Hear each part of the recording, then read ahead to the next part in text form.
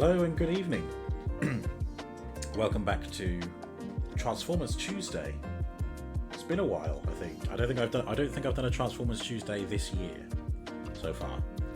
If I'm wrong, let me know. I have done unboxings, but they have not been Transformers Tuesdays. And what a Transformers Tuesday it's going to be. I have a feeling it's going to be a long one. I also think the stream is going to take a while. So let's just get stuck in. Hello, it's me, the streamer, and I have here a table that refuses to move. There we go. I have here, starting off with, Transformers Timelines, Hearts of Steel, Megatron, and Bumblebee. It's a two-pack Shakur. This is it's a branch of Hasbro that no one was really expecting. No one was expecting them to suddenly make action figures of a character who only ever appeared in concept, and then no one expected them to officially do Bumblebee as well. At least one third-party company has made Hearts of Steel Bumblebee. Mastermind Creations, of all people, the guys who are doing the Constructicons that I'm so eagerly anticipating, they once did a Hearts of Steel Optimus Prime, which is now probably so rare that I don't think I'm ever going to be able to have it in my hands. But it was very cool, and I did want it at the time.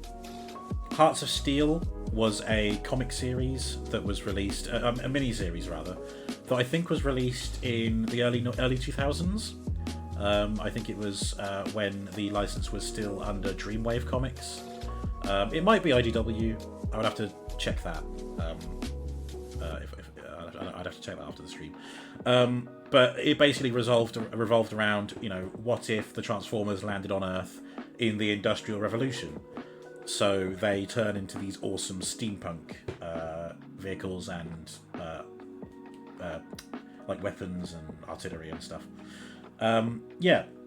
Megatron didn't actually appear in the comic. I think he's mentioned or seen like frozen still, which is, I think in the comics they were buried in the ice. So kind of like the live action movies, I guess. But we never see Megatron in this mode, and what a mode it is. Look at that. Those spiked wheels, this heavy artillery cannon.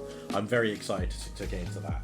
And I'm very excited to see little Bumblebee turning into a train. So let's crack into it. I mean, if you're watching this, you probably know anyway. But after this unboxing, there will be a Lego build of Transformers Lego Icons Soundwave. And I'm excited for that as well. Sorry, I don't think I said hello to anyone. Hello, Space. Congrats on being first. And hello, Versace. There you go. There's the hellos. Okay. I've got to do this side as well. There's a very lovely sleeve covering the boxes. Okay. I have a tracking number for Mixmaster, but he won't be delivered until tomorrow. So I still don't know when the next unboxing stream will be. Again, I'm only going to do these just tonight and see how the rest of the week plays out. Right, let's get the sleeve off. Lovely. So the boxes themselves... oh my god, they're connected. Okay. Welcome to the Book of Transformers.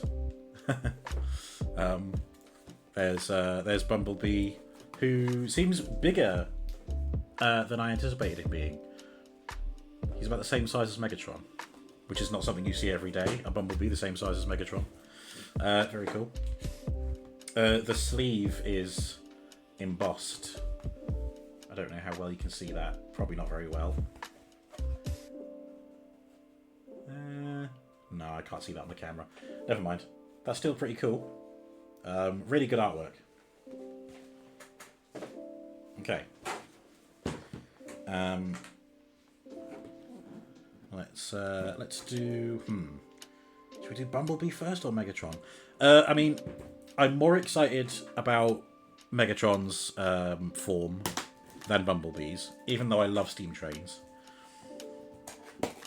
But yeah, I will do Bumblebee first. Okay. Any paperwork in there? No. There is no paperwork. Does he not have instructions? Or is it... I might have to get Megatron out anyway, because that might be where the paperwork is.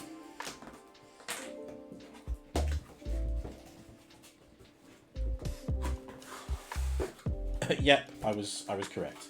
Right, I'm going to set Megatron down here until we're ready for him. And then here's the paperwork. So... Oh, okay. Instructions for both guys are on the same pieces of paper. Fair enough. But there's Bumblebee in his little prison. I shall rescue him now. And guess who forgot to bring a pair of scissors? I thought I could get away with using this, but no, I do actually need to chip away at these. So didn't leave myself much room here. It's a very small office. Okay.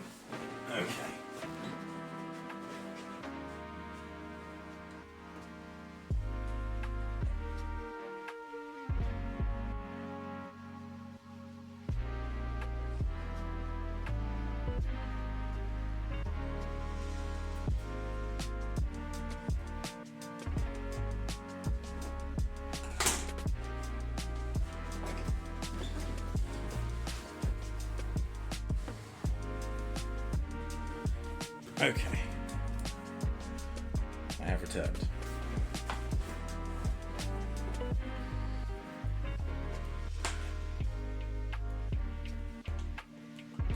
So some iterations of Bumblebee have been packaged with a hammer. I think there was a third-party company who did their take on a live-action Bumblebee from Bumblebee movie, and he came with a hammer. But that's very, very John Henry, who is a human character who featured heavily in Hearts of Steel. He's a character of folklore, I believe. I think the myth goes that he... so his job was to, I think, drive nails into railway tracks to pin them to the ground. I think that was it. Or to like lay the metal bits on the wood. John Henry Irons, that's it. Thank you, Space. And I think that he was his livelihood and his well-being was threatened by, you know, machines doing it for him, I think.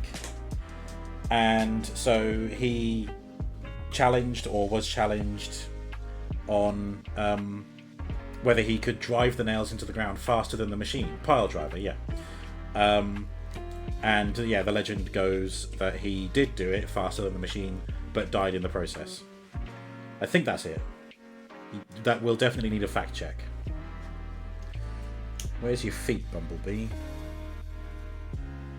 We've got to get you looking nice for the people at home. Ah, there we go, like that.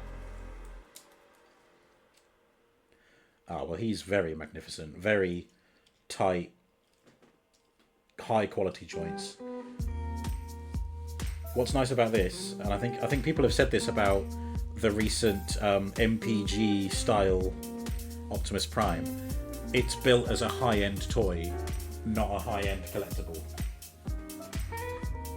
Which I quite like that, and I think that this is one such of those. Oh my god.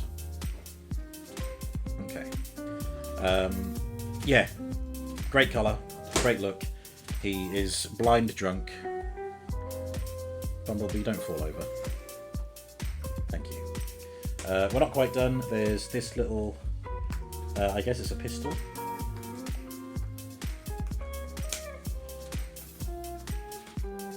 There we go. Yeah, just a weeny little gun, the likes of which that you would see from like Men in Black or something, or Men in Black 2. The character Steel in DC Comics is a play on John Henry Irons too. Oh, nice. Wonder if they'll do that in the DCU. I think he said MCU. Sorry, James. Just a gun. Please don't forbid me from watching any of your movies. Right, there he is. There's Hearts of Steel Bumblebee, a very accurate representation of how he looked in the comic. Great big bulging gut, or chest, but it's detailed with all the rivets and divots that you would expect from a steam locomotive.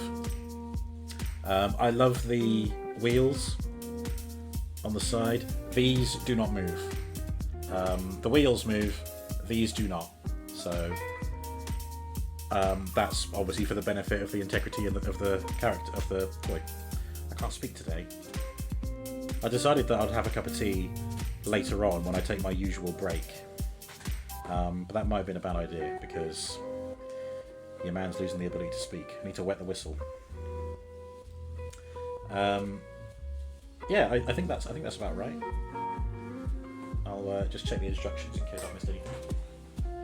DC movie Steel, played by basketball player Shaquille O'Neal. I'm trying to think of the ultimate showdown of Ultimate Destiny. But he didn't expect to be blocked by Shaq, who proceeded to open up a can of Shaq Fu when Aaron Carter came out of the blue and he started beating up Shaquille O'Neal, but they both got flattened by the Batmobile. God. Sorry. Any mention of Shaq makes me think of that. No, I did have it right. It just said to pop his feet out for robot mode, so there we are. Sorry, I can't zoom in. Or I suppose I might be able to bring the camera closer, but then it might be too close. And I run the risk of you seeing nothing but gut in the background. Anyway. God, yeah, he just looks and feels great. That he's a bit gappy behind, like there's nothing filling in this bit, so, you know, with his arms lifted and with the side profile, you can kind of see here, there's just nothing. Like, his upper and lower body is separated by this piece of plastic alone. Which I hope isn't gold plastic. Any toy collector knows that gold plastic syndrome is very real and very scary. But I think this is not cast the same way. I just noticed that he's got B printed on the side of the train. Very nice. Posability, he's got a ball jointed head. Can look left to right, can slightly look up and down. Shoulders are on ball joints, so they can of course go every which way. He has an upper arm rotation.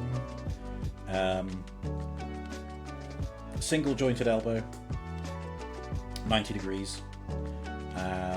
The hands do not rotate, but they can flop up and down to aid the transformation. Yep, cool. He has waist rotation, no ab crunch to speak of. No, just, well, he's got a backwards ab crunch, but I think that's probably for transformation. He has a beautiful spread, or Jean-Claude Van Damme if you will. Upper thigh rotation, slightly ratcheted hips. There's a little bit of clicking there, soft ratchet clicking. That's interesting.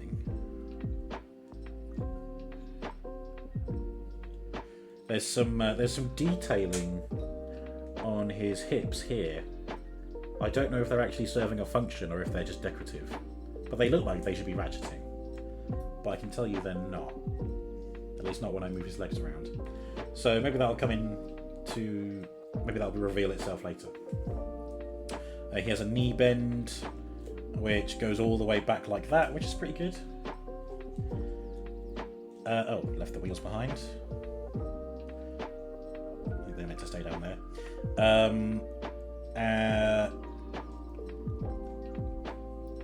Foot tilts. Obviously the feet can go all the way back that way, aided by the transformation, and they can lean that far forward. They can't really go much further because of this gold piece here. Yellow. I think it's more yellow than gold. It's got a very golden sheen, which I think looks quite good. God, yeah, he just looks magnificent. I really need to read those comics. Surprise, surprise, I haven't actually read them. And I really should, because it's like two of my favourite things ever. Steam trains, or steam locomotives, and Transformers. Yeah, cool. So, very good robot mode. Again, I just wish there was some. I don't know what, because obviously I don't design this thing. I wouldn't know how to meet a compromise like that. Maybe they had to. I would like it if there was something a bit more solid in the middle here, because he just looks like he might just break apart at the chest at some point. I don't think he will. But like, what's the word I'm looking for? Like, the word isn't coming to me. It doesn't look like it's got enough support in the middle. But that's from a realism standpoint. It does seem solid enough for a toy. So, what the hell? Right, let's turn him into a little choo-choo. Okay, those go up. This comes up. Hands fold. Oh dear. Well, that's no good. That might have been me trying to move his hand earlier.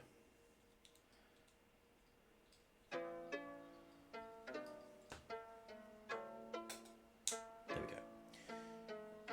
Fold the hands up into the upper arms.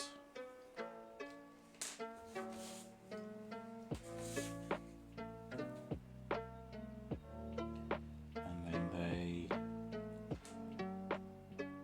go up and behind like that. Yeah, looks that way. Yeah, like that. Okay. And then shoulders down like that.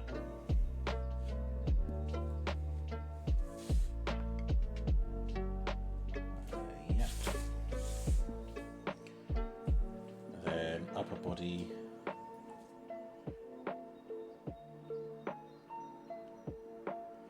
Going back all the way, is it?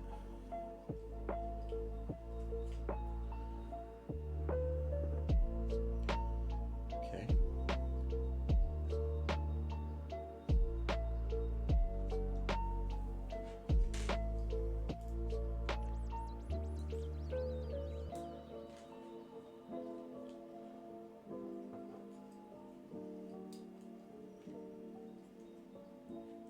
Well, that's not very clear.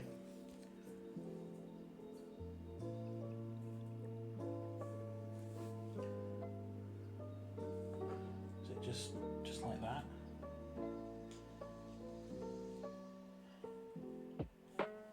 That can't be right.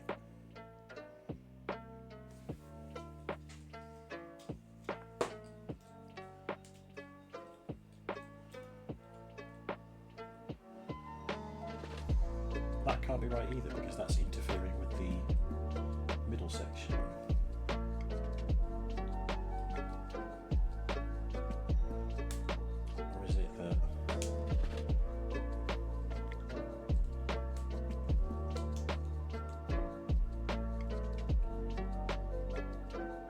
Oh, okay, like that, is it?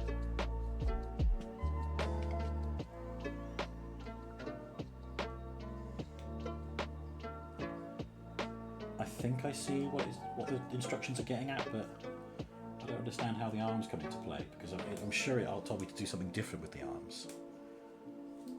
Right, if in doubt, go back to the beginning. So, the arms.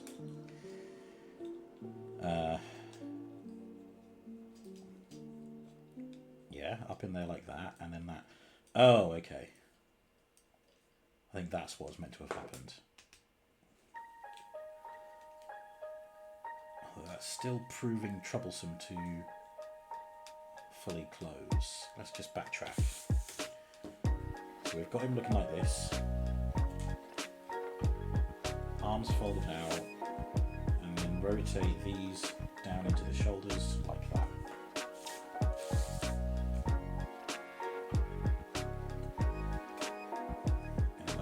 Tips back. It can't go all the way. That's by design. And then yeah, it just says to close these. All right. Ah, there we go. Look at that. Turning into the little engine that could.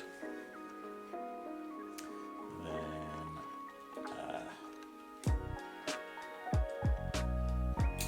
the arms. Are they just just lying flat against the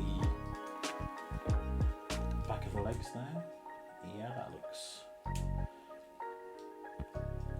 Yeah, good.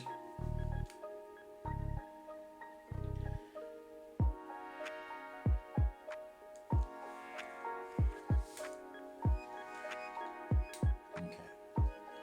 Then fold those in.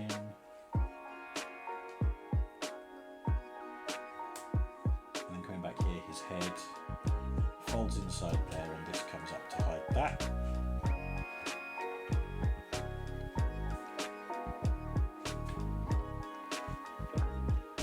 And then that just sits flat like that, okay?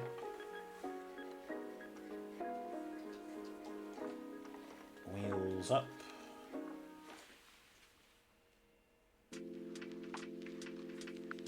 Put the feet down. Oops.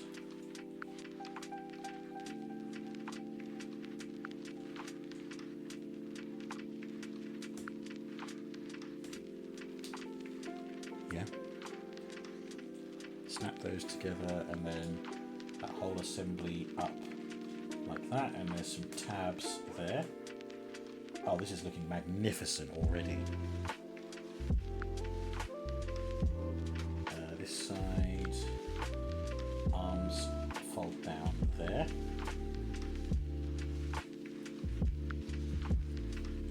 And then the wheels come up and tab into the side of those arms.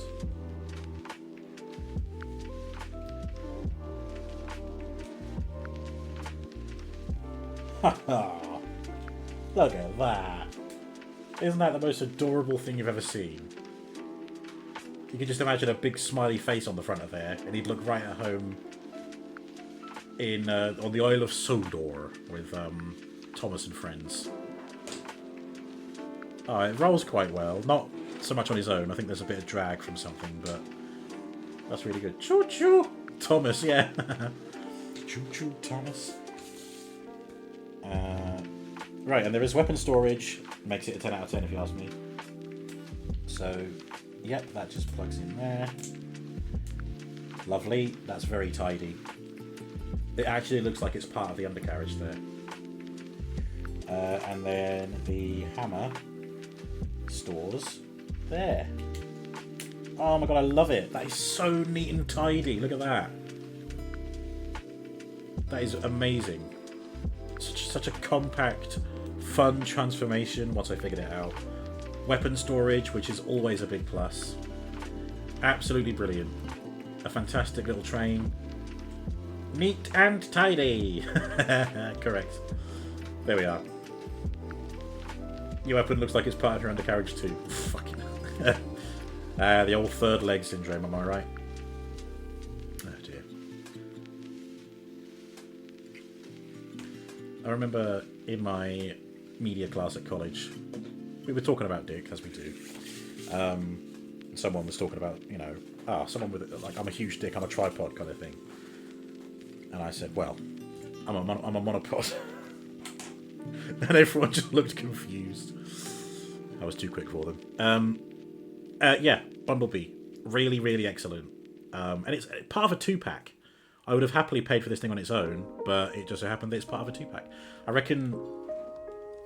I mean... This isn't something that you would put on the shelf at a toy shop. I don't think... Well, I don't know. Kids might look at it and be like, oh yeah, Bumblebee, he's turning into a train. Yeah, that's fun. But... I don't know, the consumer market, they're expecting the kids to get the Bumblebee who appears on the TV, right? This Bumblebee only ever appeared in a comic from like 20 years ago. So, you know, modern day kids are not going to be looking at that. They might, and, you know, fair play to them, but then that's what Hasbro Pulse is for. That's the only place I got this from, was Hasbro Pulse. Yeah, whatever. It's still really cool, and I'm very happy to have it in my collection. Makes me very excited to unbox Optimus and Starscream probably sometime next week. But let us now move on to Megatron. Is that you? The old third leg syndrome. Yep.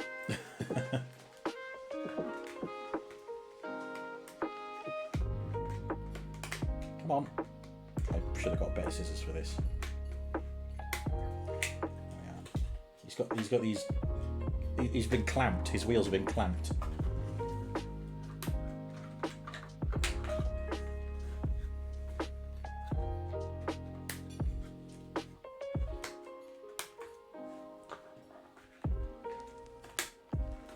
Is that everything?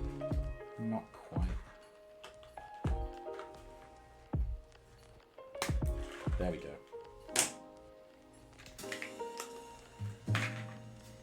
Oh, wow.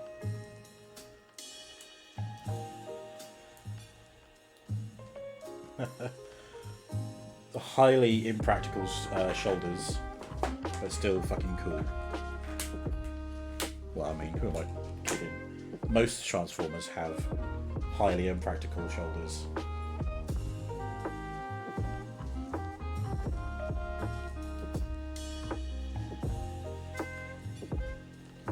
Okay. Let's get this out of the way.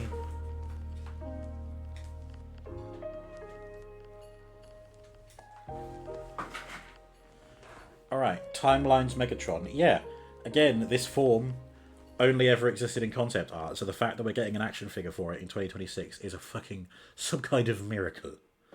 But yeah, look at that. It looks so cool. One of the most badass forms that you could ever see Megatron in. Very spiky wheels. I don't know. I think it would make sense to have an artillery cannon with spiky wheels like that, because I imagine it helps for traction in like muddy climbs. But yeah, I mean, it'd be very cool if that's historically accurate. His arm cannon doesn't go on the side of his arm like it normally does, or traditionally does. It's going like on top of his forearm, which I think has appeared there like that. So he's holding it like it's a handgun, but his hand is not actually holding it. Although, oh yeah, there's no room. He can't put it there anyway. Although I have just noticed this panel can flip up, not all the way, but it can sort of flip up. So I guess if you wanted to, you could put it in there, but that doesn't really add anything, so that's a bit pointless. And I think it's too bulky to go on that bit. Yeah. So that's really your only option for his classic shoulder cannon. Which God, there's like a nub there, and there's that one. This is the one that actually pegs into things. I'm gonna have to watch out for that one. Yeah, he's got a great hand feel. There's definitely some Generation 1 inspiration by the chest layout, even down to the red on the side of his lower torso. The dark grey, I think because obviously Megatron is usually light grey, I think he is in some artwork depicted as having like a dark grey helmet. So I think they've opted for that this time, and carried that across the rest of the figure, which is really nice because it means that he's not just light grey, he's not just dark grey, he's got a bit of light grey and a bit of dark grey in there as well. It's nice to see some variation in a G1-esque Megatron colour scheme. Nice shiny Decepticon badge there in the middle of his chest as well. Sorry, I keep going to show to the camera, but this is all you can see because the camera's angled down. I think what I should have done was probably have the camera here, not like that, but like stood this side of the table, so that I could hold things in front of the camera. Too late now. I did do this setup with the Lego in mind, so you could see me build it. So that's partly why. When I unbox Mixmaster, I may do it the other way. We'll see. Yeah, great hand feel for the figure, which same as Bumblebee, just felt very good in hand. Really solid. Like this isn't going anywhere. Posability. Head, the same as Bumblebee. It's on a ball joint, so you can kind of side to side, you can look around, you can look up and down. Standard stuff. The shoulders, these shoulder wheels, they can actually fold up and drill into the side of his head. So if Starscream says one more stupid comment, he can just spin these around and blow his own head off. Grind his own head off out of frustration, which I'm sure we've all felt like doing at some point in our lives. So that's pretty funny. But I think that is mostly for transformation. I think they're meant to just sit here on the side of his arms. But it's cool that you can move them around. I mean, you can move his shoulder up that way, but then he still ends up colliding with the side of his head. So I think when I said impractical shoulders, I was right. Okay. The shoulders are not ball jointed, but they're on like 2 different hinge axes. So that way and that way. Elbow joint. Technically double hinged elbow.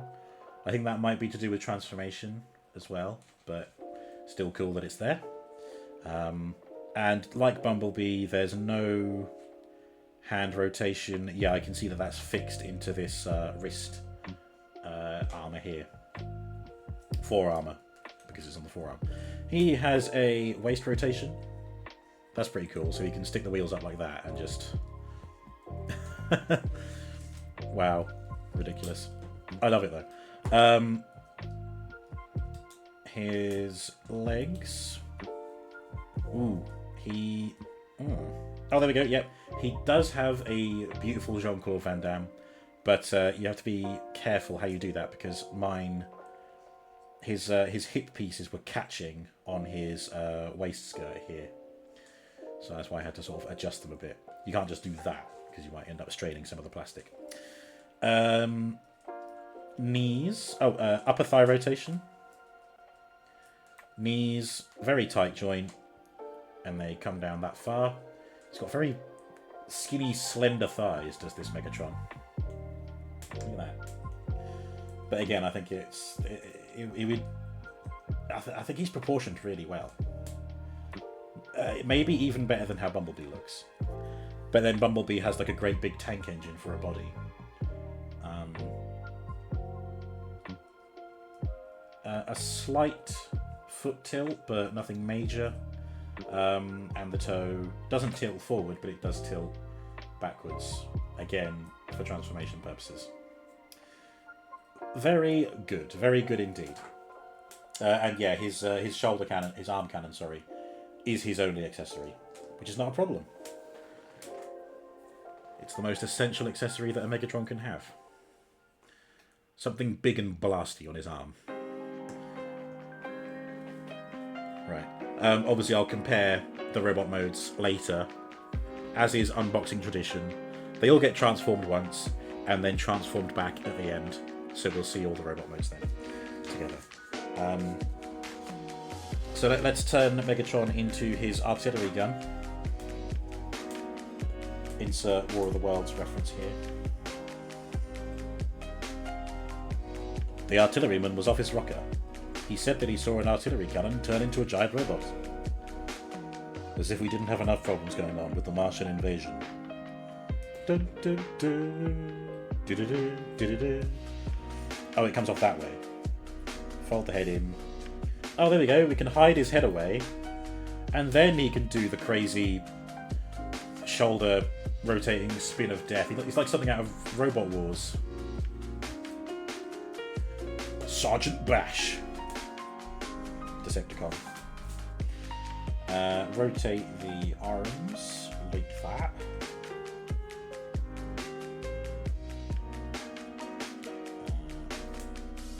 Fold this panel there.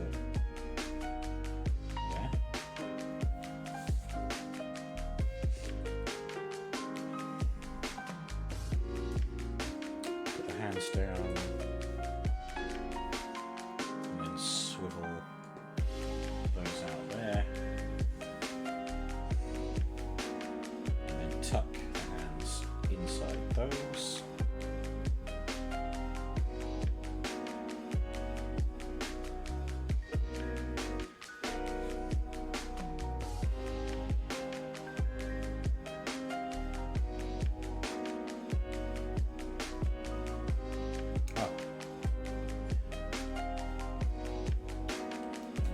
these little...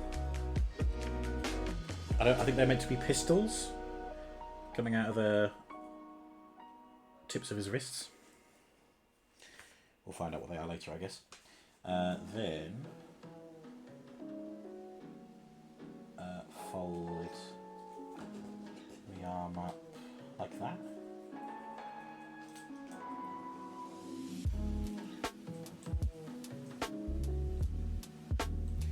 Yes, because I can see some grooves and some tabs that line up.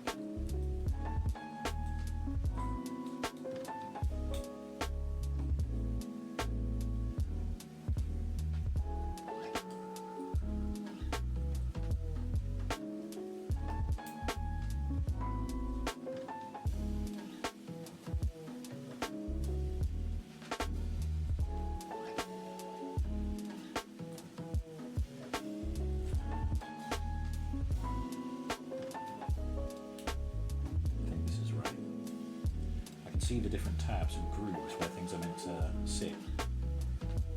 I think it's just trouble of getting everything lined up.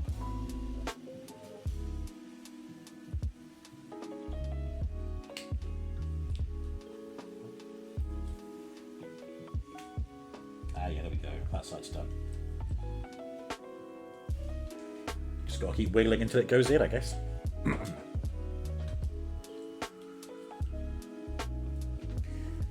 Hey, phrasing.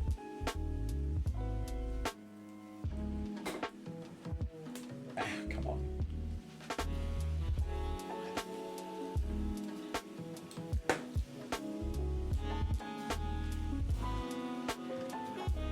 Yeah, this one's slightly out of alignment.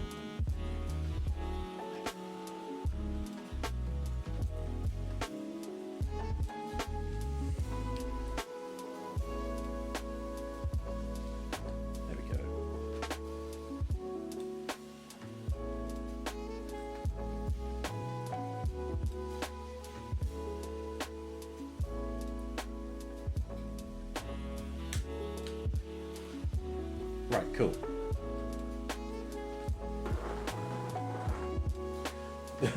Thank you, Space. Okay, that's done.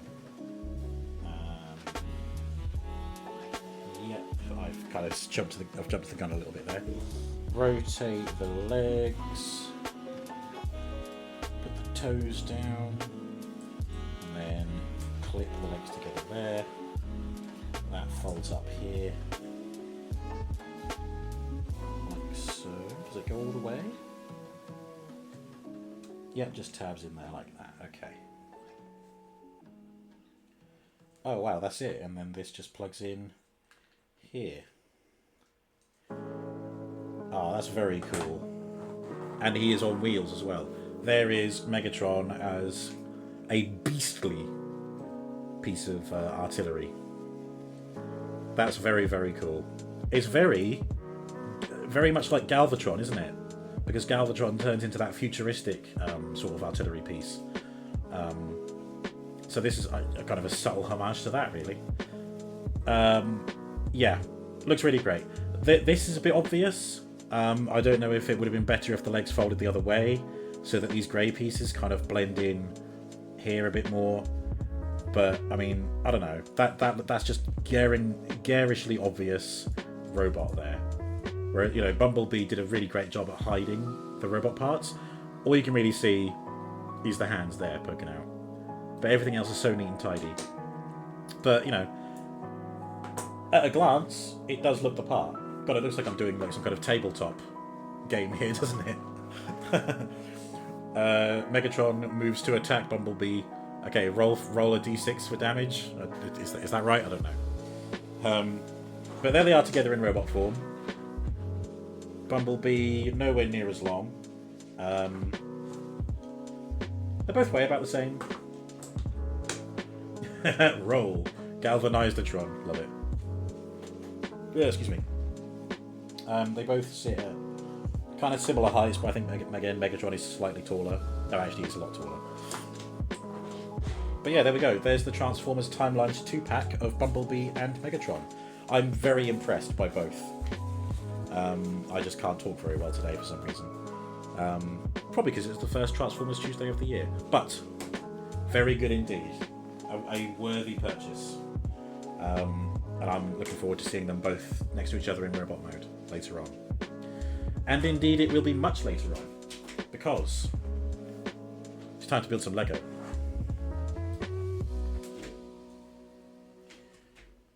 Oops. Okay.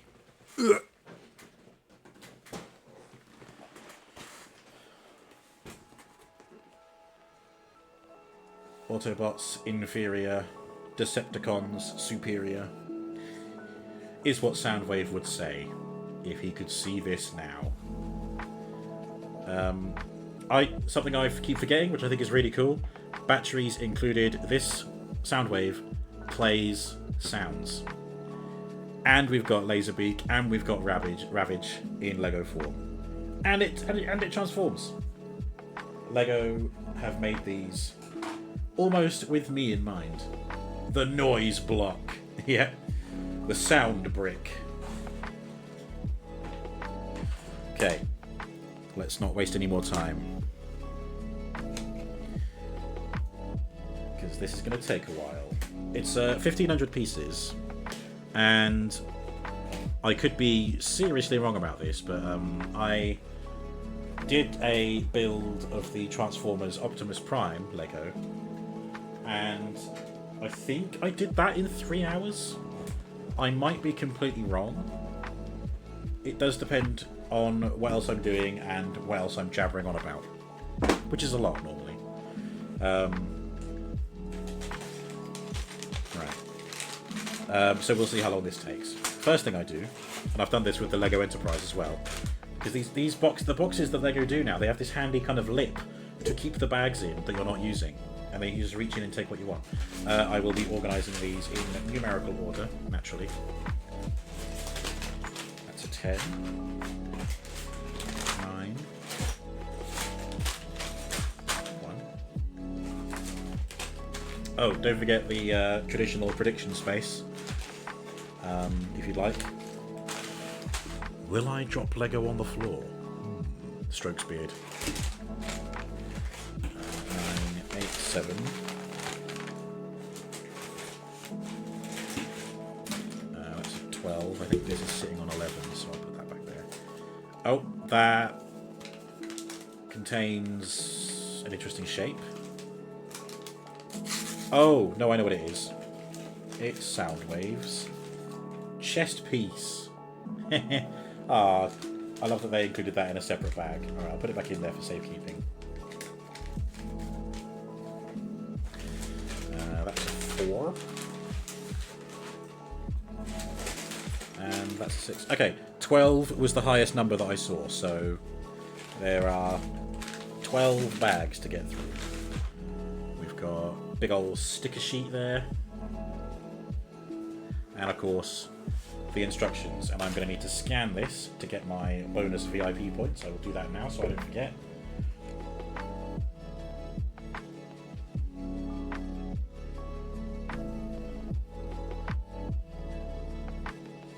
Thankfully I didn't show it directly to camera so that anyone else could get those points. The ultimate cuck move. Register your set. Who is the set for? Myself. What occasion is the set for? No special occasion. Where is it from? Lego.com website. Submit. Hooray! An extra 20 points. Done. Okay, so let's put these back in here. 12. Oops. 11. 10. 9. 8. 7. 6, 5, 4, 3, 2. I'll have that sitting down here, and I will reach for each bag as they are needed. Alright.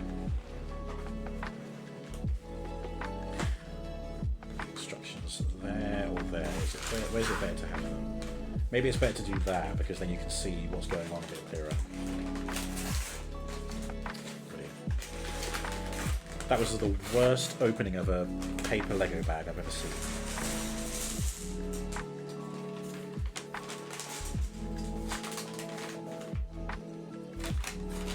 Okay. We have a blue part separator, which is nice. I've got so many orange ones. I'd like to see some blue ones. I think Bumblebee came with a blue one as well. Judging from this colour scheme in these pieces, I wouldn't be surprised if we're doing Ravage and Laserbeak first. But, you know, we'll see. We'll see. There's even a tile piece for what looks like a folded up Ravage, which is cool. Okay. Empty bags and recycling down there. Here we go. Ooh, do you think there's going to be a big introduction? There is. I'll try and read this quickly. Build the LEGO Transformers collection. I'm already 2/3 through it, baby. Soundwave is the first Decepticon to join the popular LEGO Icons Transformers collectible series. Flanked by his loyal sidekicks Laserbeak and Ravage, he is fully geared up to battle Autobots Optimus Prime and Bumblebee. His characteristic voice is captured in a LEGO sound brick with original lines and unique new recordings. Highly detailed, posable, and designed to convert it into his alternate mode, just like the original G1 toy, Soundwave embodies the nostalgia of the animated 1980s The Transformers series. Autobot models sold separately. Ah, damn! I was hoping to get both in this. Soundwave superior, Autobots inferior. I don't have a vocoder to change my voice, sorry. As Megatron's communications officer, Soundwave is a master of deception. A Decepticon? A master of deception? Who'd have thought? His dedication to the Decepticons' cause makes him feared by allies and enemies alike. He even spies on other Decepticons to root out dissent. So he's a rat. He's a whistleblower.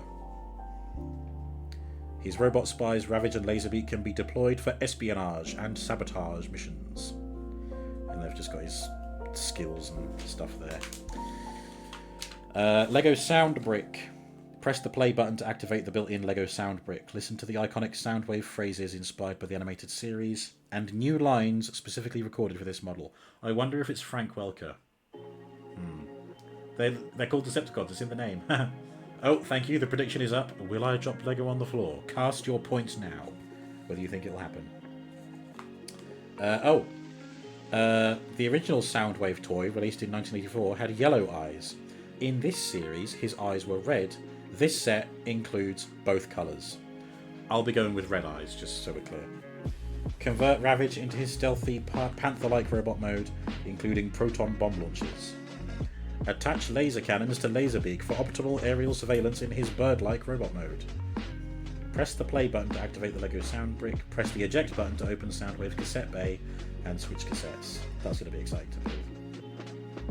Store your extra decoration tiles in the back of the display plaque. I love it. Oh my god, no! I was wrong! Oh, I'm so excited to build that. Oh my god, okay. Do we want to read all this? It won't take that long. I mean, by the time I finish complaining about it, I've got to finish reading it. From the LEGO Icons design team. Our partner Hasbro has been really helpful throughout the design process, from concept sketches to final versions. For this model, we first focused on Soundwave's overall proportions to make sure we could fit cassettes into the cassette bay. We also began developing authentic sound bites. Visually, we merged Soundwave's appearance in the original Transformers series with his G1 toy incarnation and did the same for Ravage and Laserbeak. The original toy inspires the conversion between Soundwave's two modes, and with extra stickers and eyes, you can style the model to reflect your favourite look. Oh, true. The micro version of Soundwave references his mass shifting in the series when he shrinks in size and weight to truly become a robot in disguise. We used unique building techniques in the shins and a new element in the cassette bay function to convert Soundwave into microcassette player mode. His feet fold into his shins, causing a string of interconnected panels to collapse automatically. We even achieved the satisfying, lifelike pop and click sound of a real cassette player. Fucking amazing. Can't wait. And here we go. Let's actually start building the thing. I once again have light shining onto the pages. Frustrating.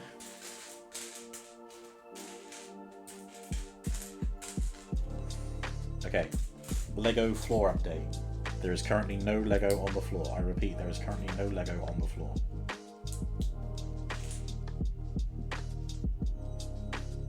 Sounds cool. Yeah, definitely. I'm very excited to see that.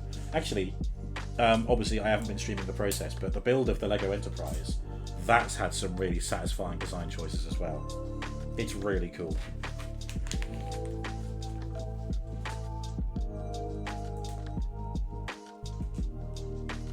Ooh, okay.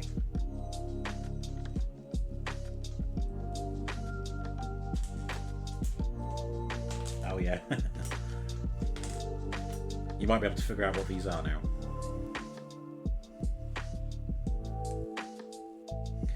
Alright. So I'll probably stop for a break at my usual time in an hour. But that doesn't necessarily mean that this will be done 2 hours after that. I anticipate this may take a while. But it's fine. I've started, so I'll finish.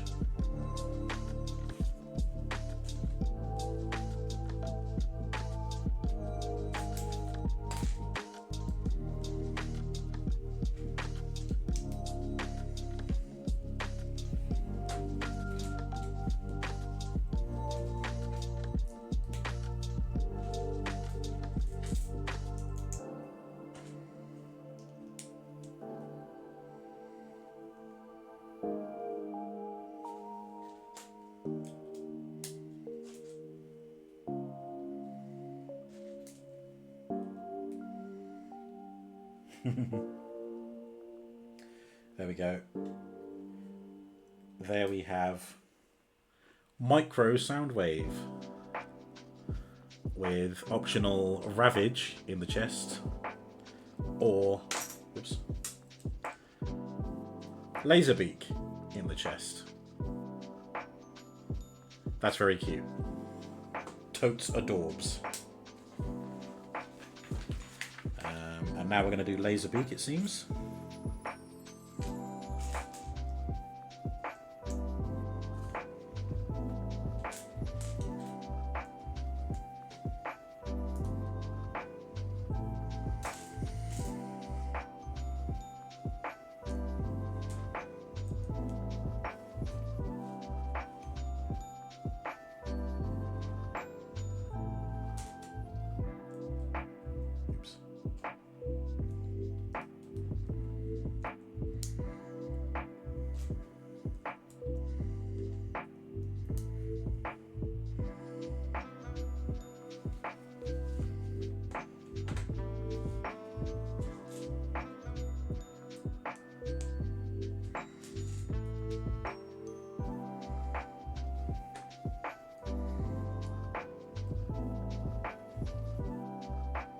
Thank you, Space. Totes adorbs. Oh, the prediction has ended. Well, it's not ended, but it's the notification has gone. So, if you cast your votes on whether I will drop Lego on the floor, I didn't see them. So, here's hoping you get your way. Unless you said, yes, I would drop Lego on the floor, in which case I hope you're wrong. I don't want to do that, because it's a pain in the arse shifting myself around. I'm quite large, the office is quite small. But if it happens, it happens.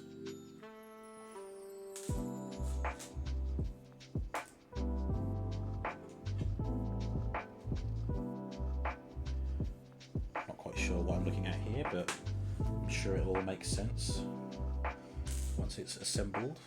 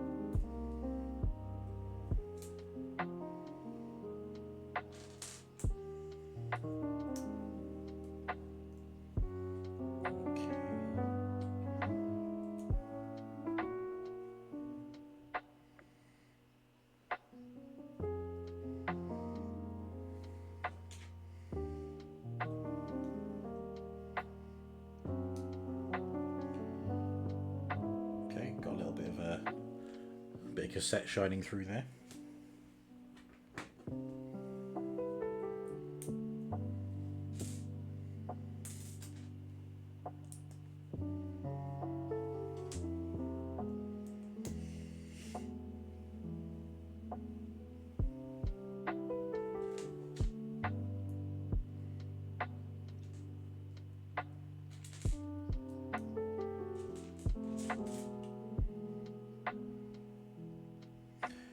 These pieces might actually be just Laserbeak. Just looking at how many I've used so far. And there's only these 2 cassette spools as well. Spools? I don't know. The things that you would stick a pencil into to wind it back. Okay. They look a bit close together. But if we're building it in robot mode first, maybe they'll change when the transformation happens. Hey, what's your problem? Come on. There we go.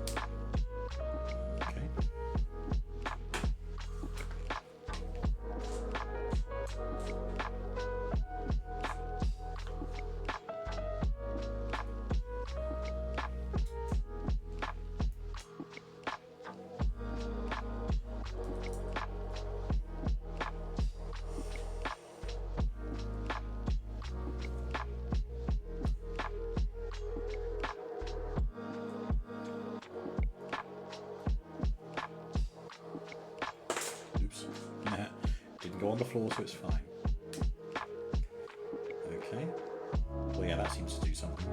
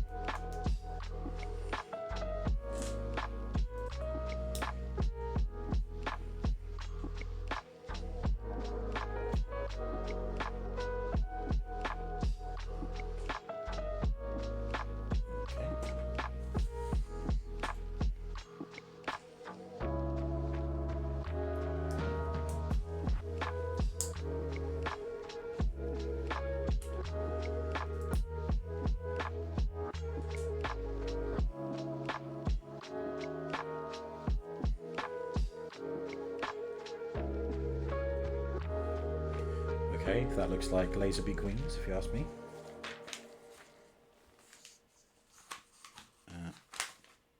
Oh yeah, okay. It says to fold these. Oh, nice. This bit folds out to allow clearance for that to close up in there.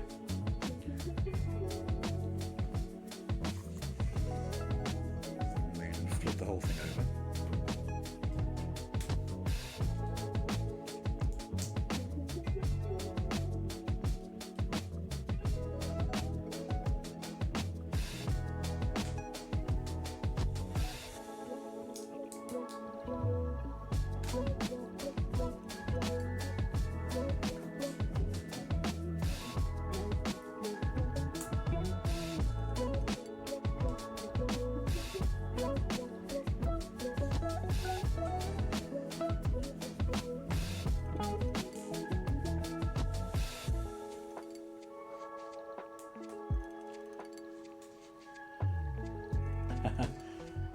Didn't even notice that, but this tile piece here has Laserbeak's face printed onto it. Nice.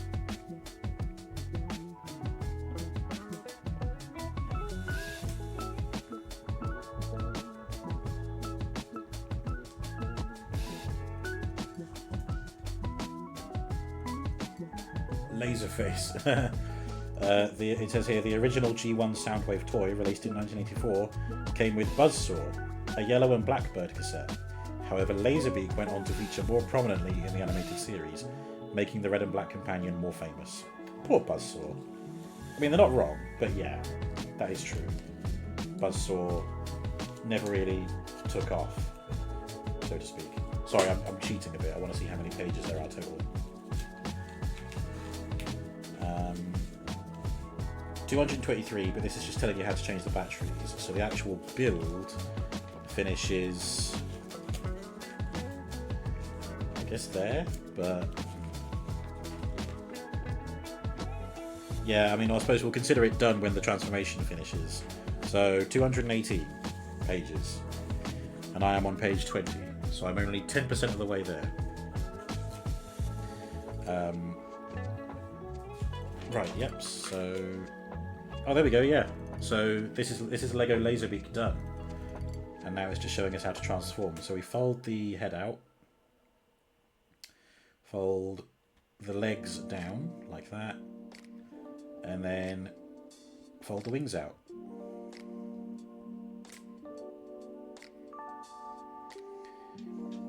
Looks a bit naked, but I think we're about to resolve that.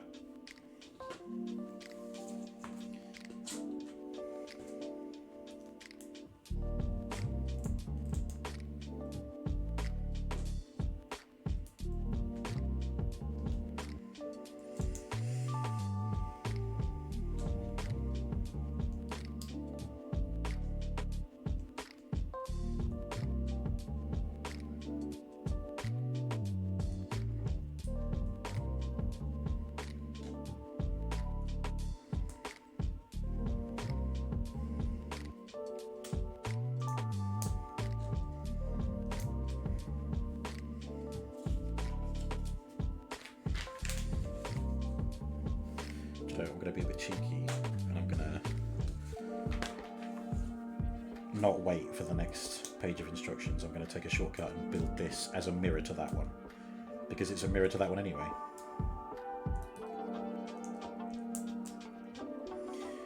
I just have to think in reverse.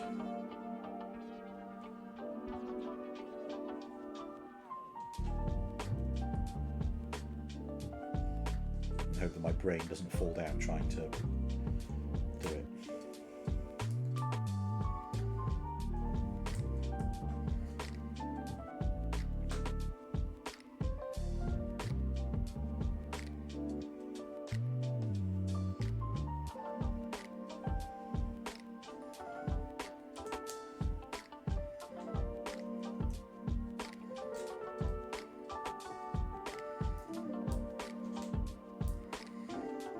Yep, there we go.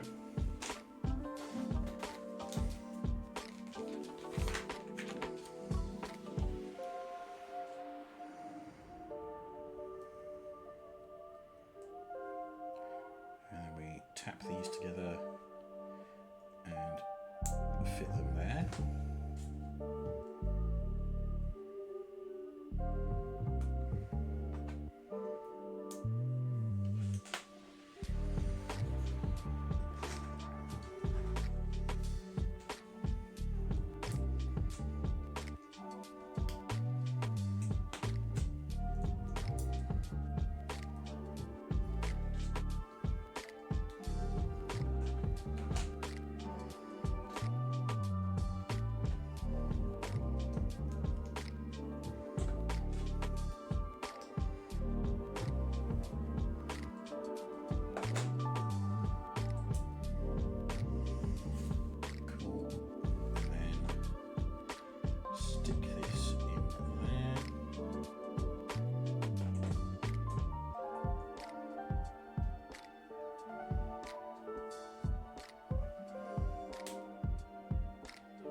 That's how they attach on top.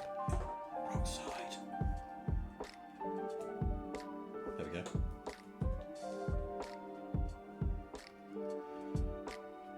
Ah, there's Laserbeak with the backpack cannons on.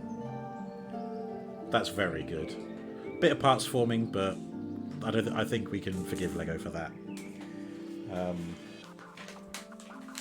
then, yeah, that's that finished. So I might actually keep this bag reserved for spare pieces until they can go into a more secure location.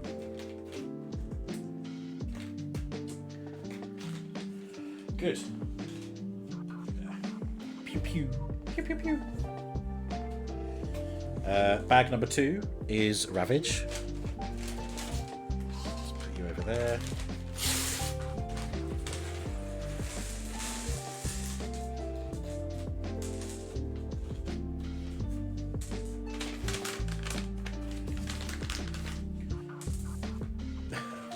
A bit of parts forming. It's Lego. It's all parts forming. Yes, well. Meh, meh, meh.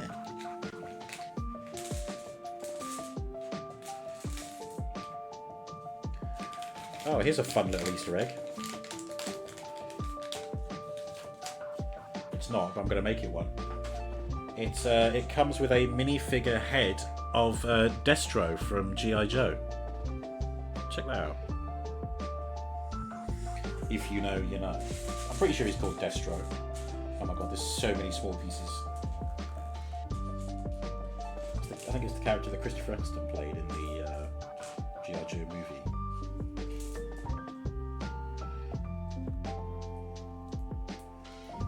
Which I have not seen for a long while.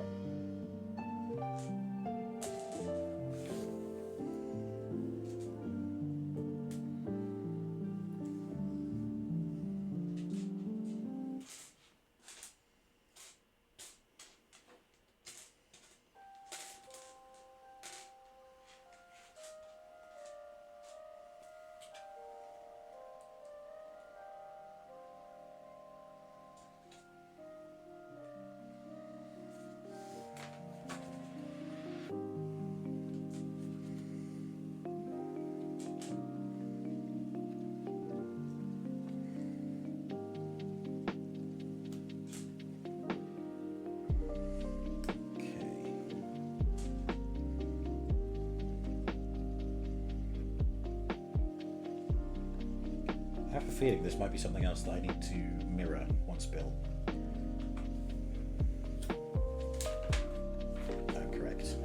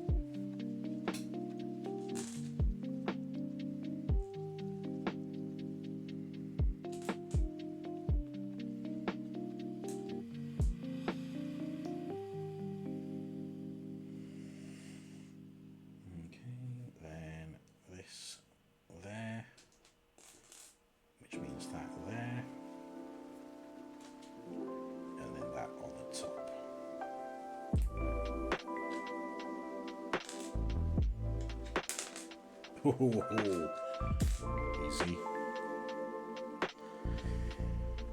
Yeah. And then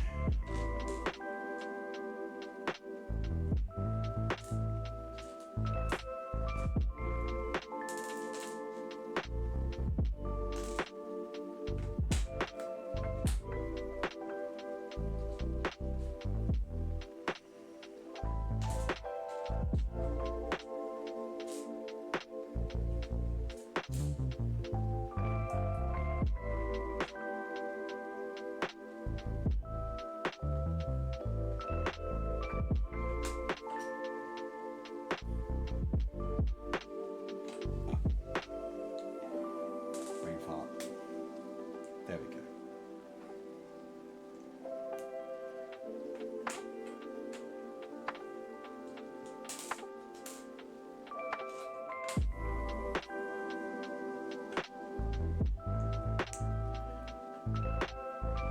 There we go. That's those two parts mirrored, and they attach thusly.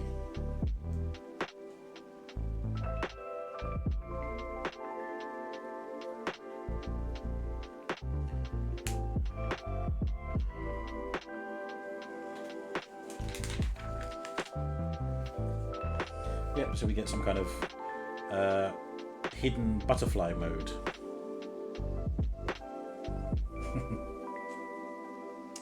Okay, poke these in here.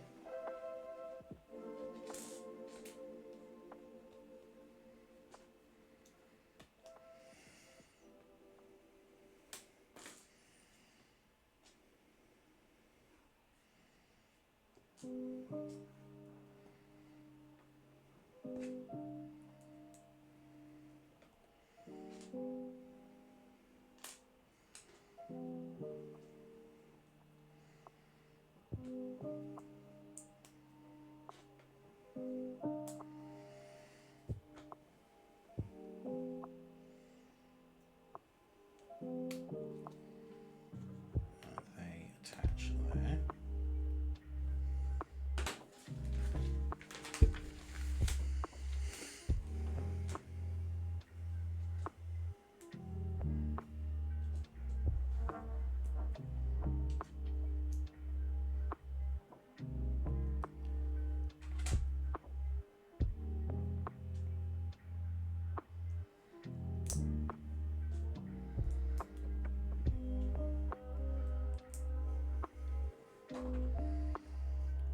And they go there. Nice. Ah, now we get to do Ravager's little paws. Nah.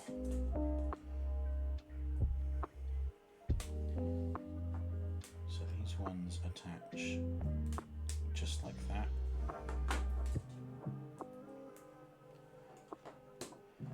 But these ones have these bits on as well.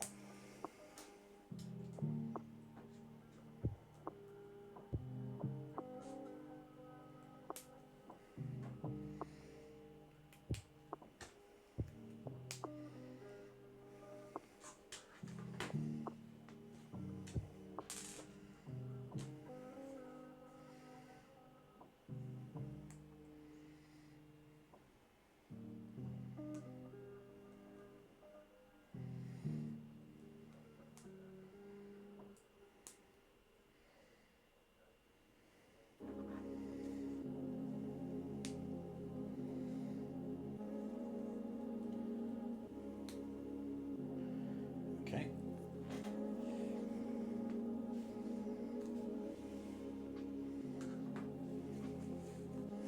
It does make it look like Ravage has just pancaked on the ground.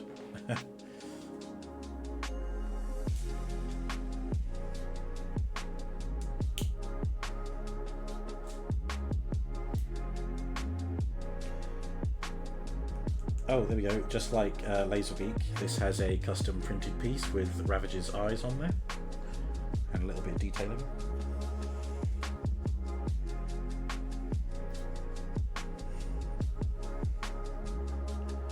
And this goes here. And then we get a little tail on the back.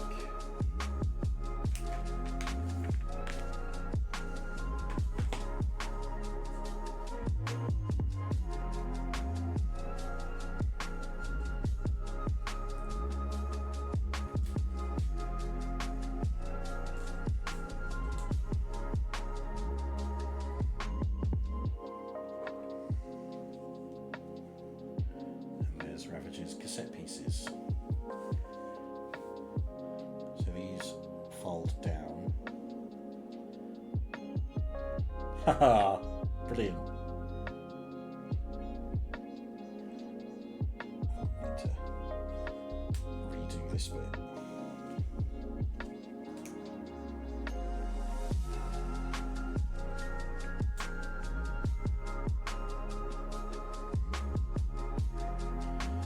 There is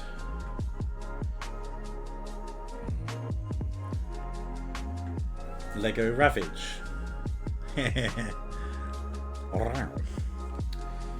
Ravage only ever speaks once in the animated series. In More Than Meets the Eye Part 3, he relays information about an energy source to Megatron, which incidentally was an Autobot trap. Yeah, it's true. But he does speak a lot more in Beast Wars, in which it's either Laserbeak or Laserbeak's descendant, possibly both.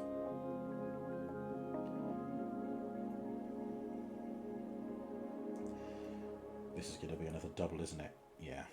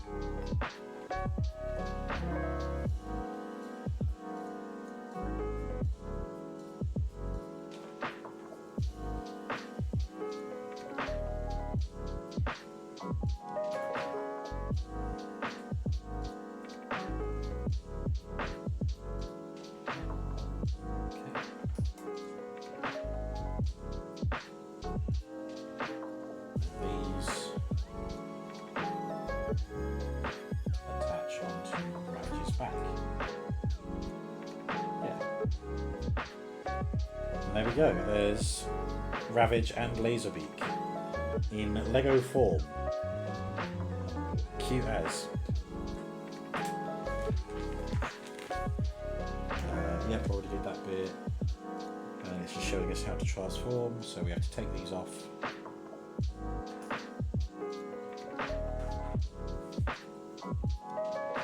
Fold this up, fold that up. Split the body, and then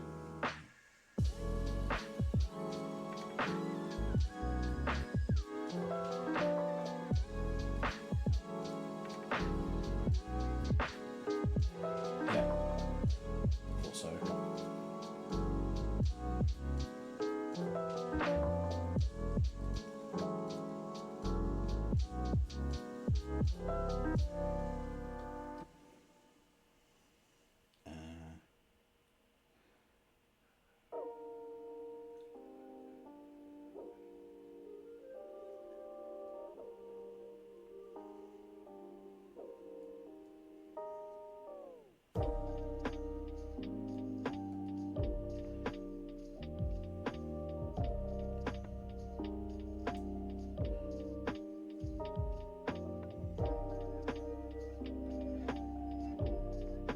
I don't think it's as neat and tidy as Laserbeak's, but that's Ravage's cassette mode.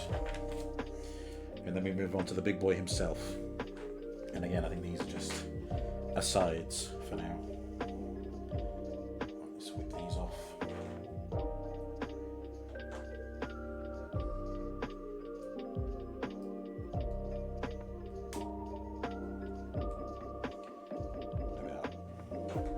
They are the same, they take up the same dimensions though, but again I think Laserbeak is more of a brick,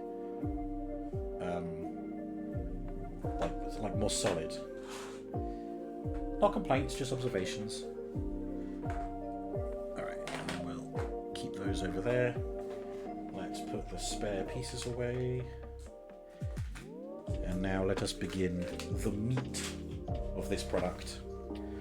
Soundwave. Bag number 3. Which means we are 3, 6, 9, 12, a quarter of the way through after this one. It sounds like a lot, but it probably isn't.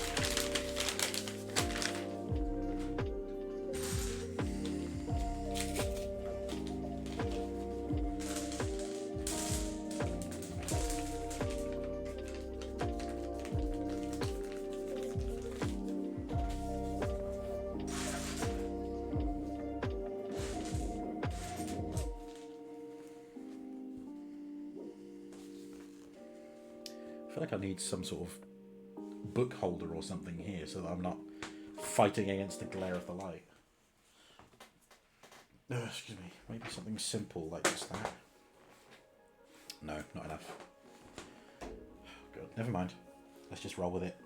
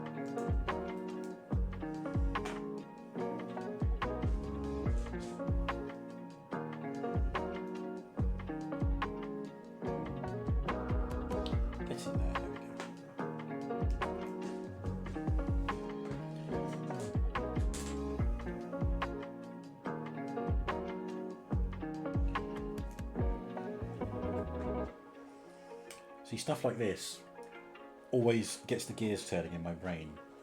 Like, I want to know what they mean, what they're going to end up being. But that's part of the joy of building Lego, is that the mystery will reveal itself slowly, like your local flasher.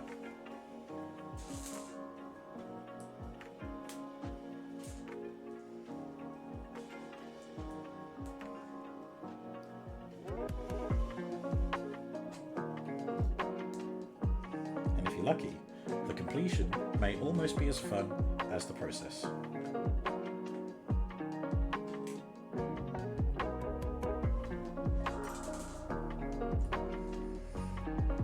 Follow me for more double entendres.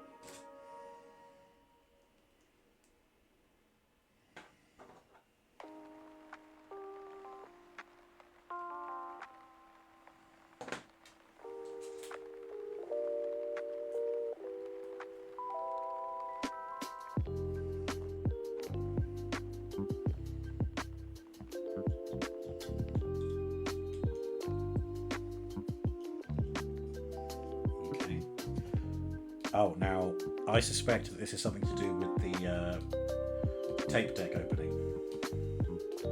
Because That's the only movement that will allow. But we'll see. We'll see. Let's not get ahead of ourselves.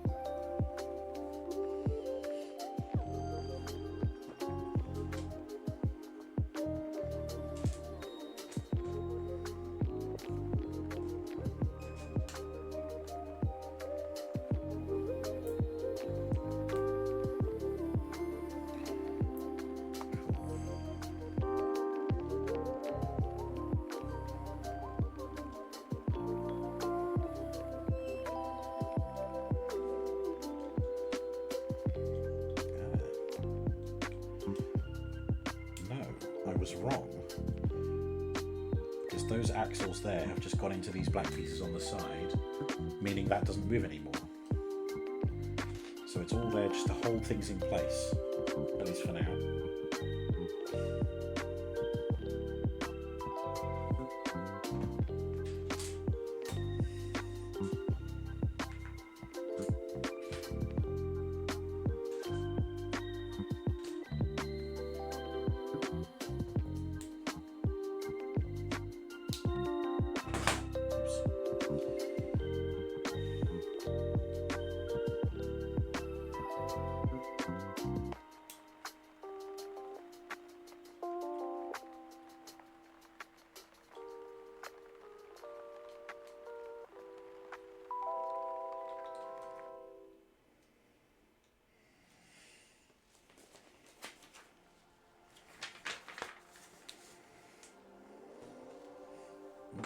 Time for our first sticker.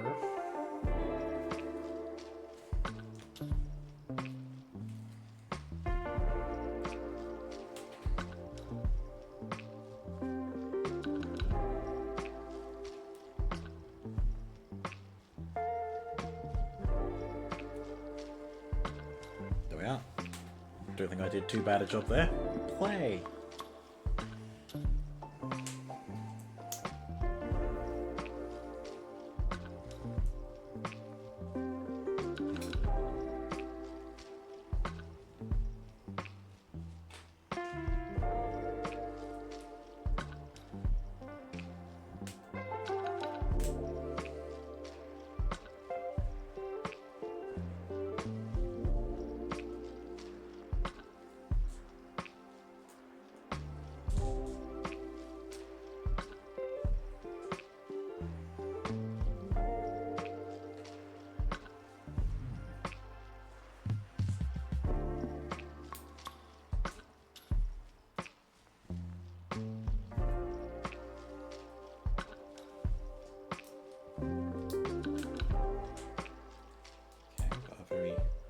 Very loose rotation there, so I think that's the actual play button being able to push in and actually work.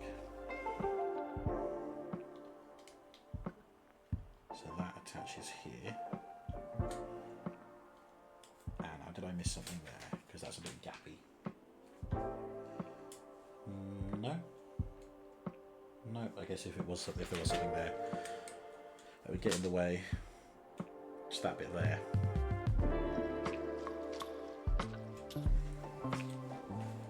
Okay, that is in position, and we take these, and we apply them here, blah blah blah.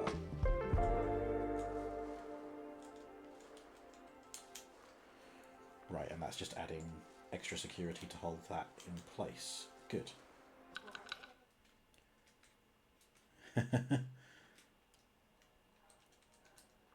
Methinks the sounder brick will live here and that this will press into it, but let's not, you know, like I said earlier, let's not get ahead of ourselves. Let's just watch it all unfold.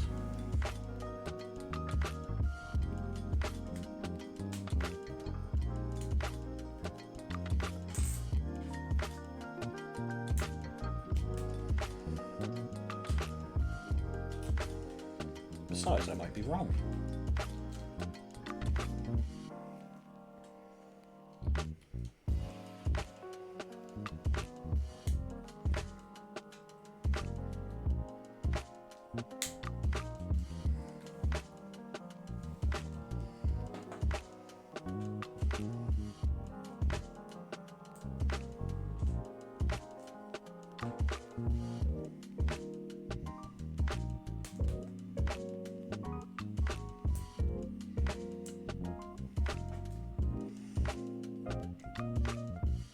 Excuse me.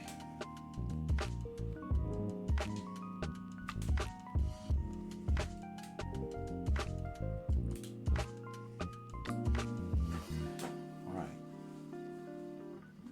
Now we're attaching some ratchety bits.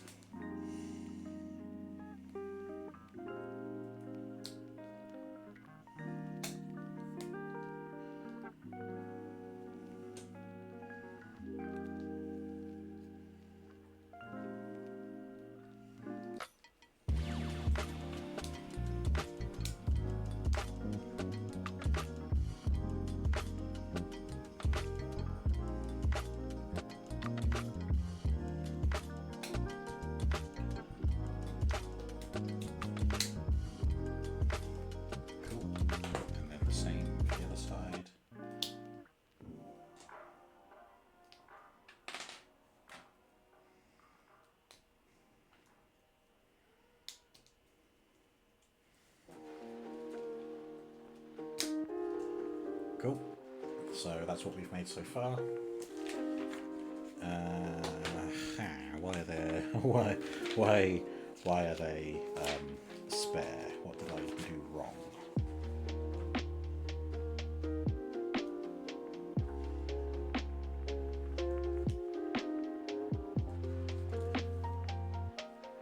Yeah, I put those across because then that wouldn't have worked. So that's correct. That's correct. None of them were used there.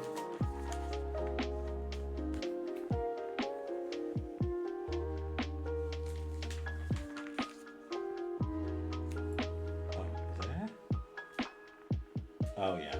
There we go. Just in there.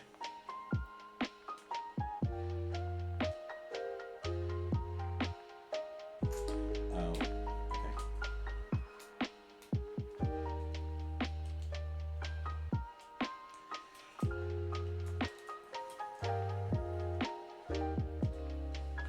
That'll teach me for not reading the instructions to the fullest.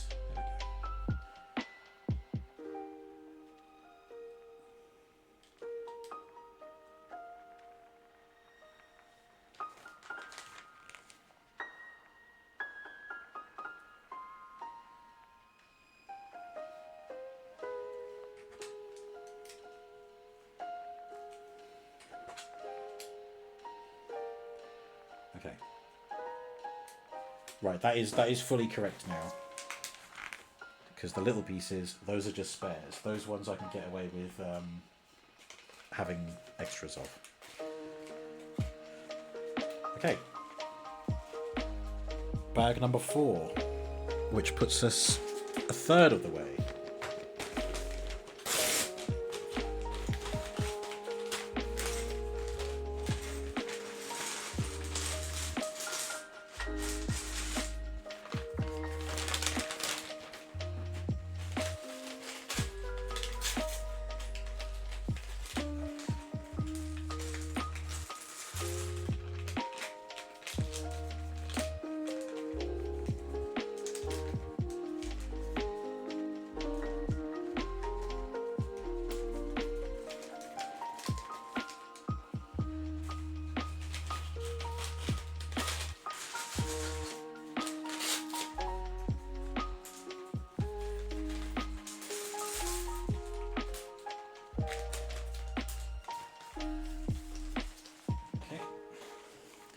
Right,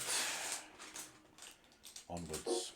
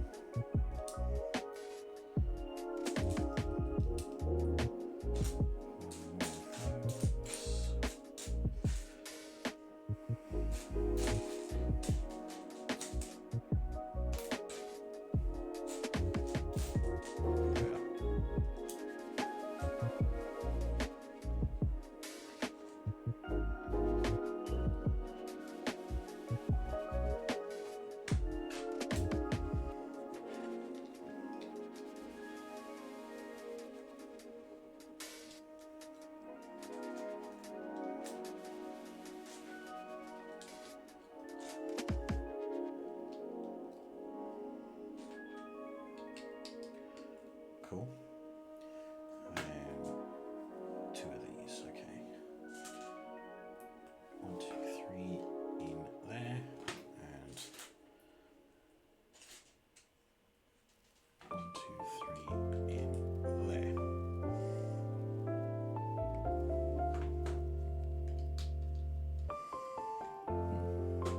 Just cheap, just looking.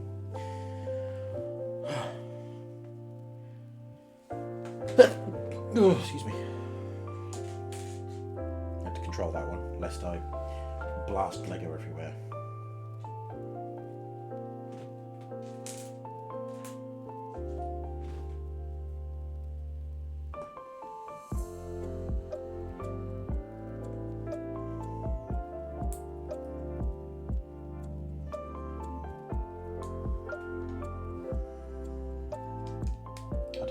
I do think this is tape deck related though. But I said that before and I was wrong, so.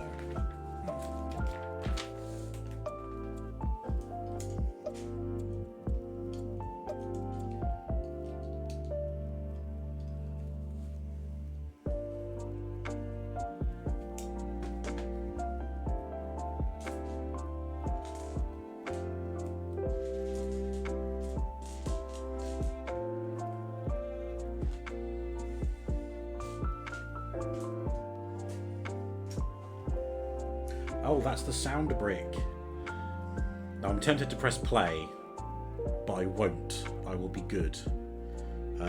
Besides, I don't actually know if it's active, or if I'll need to unscrew it and like pull a tab out or something. So we'll just leave that there.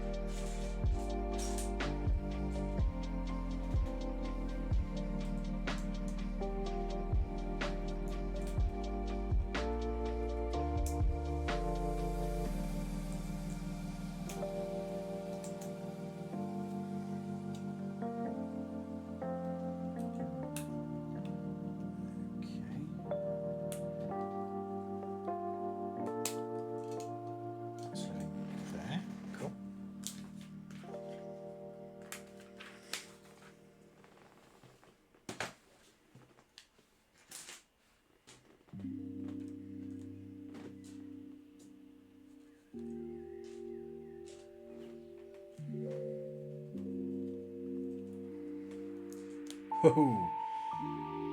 Thought you could try and get away from me, could you?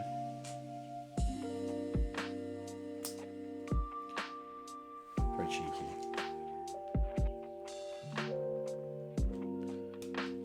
Okay.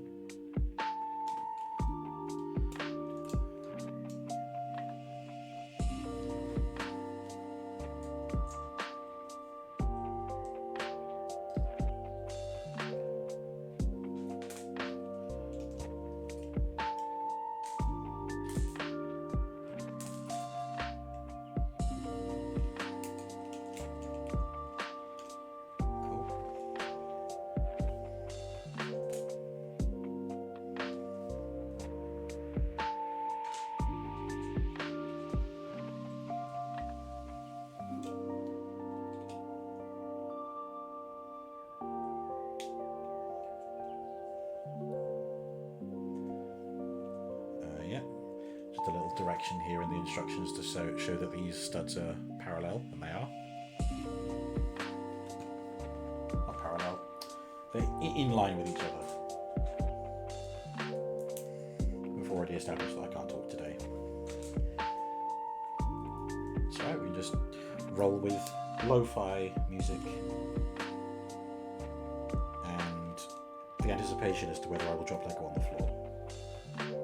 So far, so good. We know we can all we know it can all change in a heartbeat.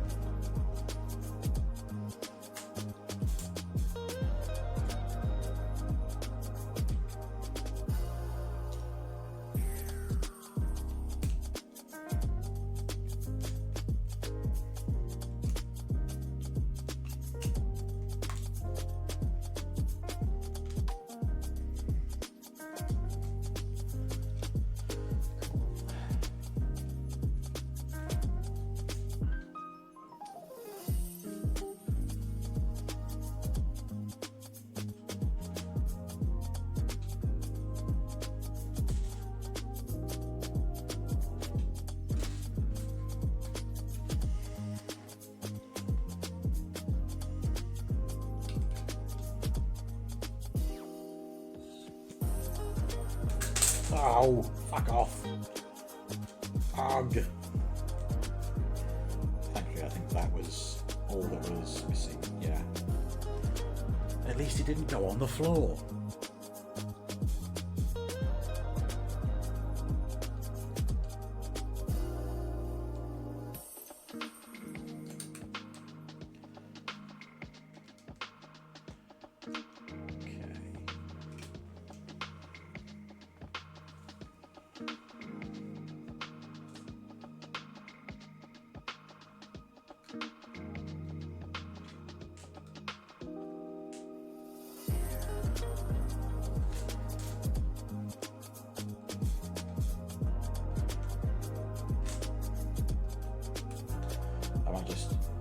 Finish this bag and then take a break.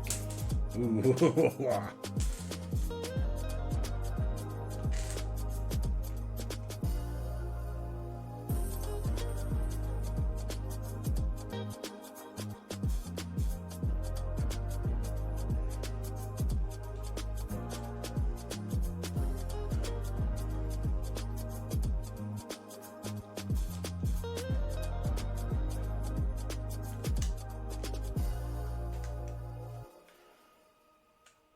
Okay, there we go.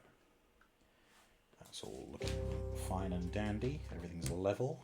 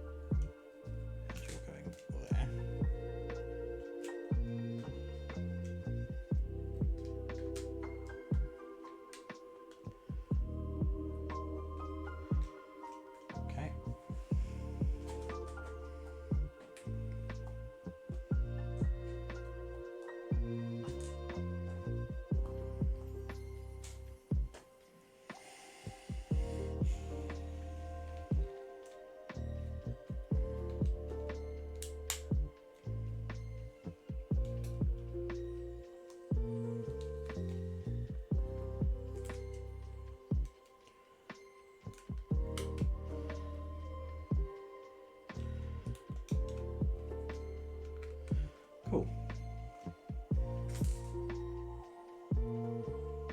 No, hang on, let's pay attention. That goes there, which means that goes next to it.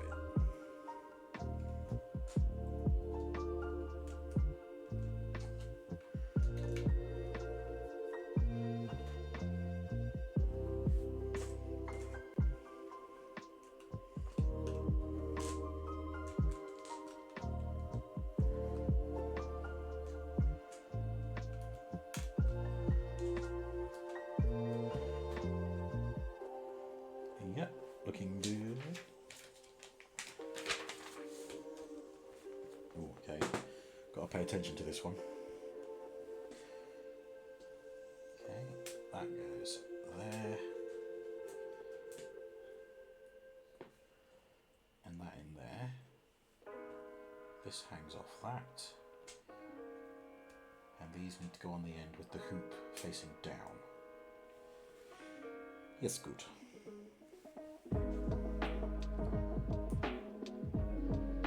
Shows you the correct orientation, which I have done. So that lives in there, and this lives in here. There we are.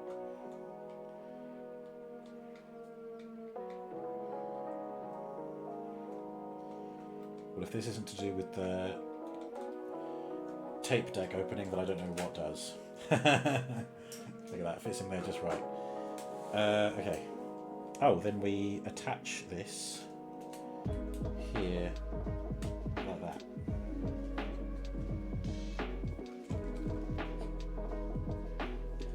Yep. And Soundwave is starting to take shape. We're still not quite done here, as you can see. Yeah, there we go. Just a few pages more, and then I'll take my break.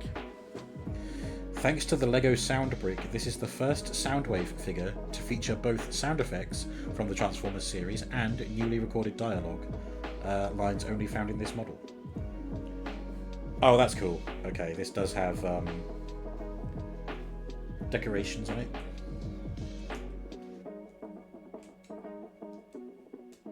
I feel like if I activate it now, it's going to spoil the effect later on. So I'm going to be careful not to hit the play button.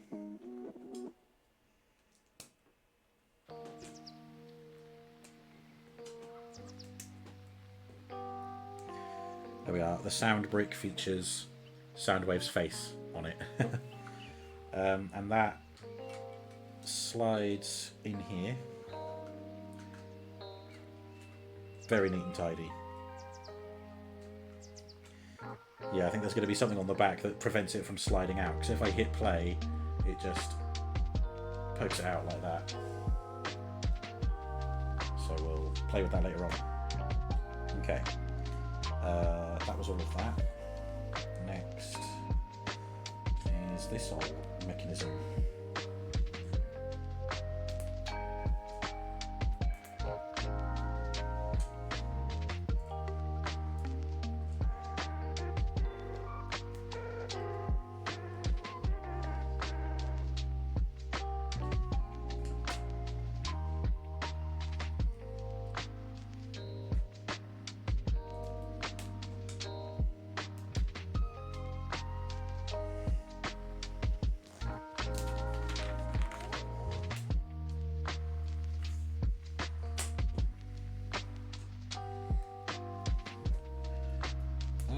This looks like it'll be one of those bags that has no spare pieces in, which are sometimes a bit terrifying. But yeah, there we go. The instructions are telling me to hit the play button, but I don't know. I think I'm probably going to wait.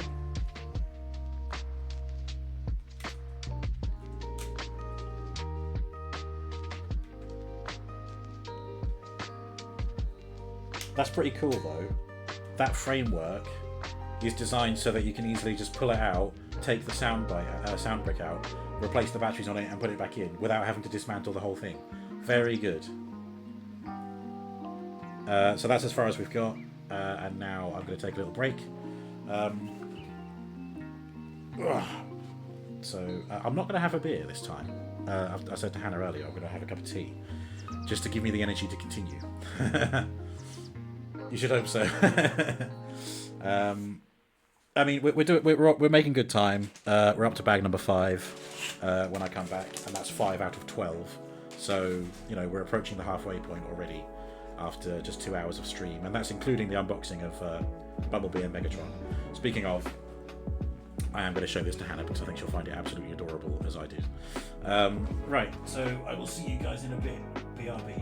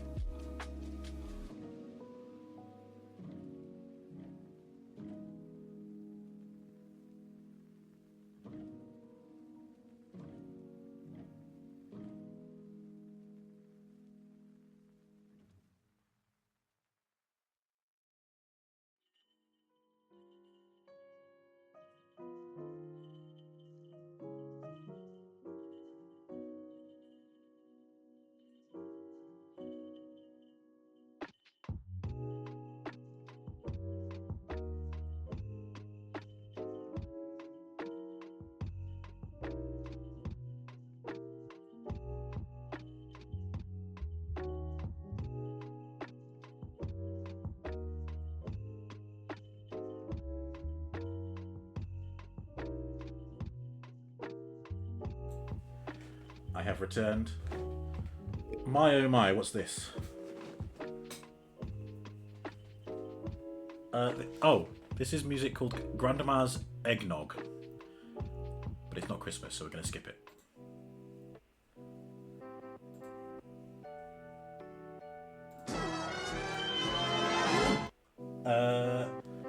Goodness gracious. Making battery replacement easy. Indeed, Space, I agree. Triple T. Oh, Gregory in there early with a raid message from the J3 boys. The J3 boys, welcome. Streaming Dead Space. Fucking incredible game. Excellent choice. How's that going?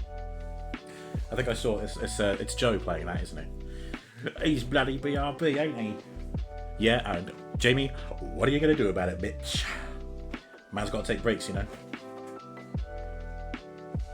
Tea breaks at that. Especially when building Lego. Ooh ah. Ooh ah. Sorry, I have to keep reaching into the nth dimension to scroll because everything I use the computer for is over there. He's BRBing. I am indeed. It's Lego and brick building, not Lego and break time. I will indeed be back soon. For in fact, I am back now. BRB. Brubbing. Thus far, he's unboxed 2 Steampunk Transformers, Bumblebee Train, and Megatron Cannon, then started the Lego. Thank you for keeping everyone up to speed, Space. That is correct. There's the Bumblebee and there's the Megatron. We'll take another look at those once Soundwave is finished. They're very cool, though, and I fucking love them. All aboard the Bumblebee Train. Bumblebee Express. The Bumblebee Line. Hello, Robo. Hello, hello. Very much enjoying Dead Space. Stressed. Oh god, yeah. I remember the first time I played it, and that was the 2008 version, the original version. It stressed me out as well, but oh man, love it. I love that series. I need to replay them again. Well, I need to replay 2 and 3 again. Oops. Most importantly, has he dropped any pieces yet? I have not. Space, you're very welcome to end the previous prediction, and now that these guys have come along, if you want to rerun the... oh my god, fuck off! I don't want Windows 11! Don't remind me later. Why isn't there a fuck off forever option? Piss off. I never want to get Windows 11. Right, thank you, Space. Yeah, so let's call that the prediction for the first half of the stream. Let's now have another prediction. Will I drop any Lego from now until the end of stream? If I didn't come back with a beer, was it even a break? I opted to have a cup of tea instead of a beer because I wanted to make sure I had the energy to see this through to the end, because I don't know how long it's going to take me to do. Although I am making good time with it, so... Oh boy, gambling time! BeGambleAware.org. BeGregoryAware.org. .biz.ru. I'm genuinely surprised I haven't dropped Lego on the floor yet.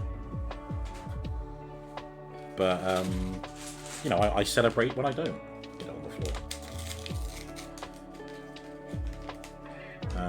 Right, 0 versus 10 points. Someone's only chipped in 10 points. Them's very low stakes, my friends. Come on. I know at least a couple of you will have way more points than that. Come on. Let's not be PU55 wise. Right, yes, on to Lego Soundwave. Here he is, so far. There is a sound brick here. You can see the speakers just there beneath my middle finger. So I am able to press play and listen to the sounds right now. I'm going to try and avoid it because I want to do it when the whole thing's made, you know? I feel like if I play it now, it's made redundant because who's speaking? What, his cavity? Right, this is wanting his chest panel, as well as the contents of bag number 5. So let's get going.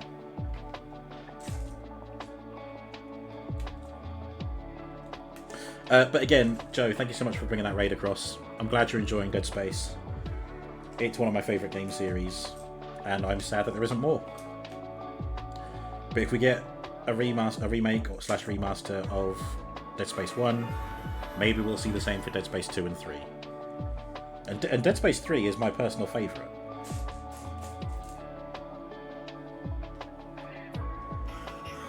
Oh no! I thankfully I didn't hear that because I got my headphones on, but I did just hit the play button. So there you go, a little surprise message from Soundwave there. Oh dear, I should have taken that into account. You know what I could do, because I've established that this is easy to take out. The sound brick is not going to be inside Soundwave until later.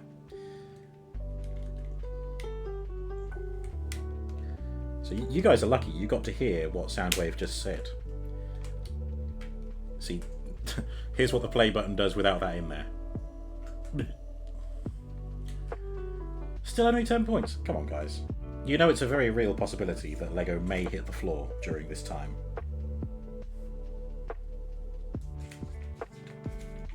But I appreciate it's a big risk. What if I don't drop Lego on the floor?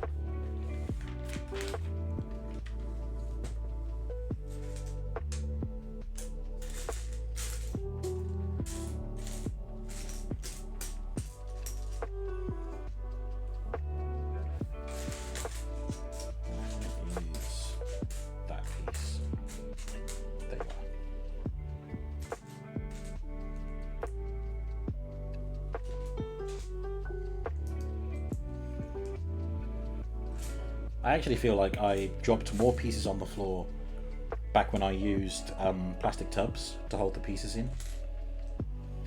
I feel like I did that more often back then than I do now.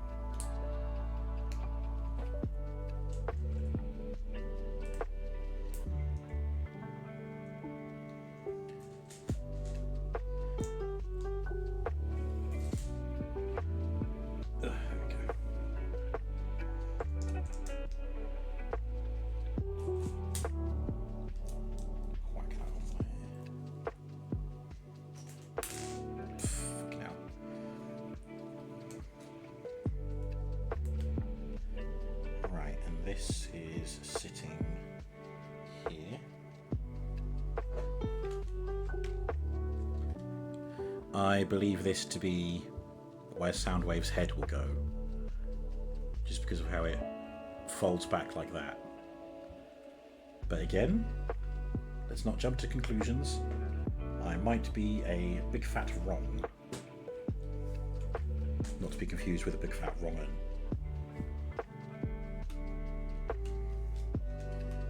You'll go in there.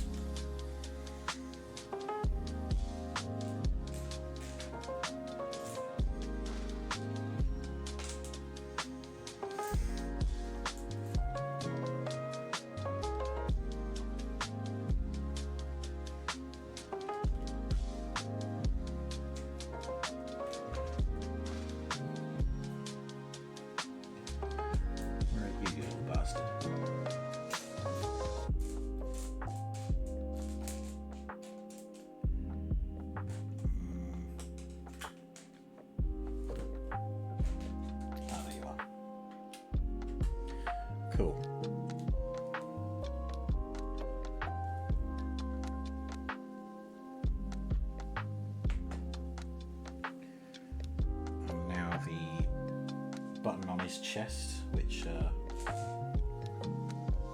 will activate his tape deck, cassette bay, whatever you want to call it.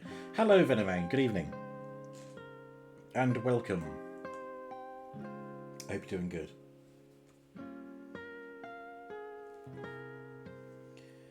Right, this goes in here. But does it need to be latched onto that, or does it just? It does kind of just sit there, but I feel like that needs to be latched on. It does not say how it should be latched on.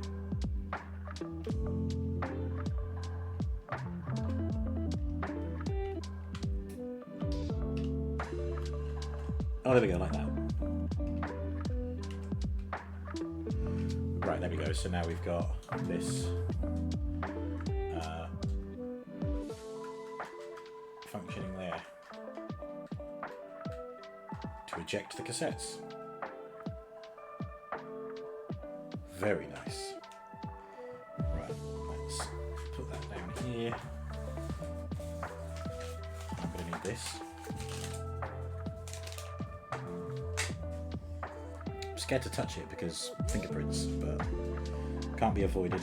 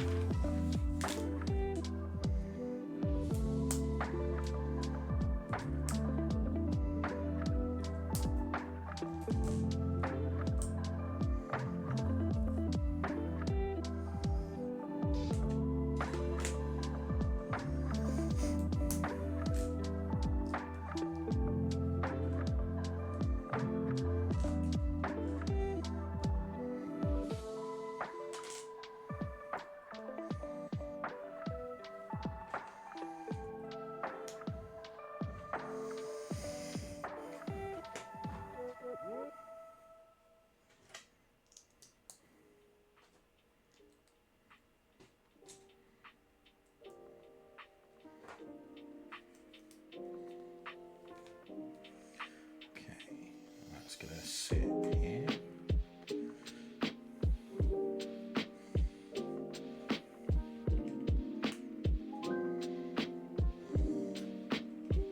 Alright, the prediction has ended, so if any of you got any last minute channel points in there, good luck.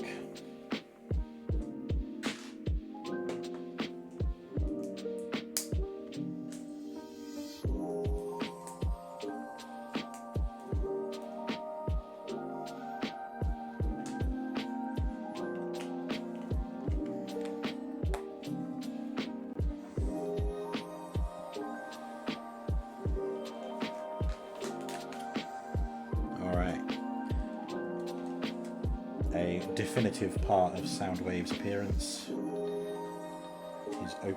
his opening chest panel. Oh, look at that. Ding. No springs required, just gravity. That's really lovely. Which means obviously you can just pull it out, but where's the fun in that?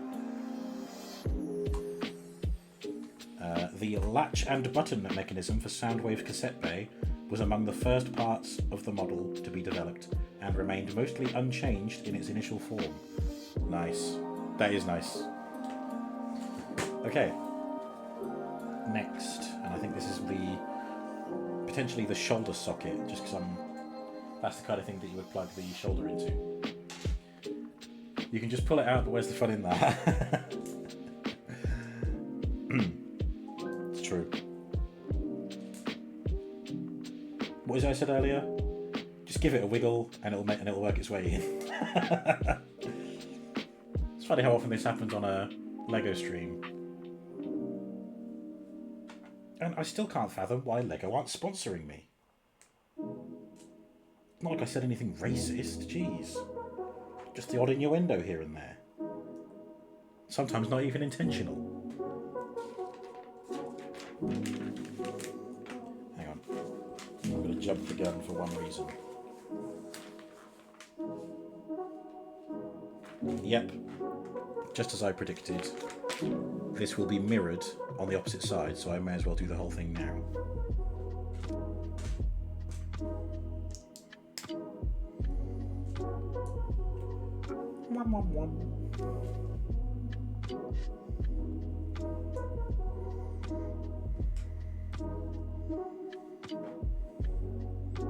Yep. Yep.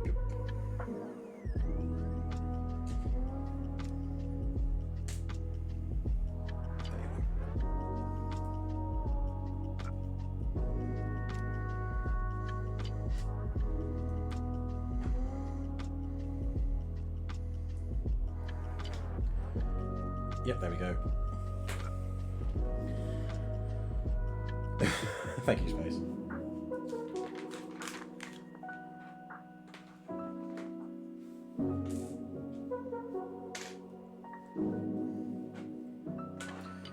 Okay, so these are going here. And these are going here.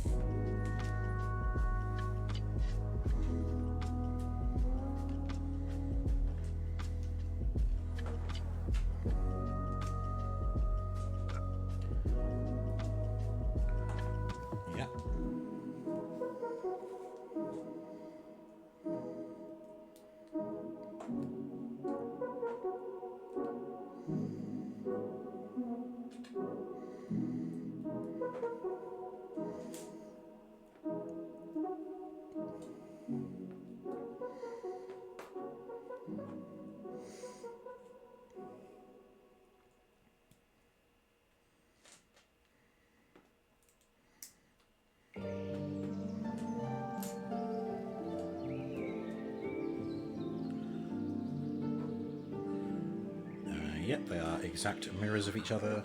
Good.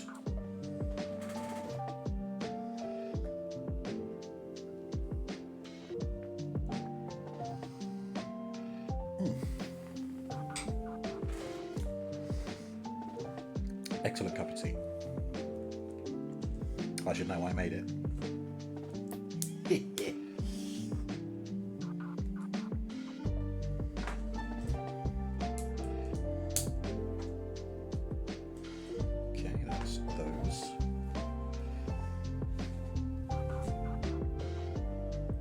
But why is it so good? Because it's Yorkshire tea, which, as we should know, and if not, let me educate you, Yorkshire tea is the correct tea. There is no alternative. You may think there are alternatives.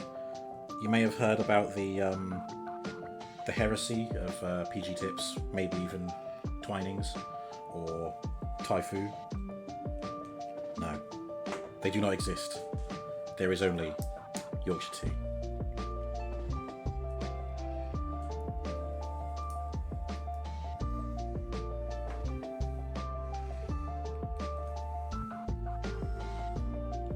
Yep, that's those.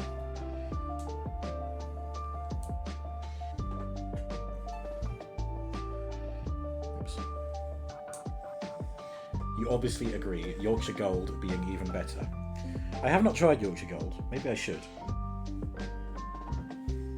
But I'm like, well, no, actually, I definitely won't, because Hannah picked up just regular Yorkshire tea from Costco in a gigantic sack. Like I can't even remember the number. I want to say it's something like 500 tea bags. It might be less than that. I don't know. A lot. Let's just put it there. So I think if I need to get through at least some of that before getting any more tea bags. 600. Jesus, I was right. There we go. 600.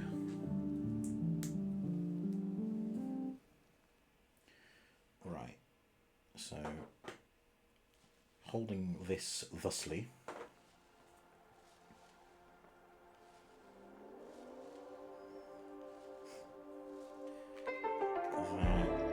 goes on there. Okay.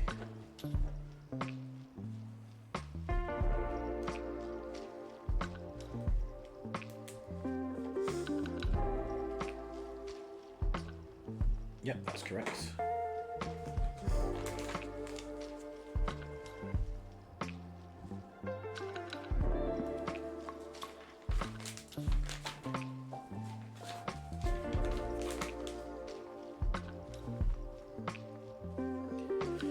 I'm concerned that these are still here. Oh, should they have gone on the end there? Yes, they should have. Okay. There we go. Right, so we bring back the torso. And this clips there. Yep, that's obviously for the transformation. And then we put that on this side. Yep, that's... I don't know if it's fully complete. Depends what the next section of the build is, really. So I've already done the opposite shoulder, so we can just skip that. Oh yeah, then it goes straight into the arms. So I think this might be it for his core. Obviously the legs are going here, and then we've got these for the arms, which is what we're going to move on to next. Oh nice, and they actually clip in the side for security. Very good. Just because it's addicting. Boink. Alright, yeah. Let's put the spares away. Jamie had to cram as many as you could into the jar, then we have a leftover empty box that you crammed full, then had to store the rest of the bag elsewhere. It's excellent value, but a pain to store. Yeah, I honestly expected that bag to be resealable, but it's not. So when we opened it, we had to like just scrunch the end of it together and then put one of those clippy things over it. Bag clippers, whatever you call them. God, and even then, that's threatening to burst. Threatening to burst. We're all threatening to burst. Resealable would be a game changer. Right, I'm going to get on the blower to Yorkshire Tea after this. I'm going to say, right, listen here, Yorkshire Tea. You may not know me. In fact, you definitely don't know me. But maybe I can gaslight them into thinking I hold great sway in the tea drinking world.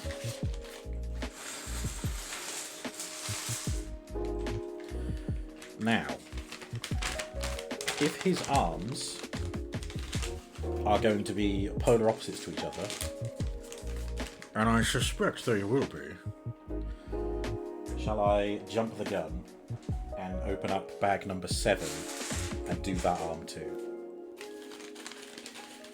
I have chosen to refrain. I will do one arm and then the other arm as the instructions indicate. There's more that could go wrong with the arms. The little bits like those shoulder pieces, those are quite small, easily rectifiable. This, we've got hands, elbows, all sorts to take into consideration.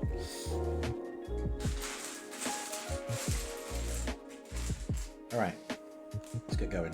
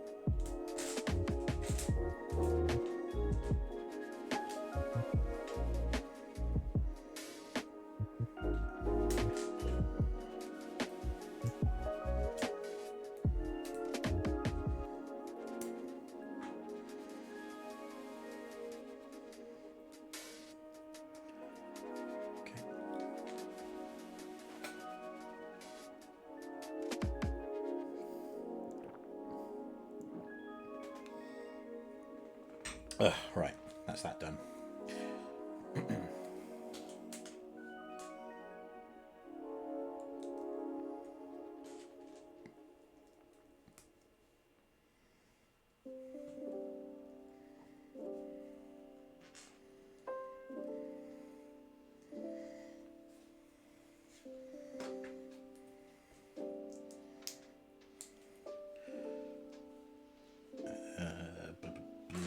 Right, there you are.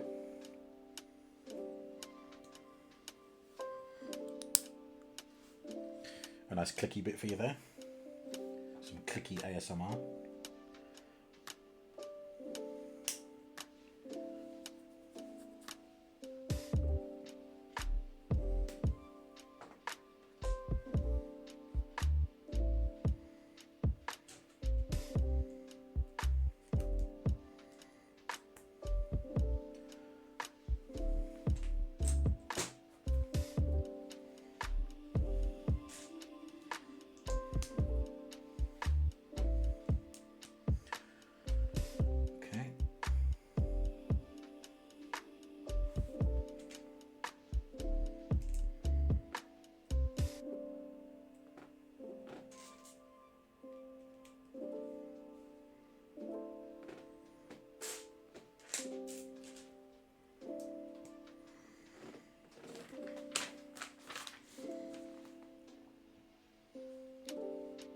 Now, I have the option of applying more stickers, which I think would lean towards giving him a more 1984 toy accurate mode.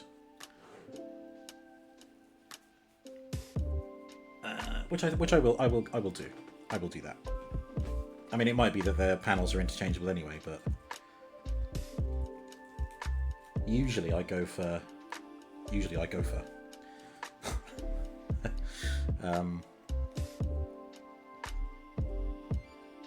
But as it's Lego, I will. They've gone to the effort of printing these stickers. I will go to the effort of laying them. Gregory, not really able to listen because you're racing at the moment. Ah yes, Gregory, classic racerist. But you heard maybe resealable containers. You got a resealable metal Pringle tin. What? That sounds pretty cool. That sounds like essential Pringle eater equipment. Is that official Pringles merch, or is it something not official but is designed for that?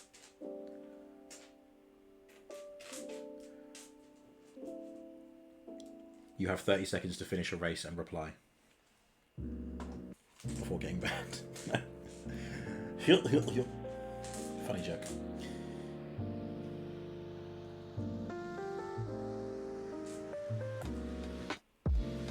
These pieces here always remind me of Lego Bionicle.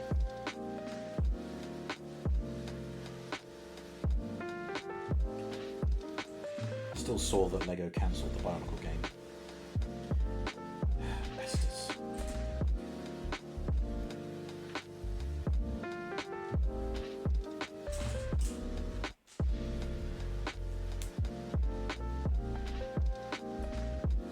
Oh, interesting. That appears to be Soundwave's elbow joint. Or at least part of it will be. Screw cap resealable. An excellent point.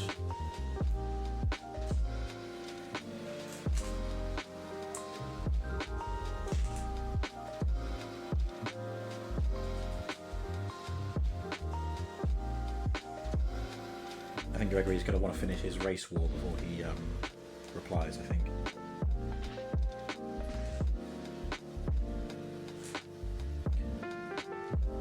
Pringle tubes are already semi-resealable.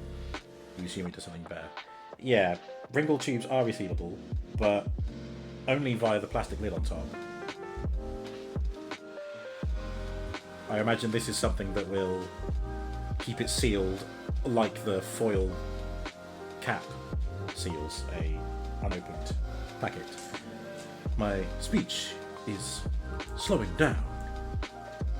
I'm turning into William Shatner, James Kirk. From Star Trek, TOS, Terms of Service. It vacuum seals and breaks all the Pringles in the process. Yep, meaning that you have to shove your hands down there, and obviously our hands haven't got bigger, Pringle tubes have got smaller, and so our hands get stuck and we live the rest of our lives with a Pringle tube stuck on the end of our arms. Ah, it breaks the heart. Breaks the Pringle.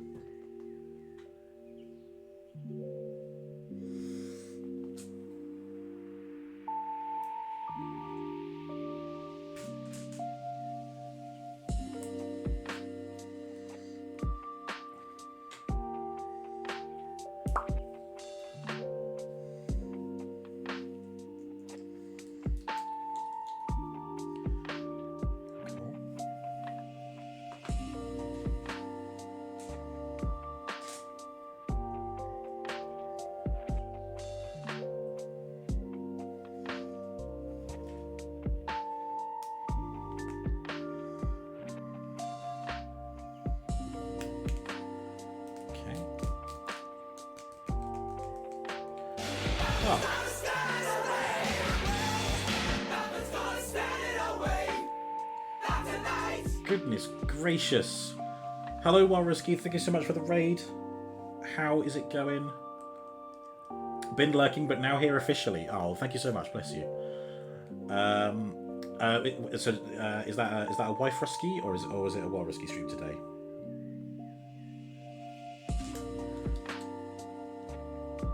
But either way, thank you so much for raiding in.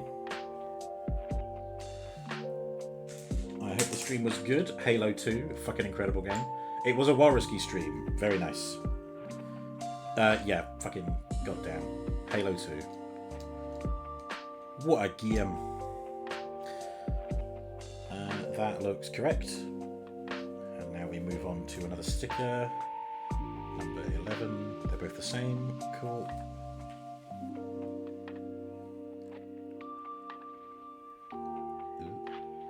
Steady on.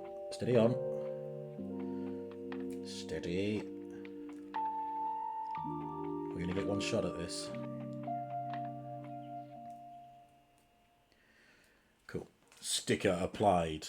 And just imagine the Dark Souls text coming across the screen. Playing Halo 2 for the first time. So I've got Valheim with some friends tomorrow for your stream. I have dabbled a little bit into Valheim. That's also very good. I hope you have a great time. First time playing Halo 2, Walrusky. What do you think? What are your thoughts? I've played the game... I've played Halo 2 maybe 2 or 3 times in total. Just because I was so late getting to it. Because back in the day, I had Halo Combat Evolved, as I knew it to be at the time, which is obviously the PC port of Halo. And that was on Games for Windows. Disc. It was a hard copy, disc version. But Halo 2 didn't make it to PC until years later. Or at least I didn't own it until years later. And when I did own it, PC couldn't run it very well, so I didn't complete it. But I have completed it since, and I really enjoy it. And I hope you do too.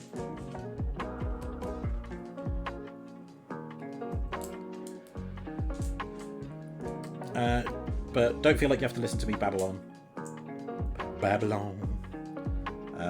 Obviously you are cooling down from a hot off the press stream. So please do go and do any post-stream activities that are required. Sit back and listen to me jabber on about Transformers. Alright, that is Soundwave's arm. Oh my god, double jointed elbow.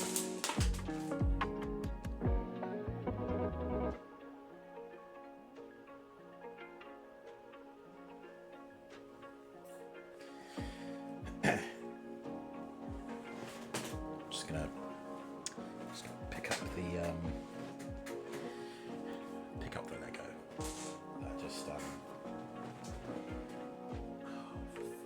Why did you have to go over there, you bastard? Oof, fucking hell. Right. Chat, remember this day. I'm about to get down on my knees for you.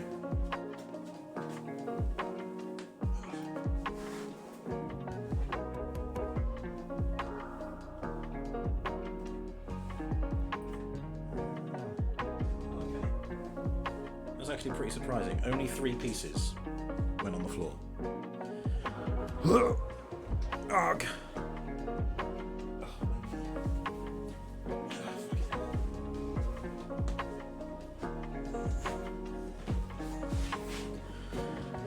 What's that? Unfit? Never heard of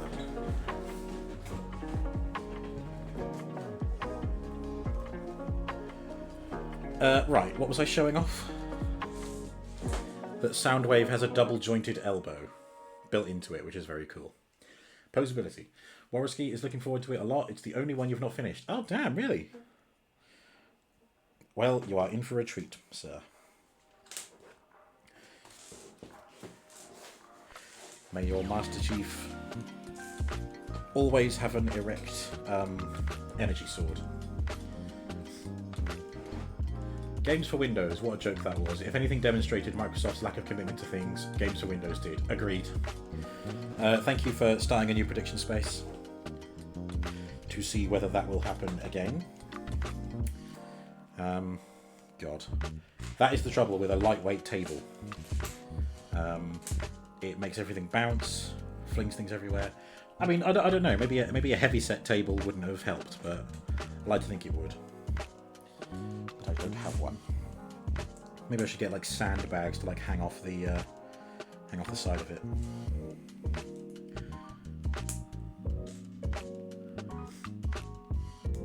Oh wow! Someone's put in 1,000 points to say, is that a yes or a no?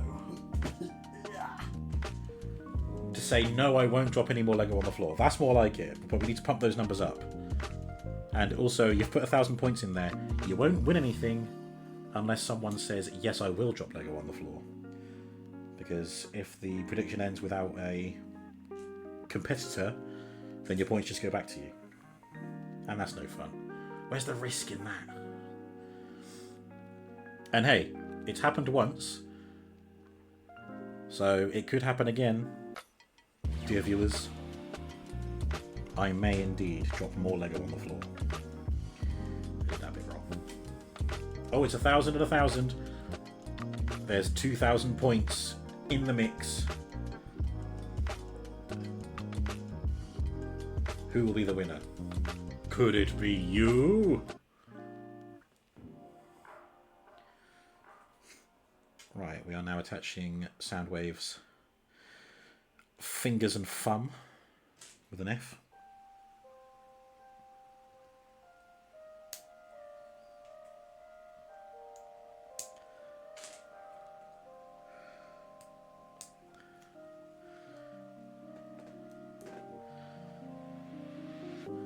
There we are. Check that out.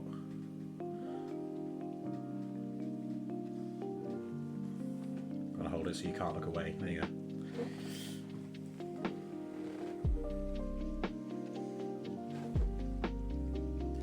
And then that latches on there. That's not held on very well. There we go. Well, there we have a Soundwave arm. It looks like he's holding something, but I imagine that's where his gun will secure into later on. But after all that, we now attach the arm here.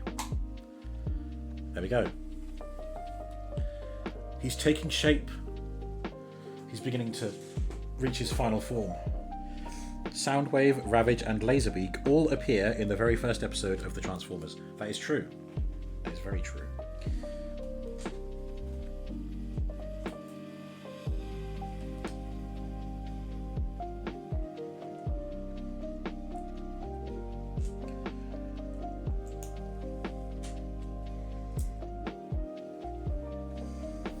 As part of my Instagram posting recently has been sort of dropping what little factoids and tidbits I know about Transformers, along with the pictures.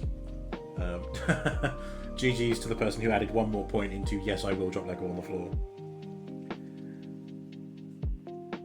It's much more interesting now because the stakes are there. I don't think anyone voted in the last prediction. Oh, sorry, no, the one before break, no one voted.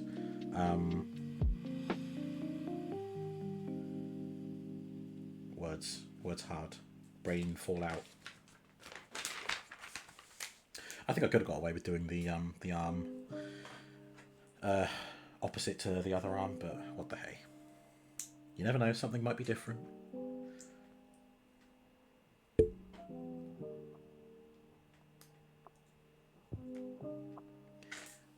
Jumped ahead a bit there. Oh god, yeah, Games for Windows. Do you know, I even think my copy of Skyrim, my hard copy of Skyrim, I think that was Games for Windows as well. But thankfully I was able to add the digital version to my Steam account. At the time, I think. In fact, that might even be when I started my Steam account. I'm not entirely sure about that, but I think that might have been when. I'll have to look at my Steam stats to find out.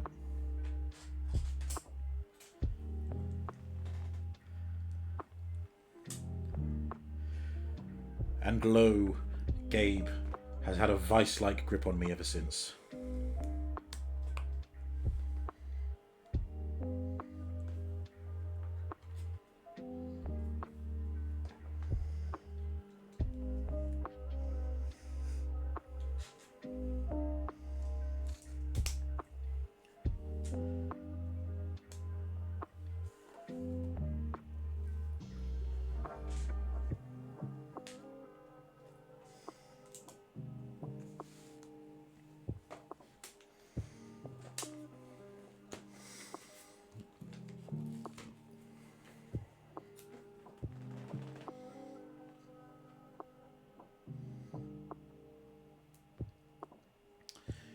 another sticker.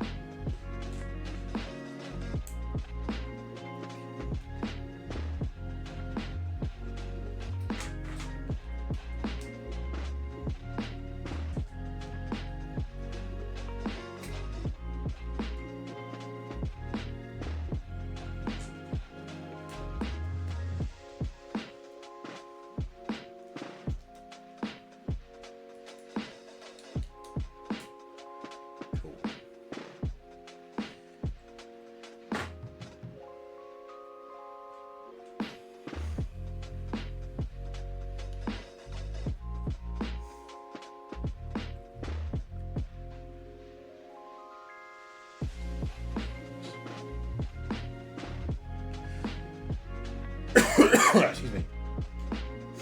Right, I think the prediction has just disappeared. So the game is now on.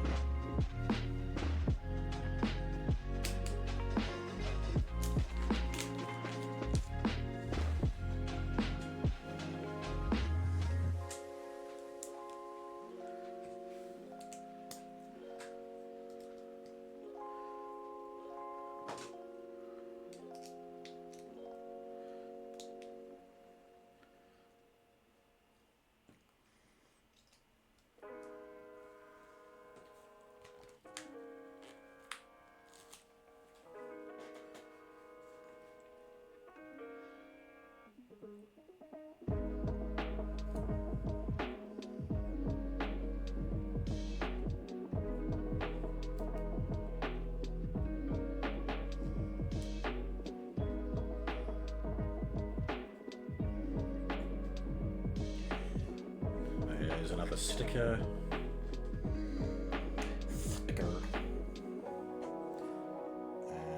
Oh no, not quite yet.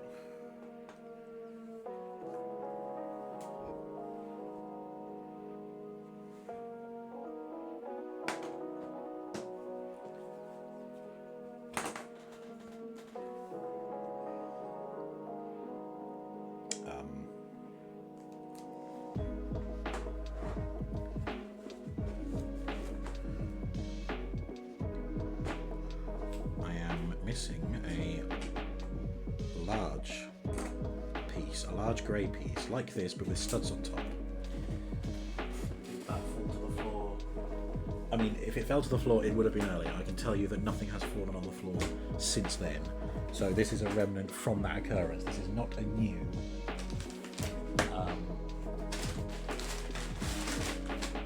This is not a new occurrence.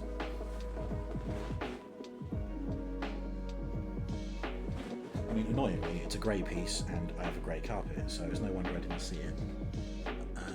Just going to double check the rest of the table.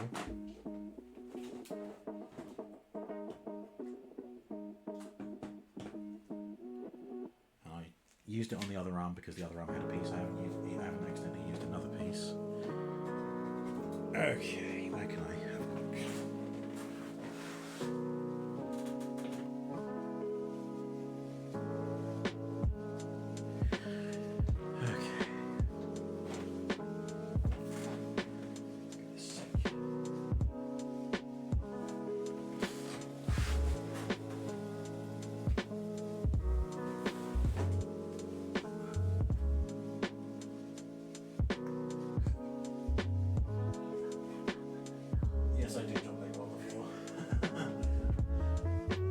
I did earlier, but this is a piece that's missing from that occurrence, so I'm now looking for it. Yeah. Grey, which is helpful, isn't it, on a grey carpet?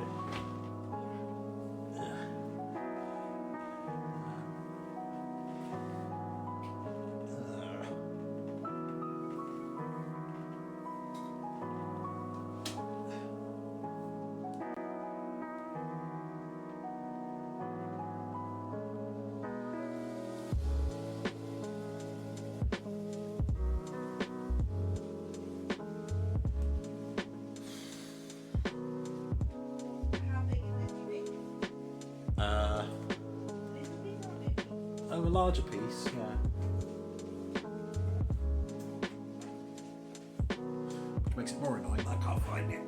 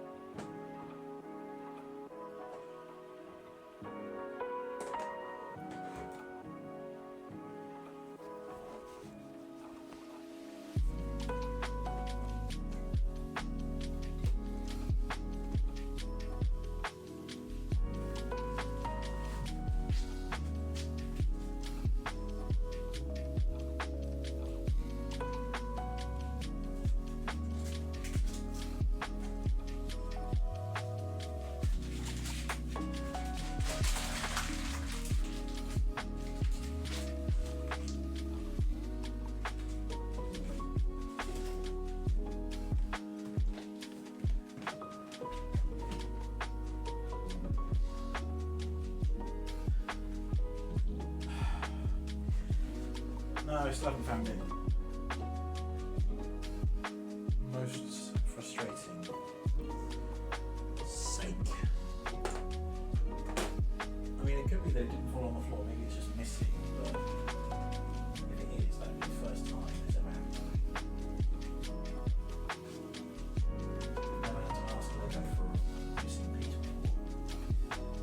I wouldn't like to start that today.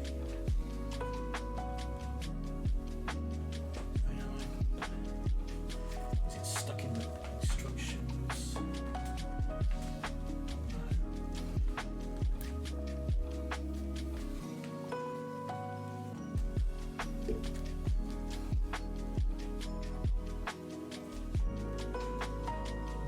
I definitely can't have used it earlier in the build because it would have messed up everything. It is still missing.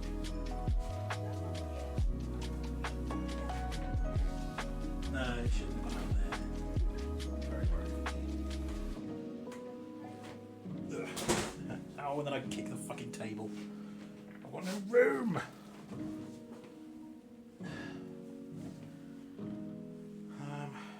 Oh, I wonder if it's gone under there. Under the table legs. Right. Can I open the door? Okay. Fuck my life.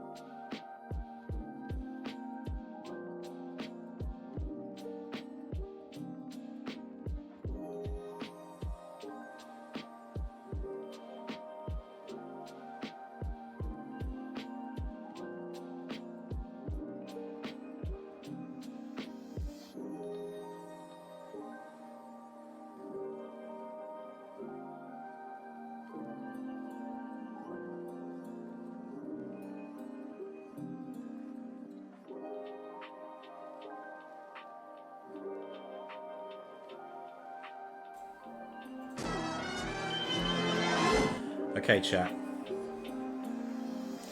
If you ever needed reason to ridicule me, now is the time. Not that you didn't need reason. You want to know where that missing piece was? See how Soundwave's forearm is slightly raised underneath where the sticker is? Well, that's the other arm. You see the problem? If you can't see the problem, I will show you the problem and where that missing piece was. It's right here.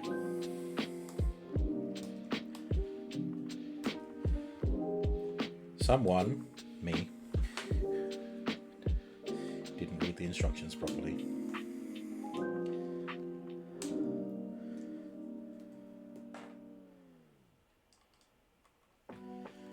There we go. Right, and with that hiccup out of the way, let's resume the build. See if we can get this thing finished without any more tomfoolery. Has that cable been draped over there the whole time?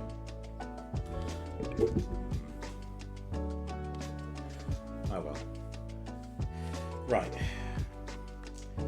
Fuck me.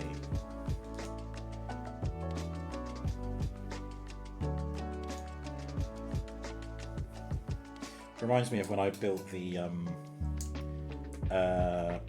Slave 1, only it's not called Slave 1 anymore, it's called something else. I like to call it Fire Spray. Boba Fett's starship. I did a stream when I built that, and I was hunting around for ages for this green curved piece, and I was effing and jeffing. I was absolutely losing my mind that I couldn't find it. Where was it? It was inside the tub I was using, but tucked in such a way that I couldn't see it just by looking. If I had picked the tub up and turned it upside down, I would have found the piece. Oh dear. This feels like that occasion. Never mind, we found it and we can move on. And now I've got to build his other hand.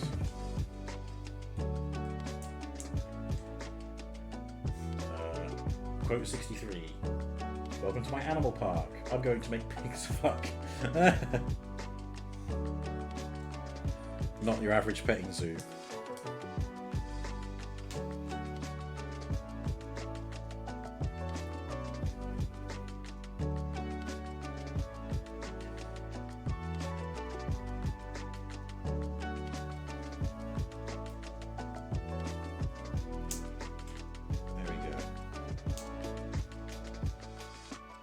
Soundwave's other hand, and it is different. It's got a different thing in his palm.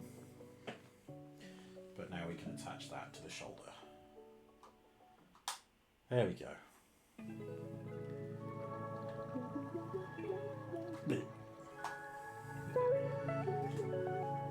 Alright, I think we can move on to a new bag now. Yes indeed, bag number 7. God. What was it? I jinxed it. What did I say? I said we're making good time. But at least with bag number 7 we are actually over the halfway point.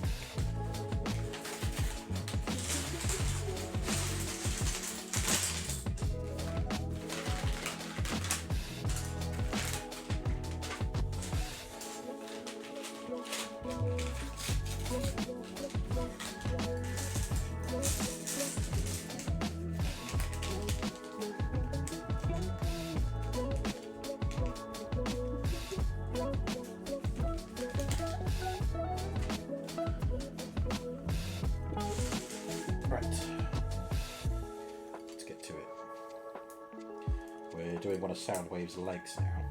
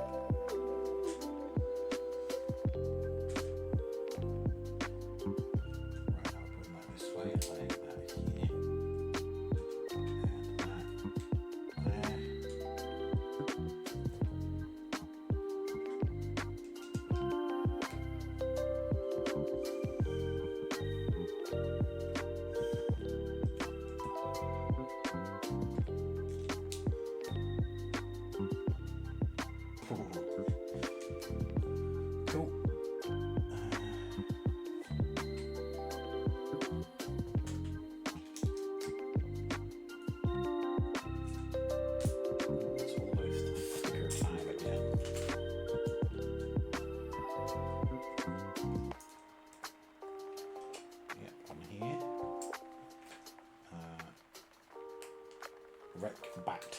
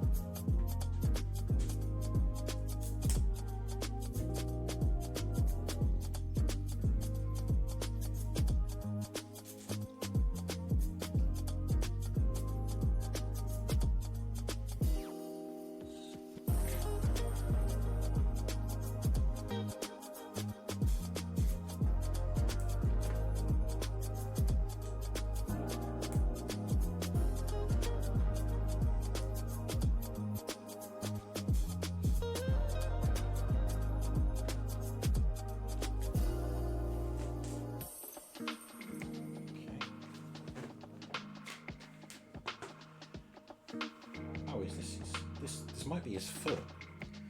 Just thinking about what was written at the beginning of the manual.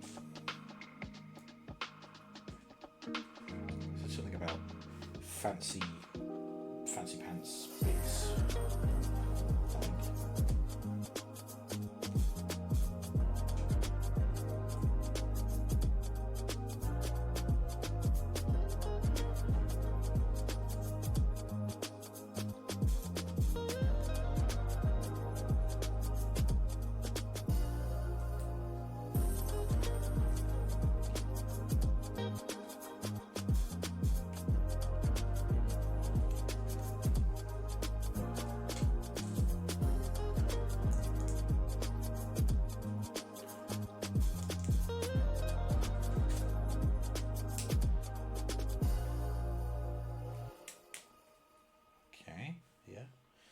Very fancy.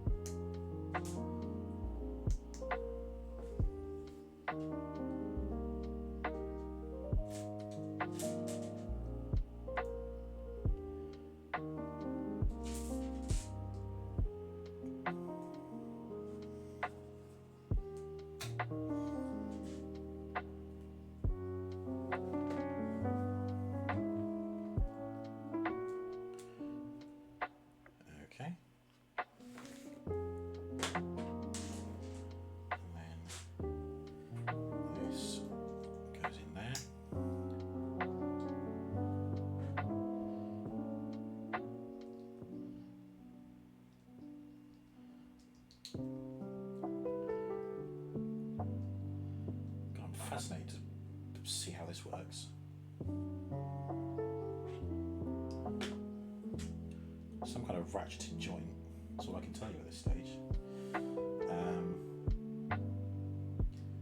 Right, so looking at this way, this needs to go in like that. Yep, correct.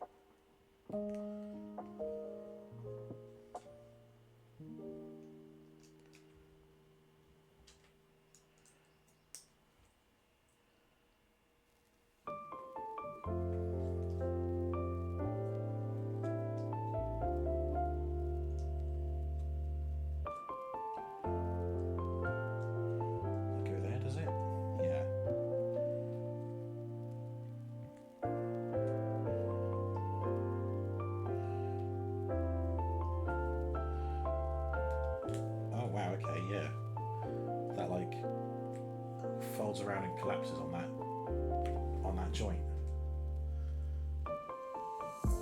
Very transformery. But it wants it like that. Okay. And then we take this way and plug this in like that. Okay.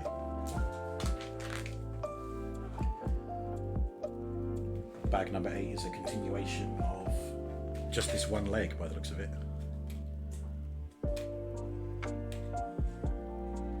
Spares. Right. 4 bags remain. Well, 3 after this one. No, they don't.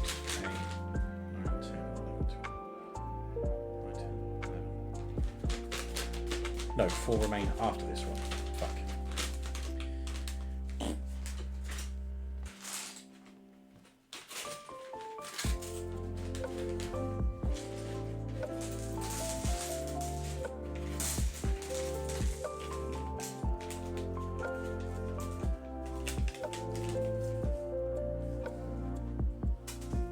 Oh no.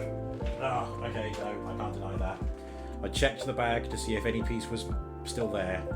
It was, and this just fell to the floor, so Lego has fallen on the floor. Space, can you please end the prediction? I believe 2,001 points go to whoever voted. Oh, well, no, it depends on how many people, I suppose. Yes, I did drop Lego on the floor, so whoever voted that yes I would, you have won some points. Throwing it on the floor shouldn't count, absolutely rigged. It fell out of the bag, Gregory. There was nothing I could do. All I did was hold it up like this. Didn't see anything in there. Well, you can't really see what I'm doing. I was holding it up to the light. Didn't see anything in there. Took it over here, and then out it fell. Gravity. What can I tell you? But hey, I'm not finished with this yet. So there's always room for another prediction. There you go. Speaking of, there is a new prediction up, I think. So you are all welcome to try your luck once again. Okay, let's go there.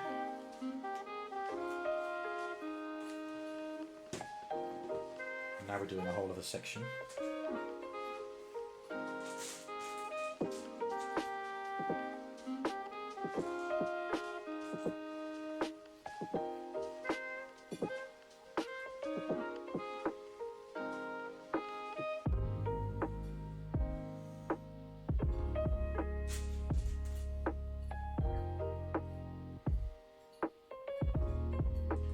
No channel points. The prediction is up. Will I drop Lego on the floor? Again.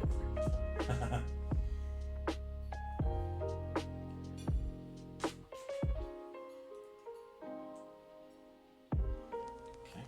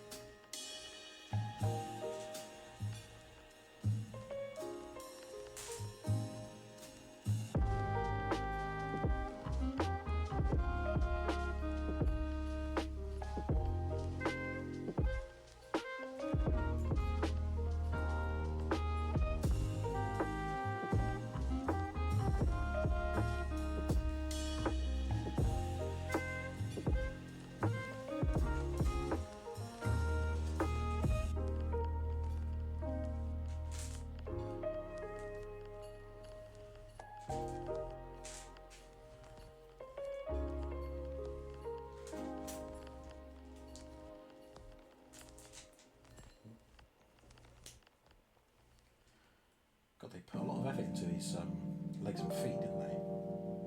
Oh, it's time for another sticker. Sticker number 13.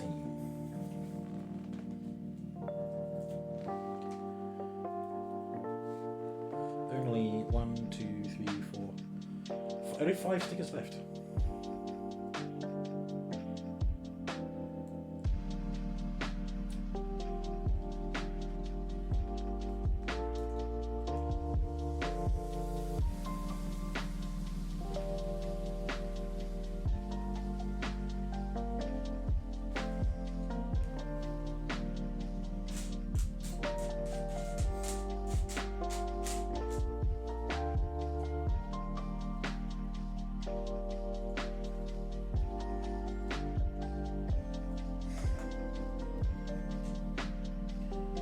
I do wonder who the next Lego Transformers character will be.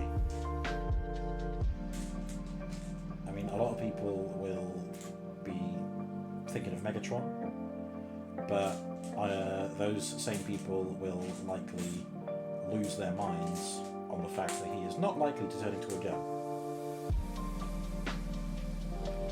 But I think a tank Lego Megatron would be fucking awesome.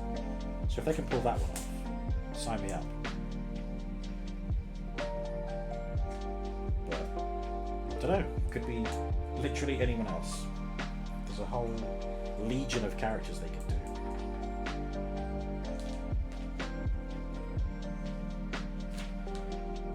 I mean, if they wanted to, they could just make a few tweaks to the head, maybe some details on the vehicle mode, and they could just repurpose the Lego Bumblebee into Lego Cliffjumper.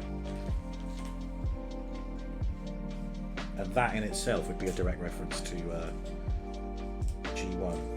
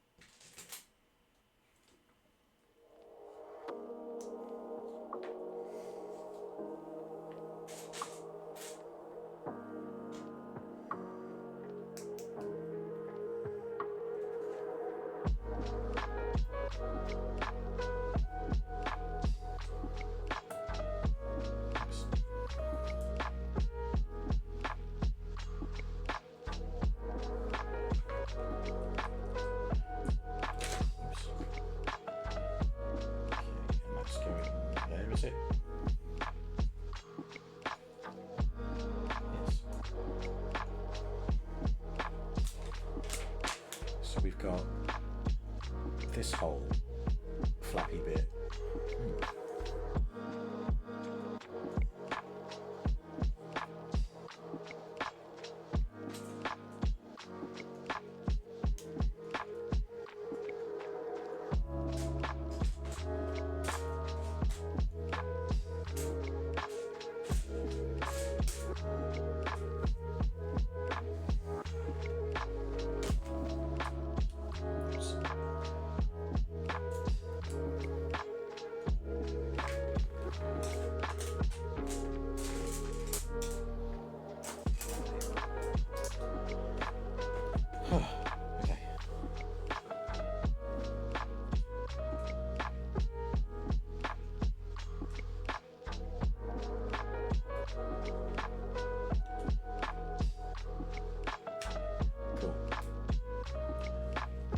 Oh, nice. That's I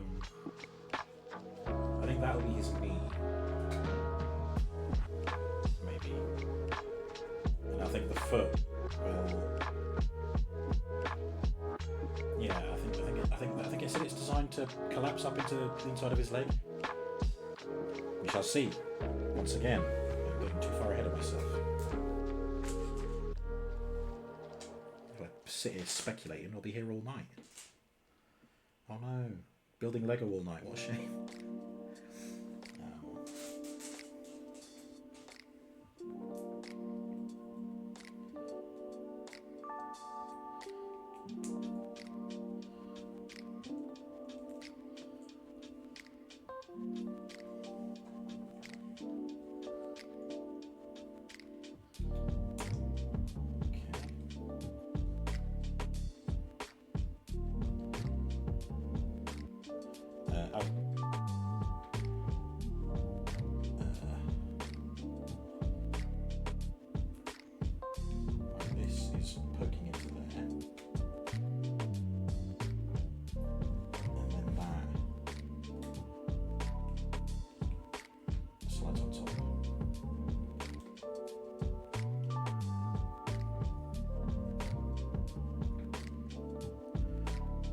Oh, that's very fancy. Look at this whole movement.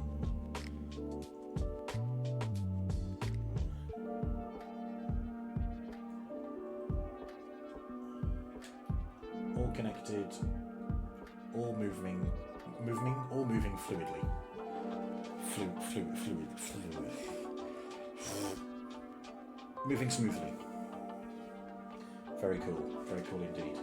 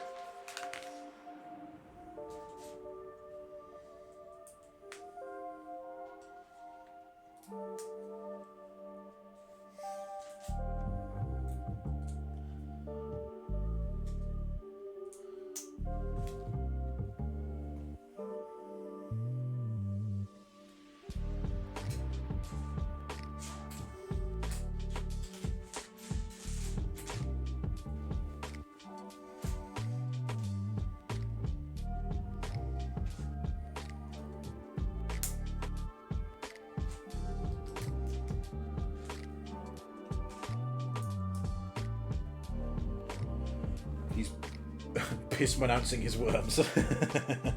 Oh, I love that sketch. But I am indeed. No one can underhand a bird I am spraying.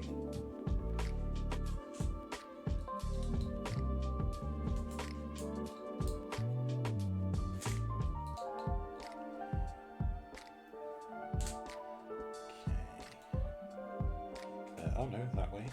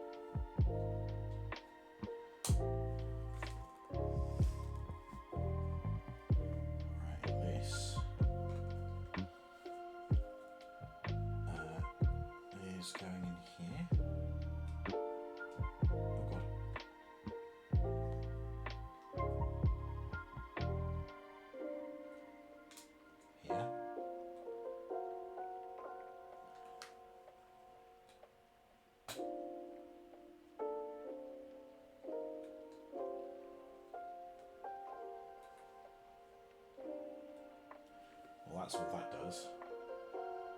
Do not yet know its purpose. God, there's a lot going on with the legs. As soon as I said that, I'm like, yep, that's another one that'll be taken out of context. Which is the whole reason we say these things. We need them to be taken out of context so that it becomes funny.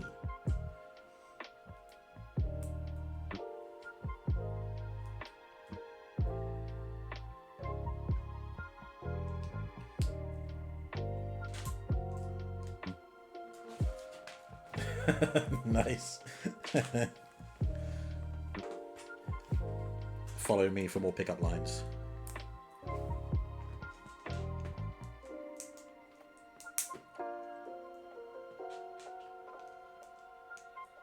Pickup lines, more like pick up Lego off the floor, am I right? Bloody got him. Got him.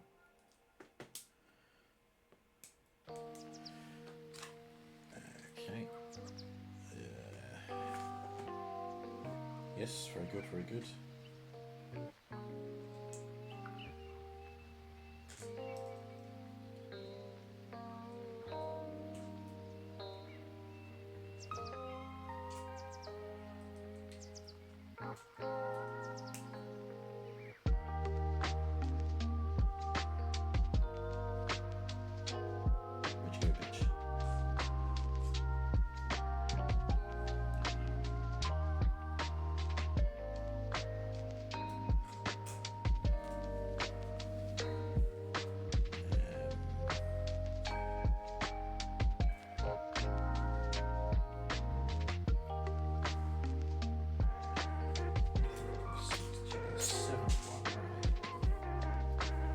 Fuck.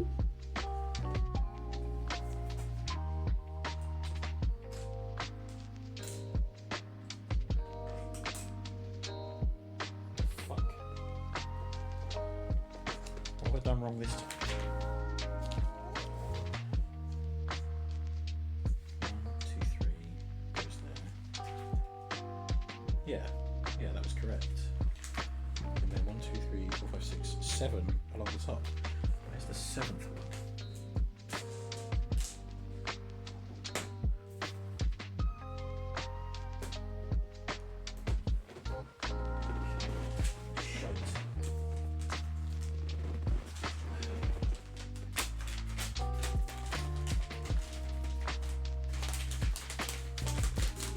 Wait.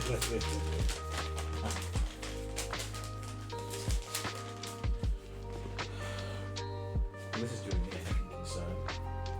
I've already had one accidentally misplaced Lego brick today. I don't particularly want another one. But if it's not here, where could it be? I do not recall anything clattering to the floor. I suppose I can't really pull it out. But I also can't be bothered going to look for it, so...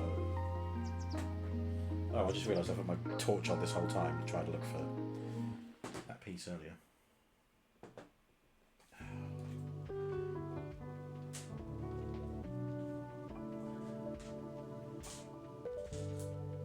I can't have put it somewhere it shouldn't have gone.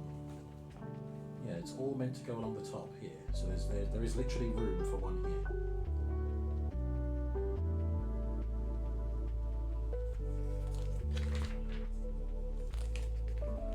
And I don't think there's an opportunity where I would have used it by mistake elsewhere.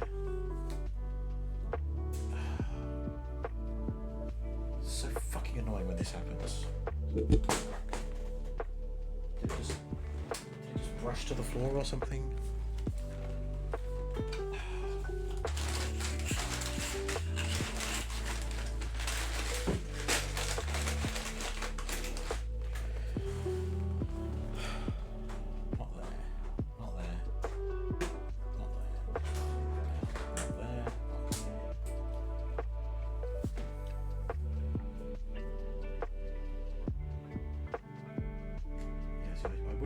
It to the model because I've had no reason to pick it up.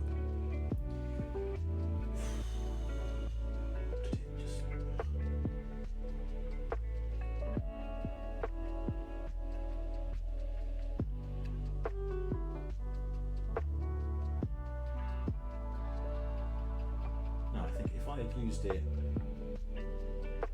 somewhere that it didn't belong, then I would have had a different colour of the same type of piece here on the table, and I don't.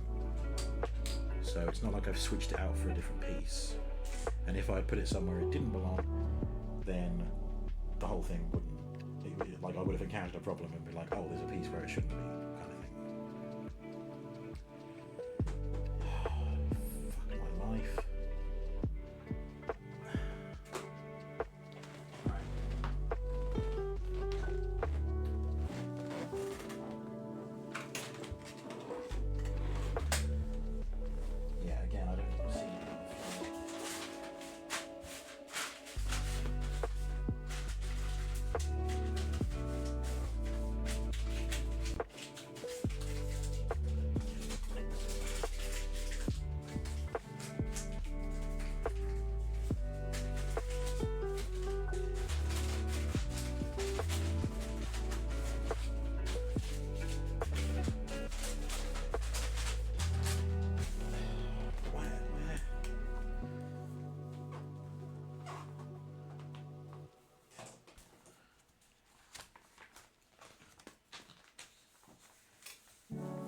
Stuck in the instructions anywhere.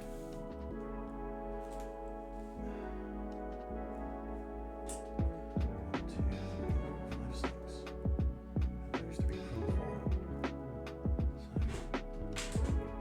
So 1 brick at a time, just in case I'm being so blind.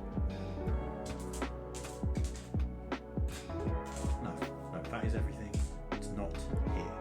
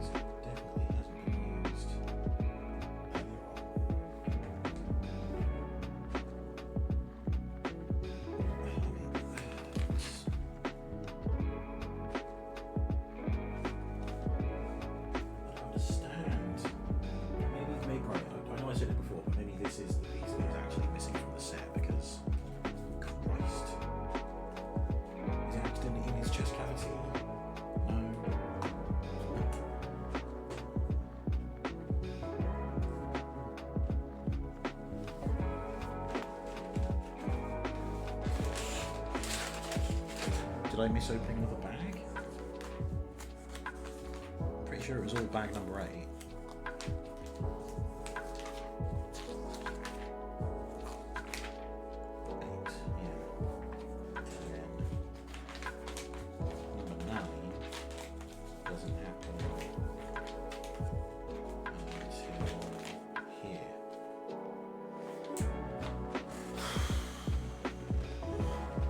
Is it on my person?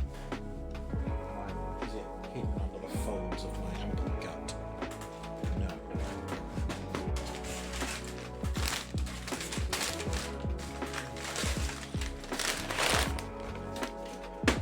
It's in the box.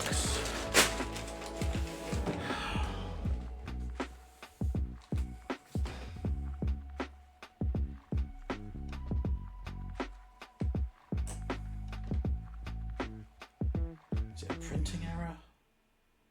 Like, could I get away with taking a piece off and putting it somewhere else? Maybe.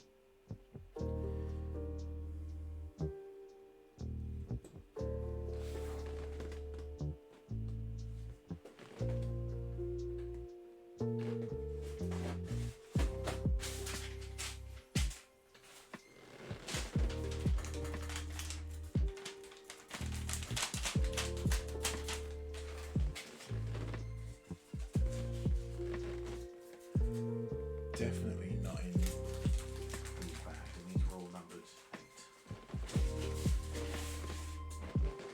8. Right.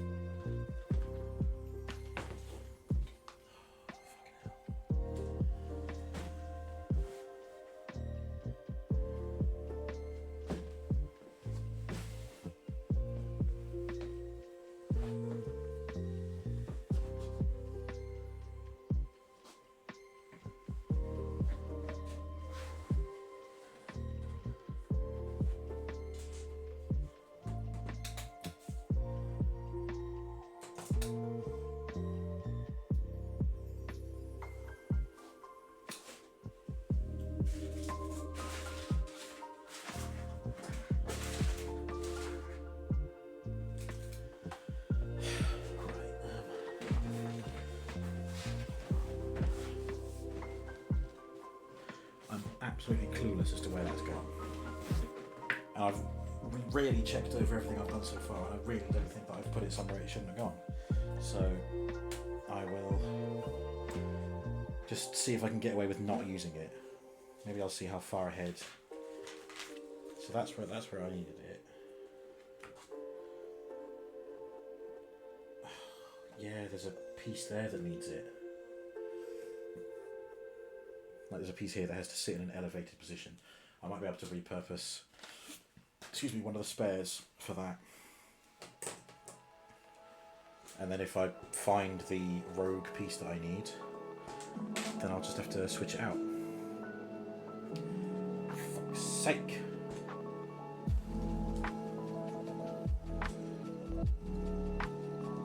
This is not helpful at all.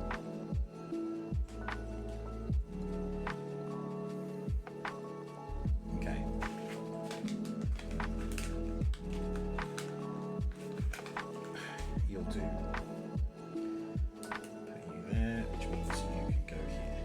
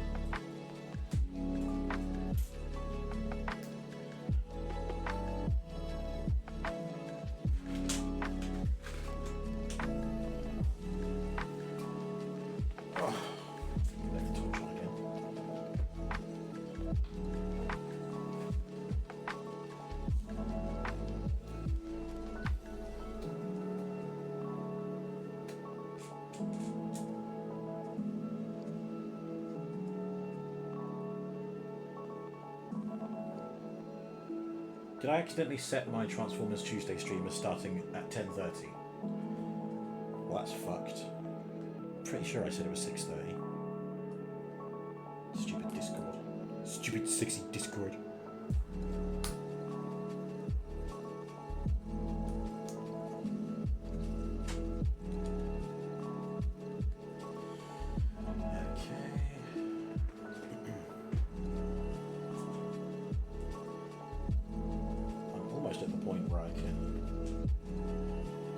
Plug the leg into where it's going, and then we move on to the other leg. There's a whole other leg to do. You silly old Willy. Correct. I'm hoping that in the packaging for the other leg, there's just an extra one of those blue pieces that I need, the one that would go here. See, that's where it should have gone. If it is, then I don't think it'll be too much of a bother to undo this and fit it in, but I'm going to assume that the piece is missing, but hopefully it won't affect the integrity of the build. Right, so holding this way, you go there, that there, that there. Yeah, see, it's covered up by this paneling anyway. That's the gap it would have filled.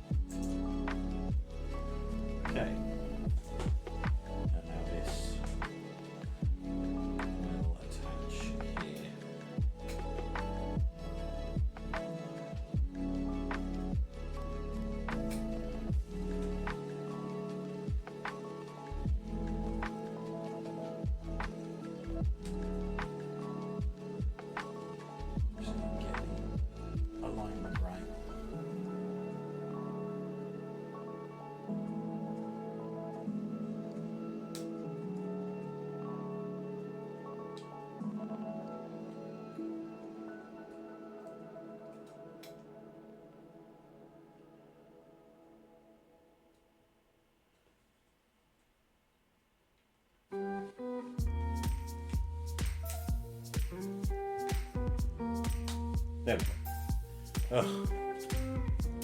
That took effort. But that's the finished product. And then on the back,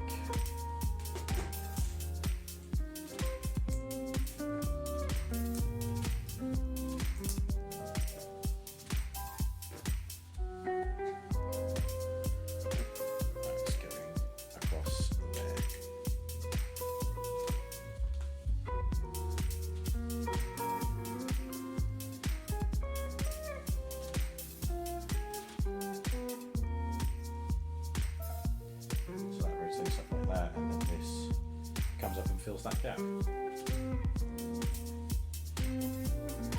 So yeah, that is where the foot's going to go.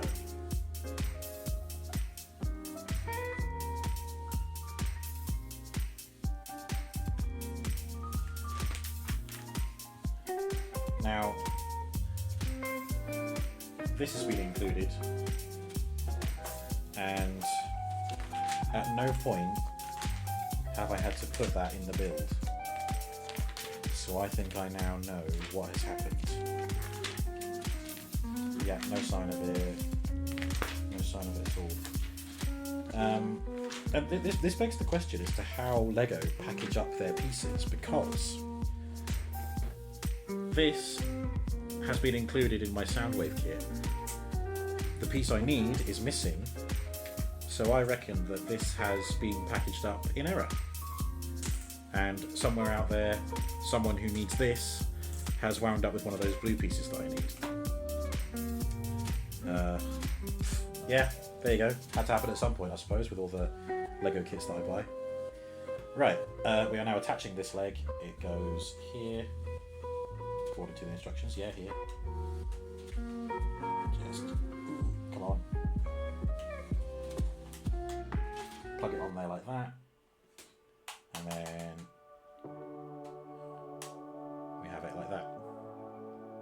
The horror, a missing piece. Yeah. I mean, a part of me is a little bit surprised, but I think every big kit that I've done where a piece has gone missing, I've always been prepared for that. Like, I've always expected it to happen. And now it has happened. So, yeah. To the brick seller! I mean, to be honest, there's some other bricks that I want to get. The ones that I picked up from Vienna last year, they had some pieces missing, at least from what I could gather, because they were customs. So I had to kind of figure out how to build them myself. And I deduced that there were some pieces missing from some of them. But hey ho. Right. Bag number 9. Now there are 3 bags remaining.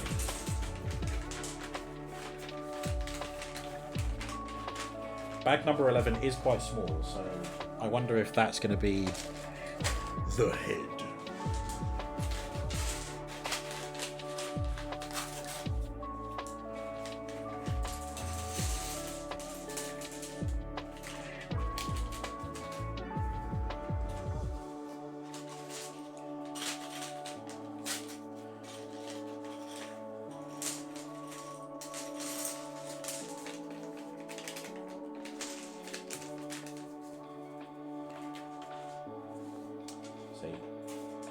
I'd be interested to see if these weigh the same. This is the piece that I should have had. This is the one I got. Let's just hope that everything here is as it should be.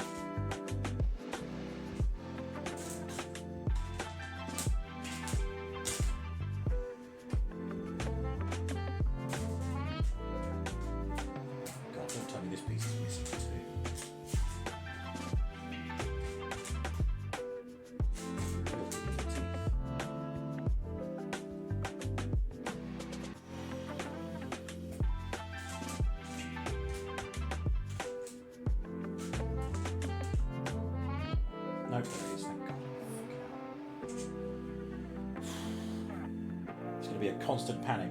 If it takes me longer than 30 seconds to find the piece I need, I'm going to be immediately thinking, oh god, it's not here.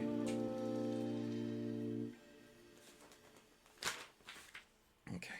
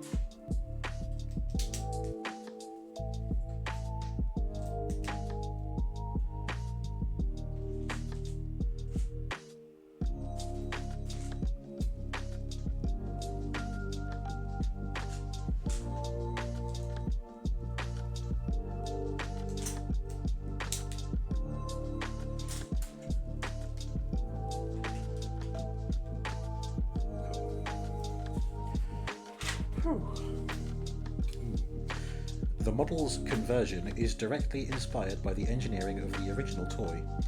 We added some additional steps and functions like the collapsing shin panels while adapting the design to LEGO form.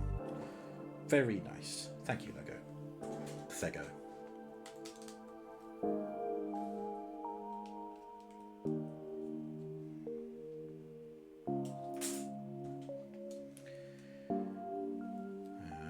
Another sticker. Stereo micro cassette recorder.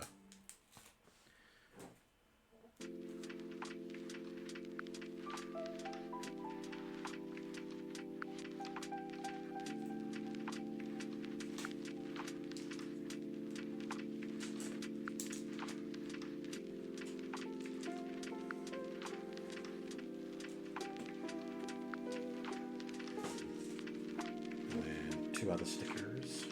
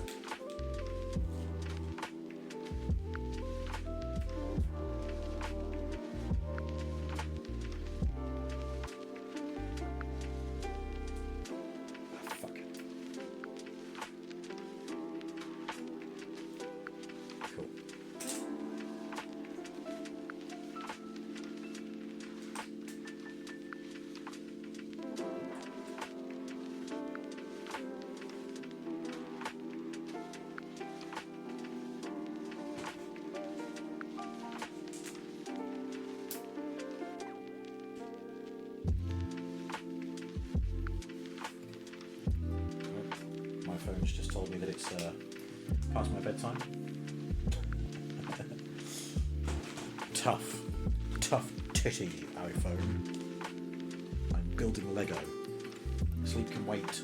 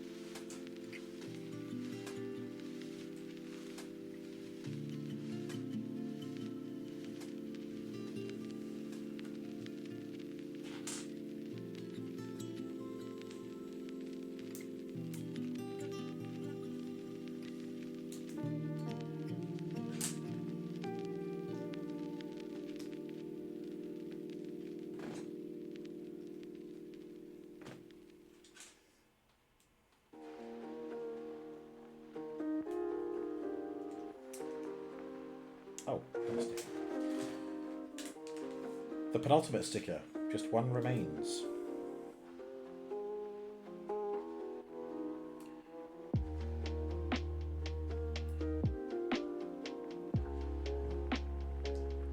Got to turn that around because of where the sticker was. And then that goes on there.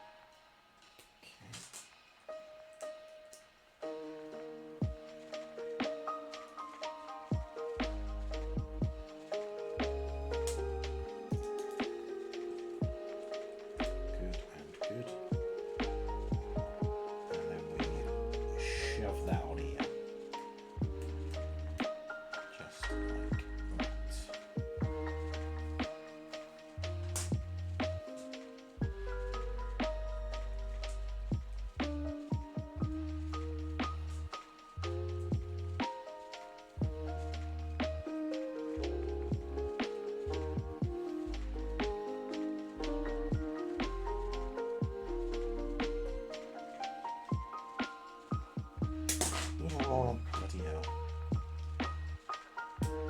It's too keen with that one.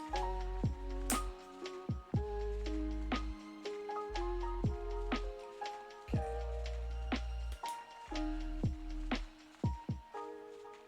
Hopefully I didn't send anything flying into the abyss.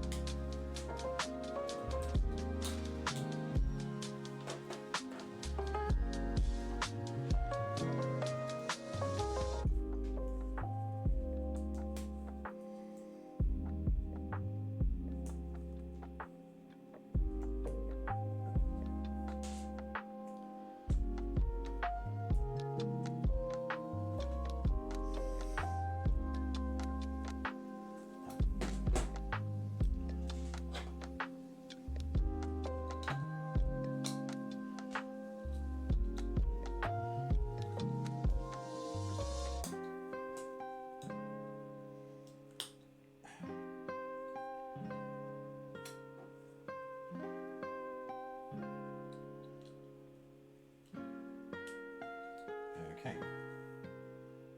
That's attached as it should be. And then it's bag number 10. Yeah, I don't need that, but I'll keep it. I think it's the right colour that it might fit in Rivendell somewhere. So maybe I'll add it to the Rivendell spares. It's the right colour.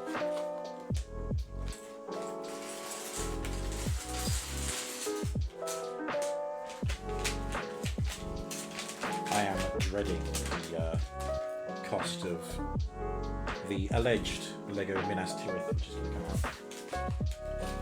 Well, I say legit. I say alleged, and then I say it's coming out. I've seen rumours. I've seen potential Instagram videos of it, which like being shown off and that. But you just know it's going to be a 3-digit number.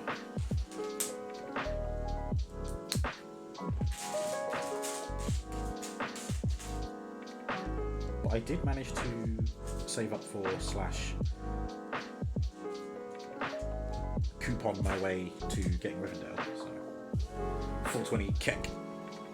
Funnily enough, I think that's how much Rivendell cost. It's certainly in the 400s. A lot of money.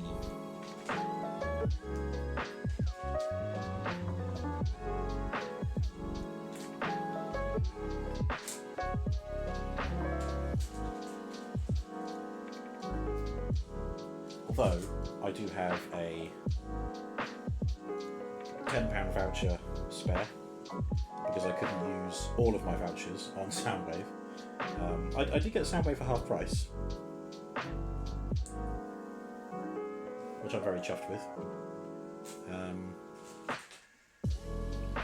So the voucher I have remaining, plus the VIP points I have, will hopefully put a dent in the cost of the Minas Tirith.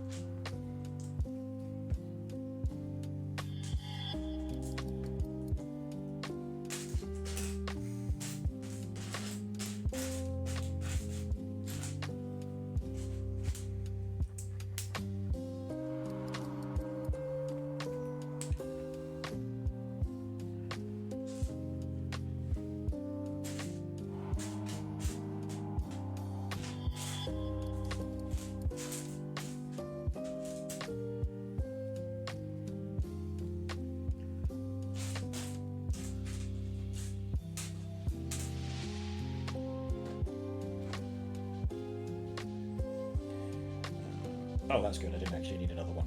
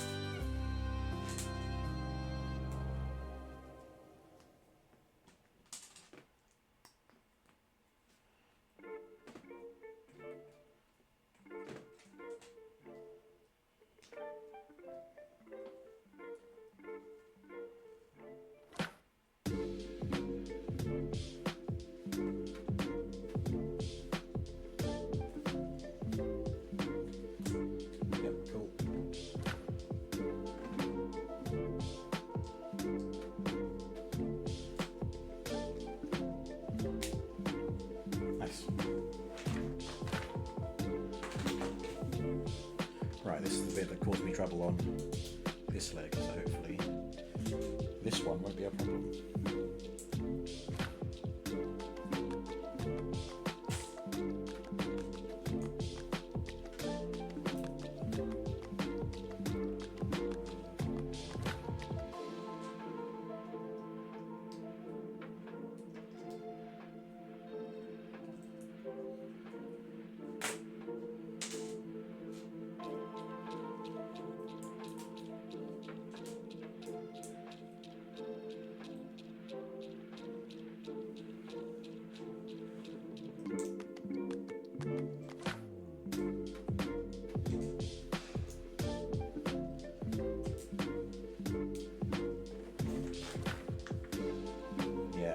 Here's the problem placed before. 7 of these need to go in here. That's 2, 3, 4, 5, 6, 7. So they're all present and correct for this leg. That's good.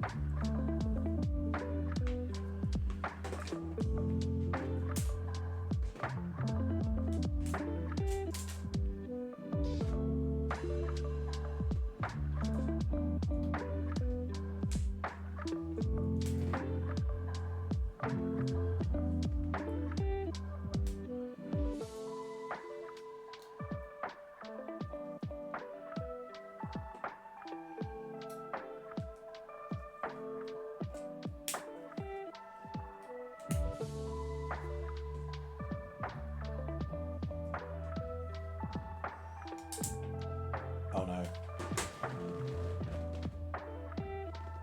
That went where I think it went. Yes, it is. That's another prediction to end.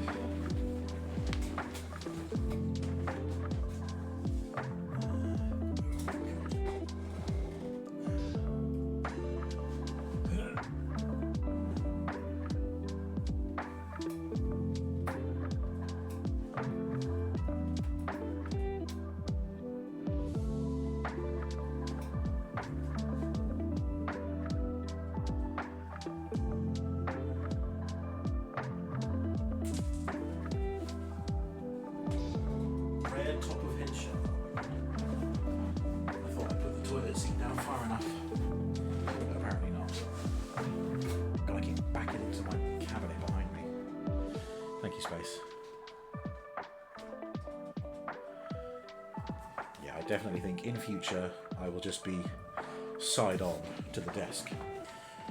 I don't know why I didn't do that today. I just thought, well, at least if I'm this way I can. Oh, God, it doesn't fucking matter. Whatever. Let's just get on with this. Oh, fucking hell, excuse me. Right, that piece I dropped, I actually need that. So let's paste that on. Ooh, it's alright. The end is in sight. Again, this is bag 10 of 12, and we're approaching the end of it.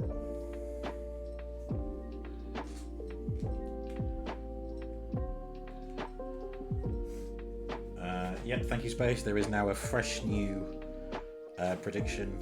If you want to place your bets on whether I'll drop Lego on the floor for like a fucking hell 5th time.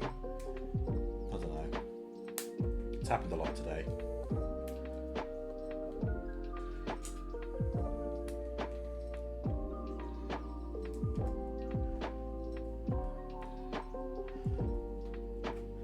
Okay.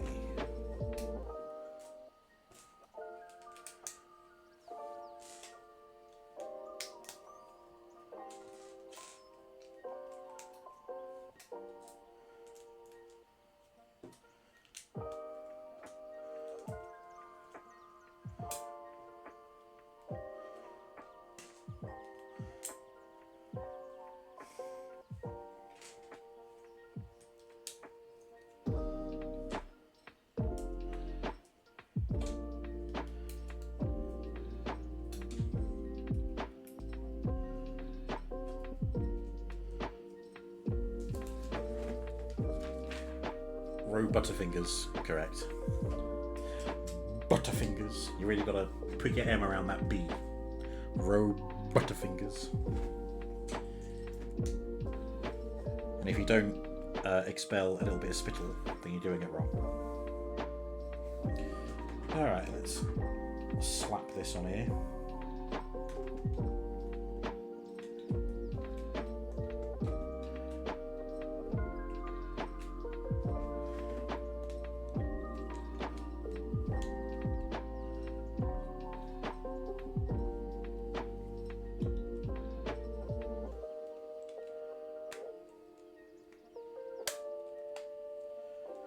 Cool, that is attached, and then slap this on the back.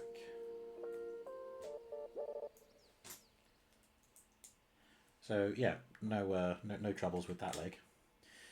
There is just that one piece missing from this leg. Okay.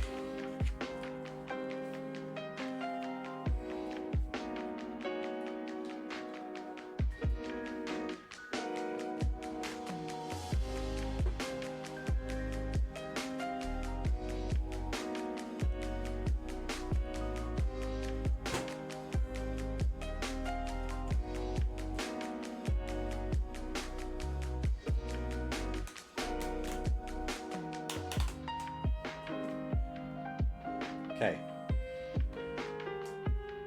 we have 2 arms and 2 legs for Soundwave, but we have no feet, no head, and no shoulder cannon, no weapon, and no plaque where the final stick is going to go.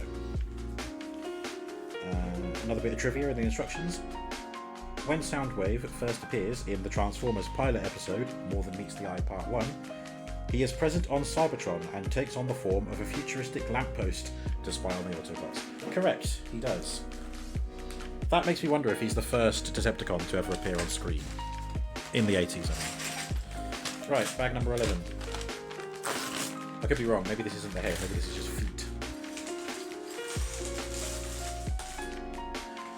It is just feet, confirmed.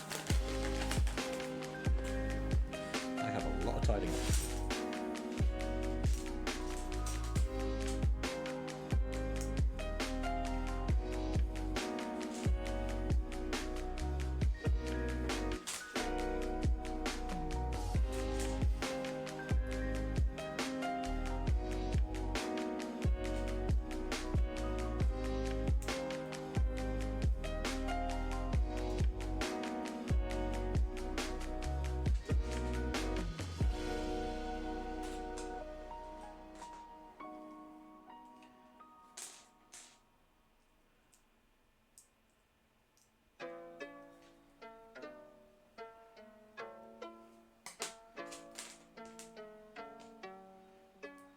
Oh, that was risky.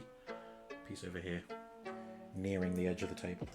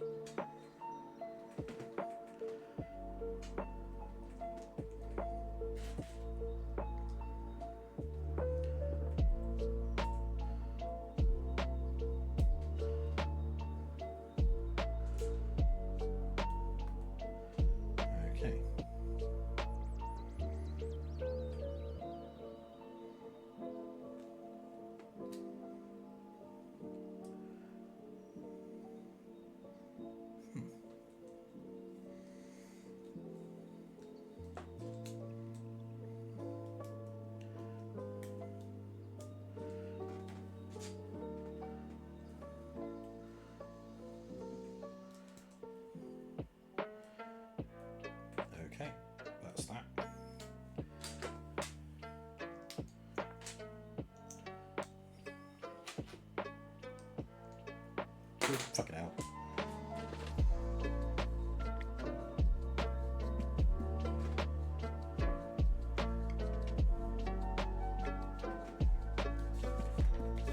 That is a very Soundwave looking foot.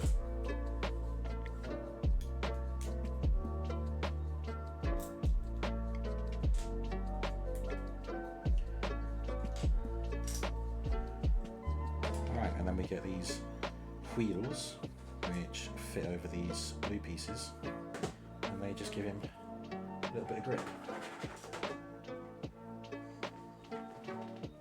Okay, so it's saying to pop this in here. Kind of hesitant to give it much force, but hopefully it just pops in. Hey! And then... oh, out you come. Oh yeah, and the foot comes out and it brings the shin with it. Can you see that? Let me just try and rotate the leg so you can see better. Oh no, you can see from there. So, foot unfolded, push the toe, and there you go. Foot disappears, and that bit comes up like that. Beautiful engineering from the design team. Big fan of that. Alright, and now we do the other foot. Foot speed run any percent. Well, no, I need it to be 100% really.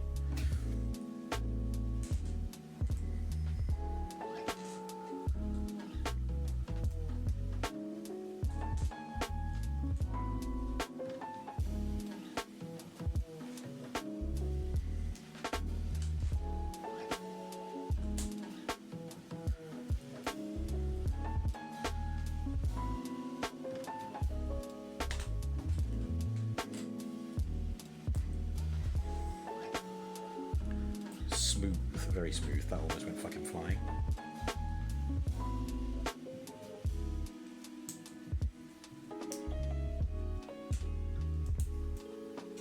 Oh, excuse me.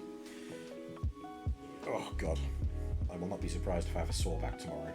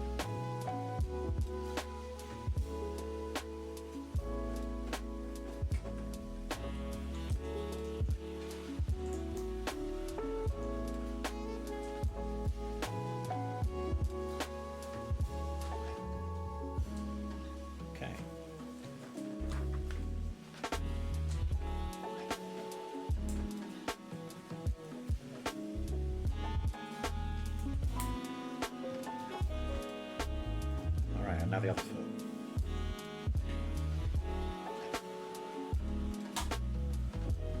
Okay. That means we can probably stand him up on his own 2 feet.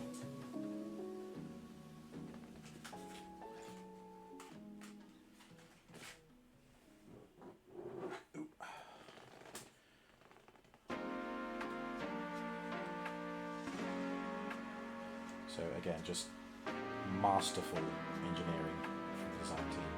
And he's got a bit of foot tilt as well. There he is. Let me see.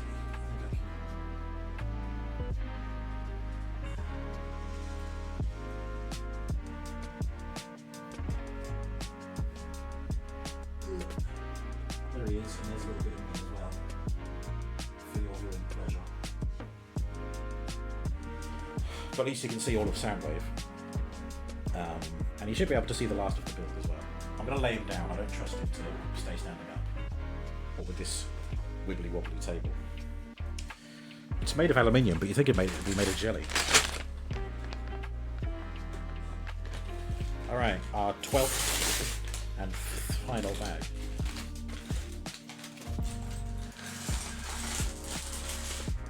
which I'm hoping will consist of Soundwave head, Soundwave weapon, Soundwave shoulder cannon. I mean, there's his mouth plate. So that's a good sign.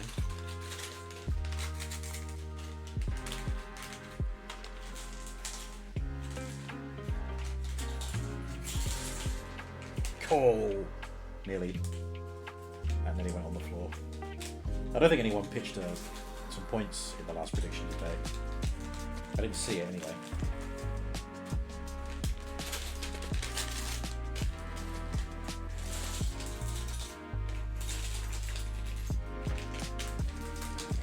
Okay, good.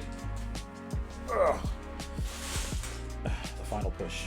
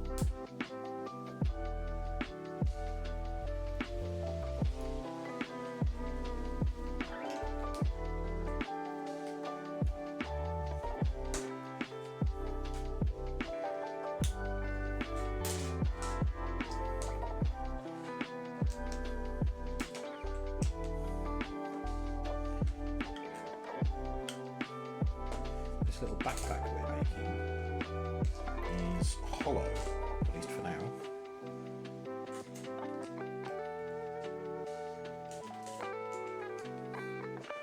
Oh no, of course, I think his head will fold back inside this. It's usually what happens.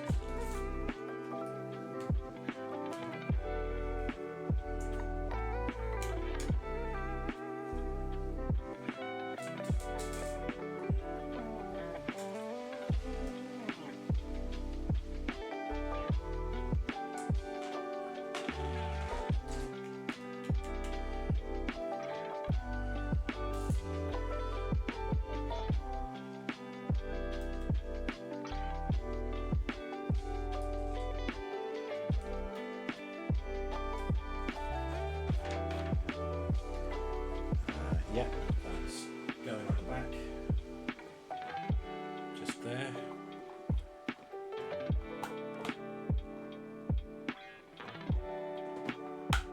There we go. There we do not go, that broke. There we go. Comes down like that. Fold the head away, and that closes up around it. Yeah, I thought so. Still, completes the look on the back. And that doesn't interfere with getting the sound brick in either. Okay, ooh, now we're doing the head. Exciting. Okay, once the head is on, I will put the sound brick back. No, because he won't quite be finished. No, forget that. Got to give him his shoulder cannon.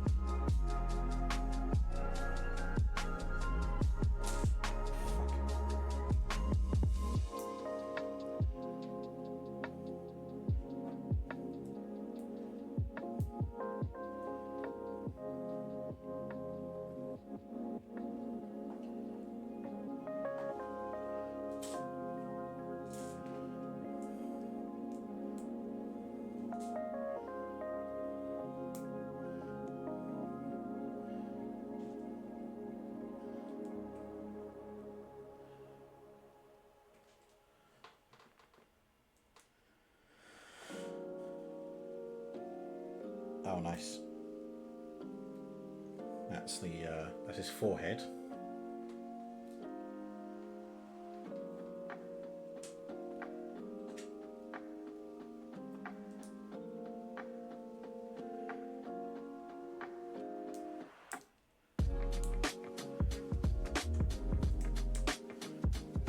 That's actually really good how accurate that is.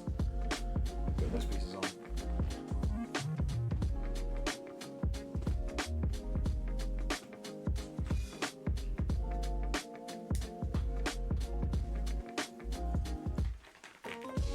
Right, we now have the choice of red eyes or yellow eyes. I opt for red.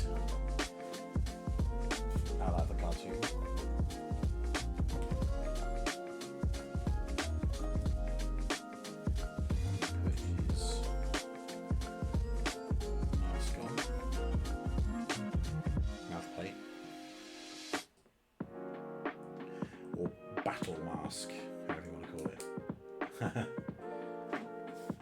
There we are, we're getting there.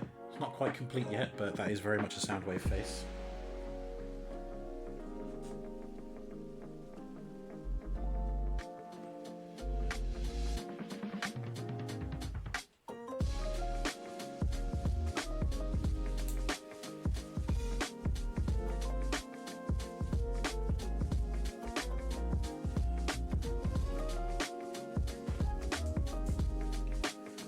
Oh, Versace, as a Lego enthusiast, you might be interested to know, I actually had a mispackaged Lego piece. I needed a piece. I was hunting high and low for it. Gave in, made up what I had to do with some of the spare pieces, and then at the end of it, I was left with this. And I checked the instructions. This doesn't belong anywhere in the kit. So I was sent this by mistake. Or rather, that was packaged by mistake. First time it's happened to me. I don't know about you. Alright, I am now mounting Soundwave's head. Not like that. So let's move this back, fold that up, and then ball joint just there like that.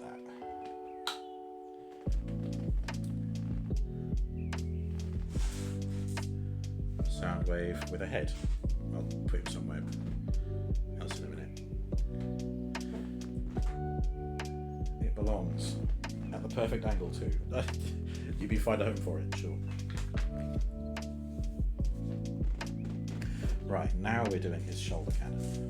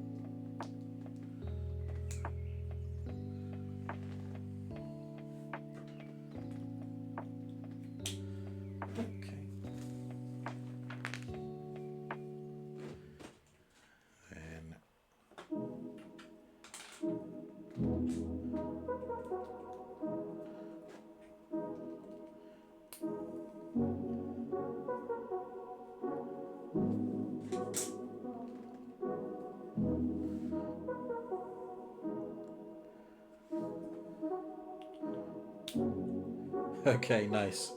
That's a very cool way of doing the shoulder cannon. Alright, so let's move these to one side briefly as we pause, because that is the completed Soundwave. He's just missing a few accessories, and of course I want to show off what he can do, what he can say and do. Probably means I'm going to have to pause the music. I'll get on that. Hang on. Let me just make sure the play button is standing up. There we go.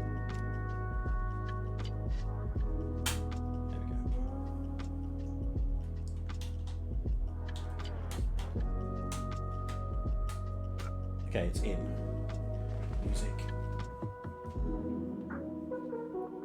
Pause. And now we're going to hear what he has to say. One sound at a time. Not working, is it? Oh dear.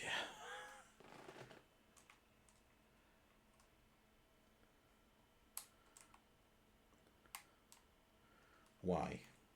Soundwave, why? Why would you let me down like this? Come on.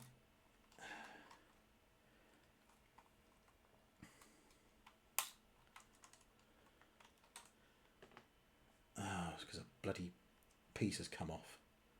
2 pieces have come off. From where?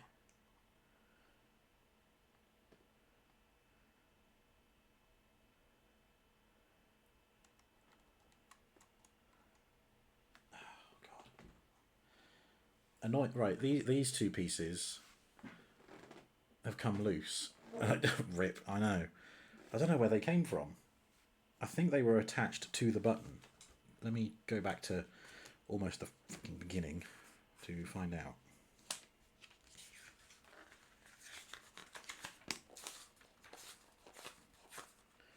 That's Ravage. Right, here we go. Yeah, they did attach to that, and I can't get that out. That is fixed in there. I can't even think of a way that I would be able to get these pieces inside here. He lost his balls, he lost his studs. But now that they're out of the way, will it work without them? Let's just see. Yes, it does work. Good. Fine. We'll roll with that. Might not be perfect, but I'll take less than perfect if it works. Okay. Laser beak eject. Nice.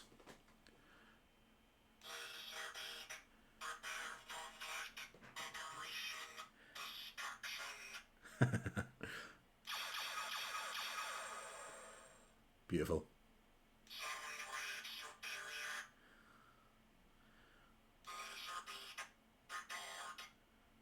Laser beak report. Thank you, Space. What was that?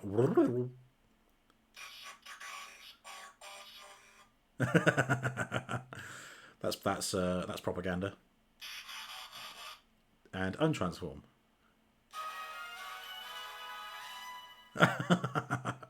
That's the best one. Yeah, Ravage. Capture.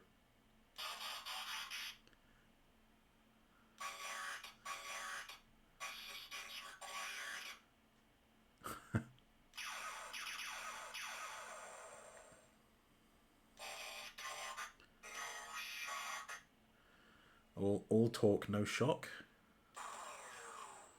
Boom.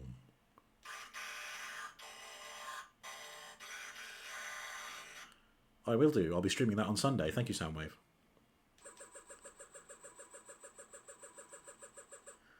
Some sort of scanner sound, I guess. Yeah.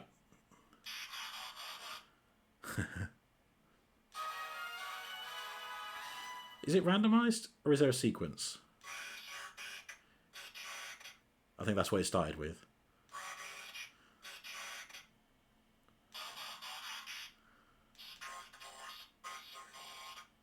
No, that one. We didn't hear that one before.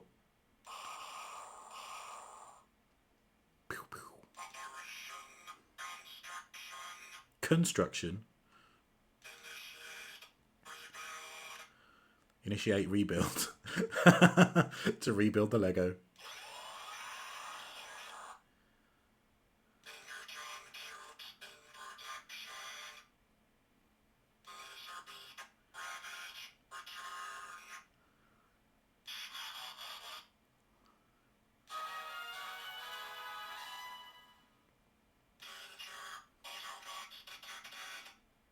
God, how many are there? We had that one. Has it reached the end of the cycle now?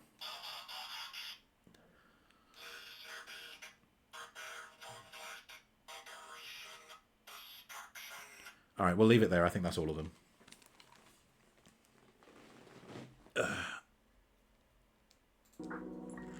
Very cool. And I'm glad it works without those two little studs in there, because, God, I don't even know how they popped out. Giggity. Okay, now we have to give Soundwave his laser.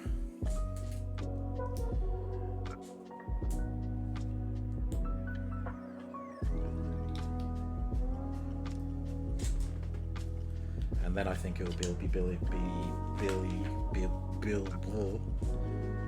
Burr.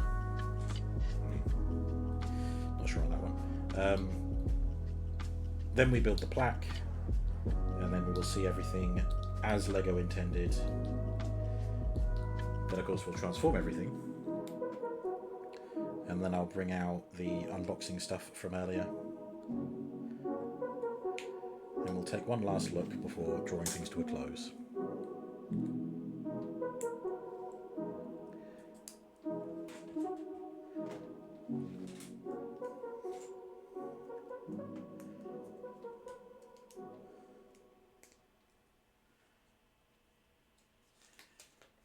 Yep, that is 1-to-1, that is correct.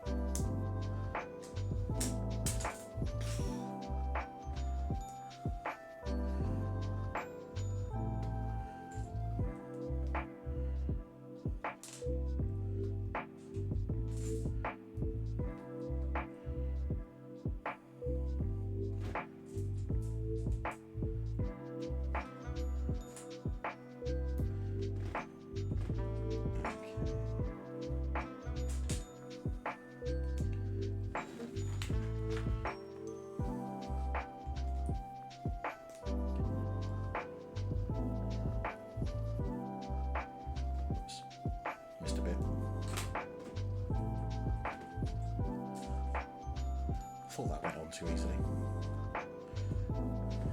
There we go.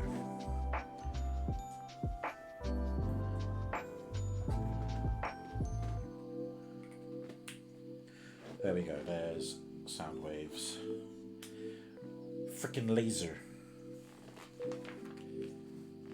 which I will put in his little handy. Oh God! Oh, I broke his thumb. Sorry, Soundy.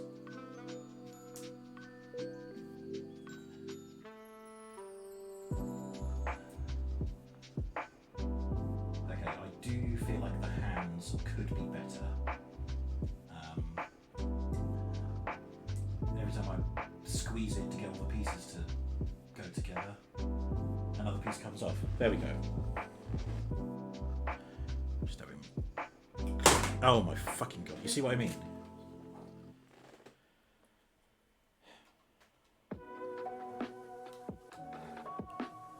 I mean, I don't think that really affects the overall quality of it. It is Lego after all. It's very impressive what they've done. But that's really annoying. Okay, there we go.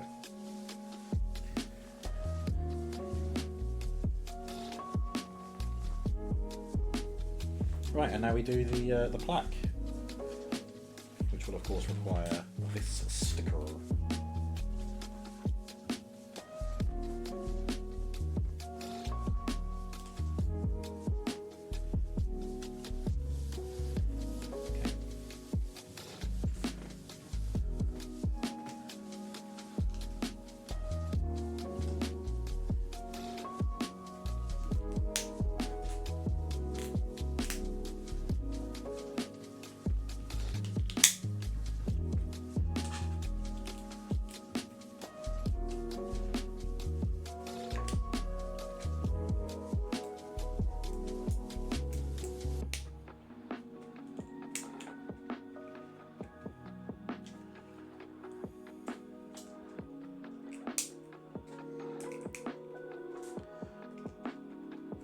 Right, we're there.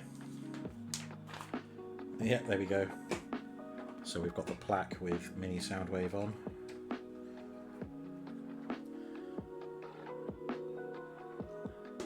Let me just get rid of these spare pieces.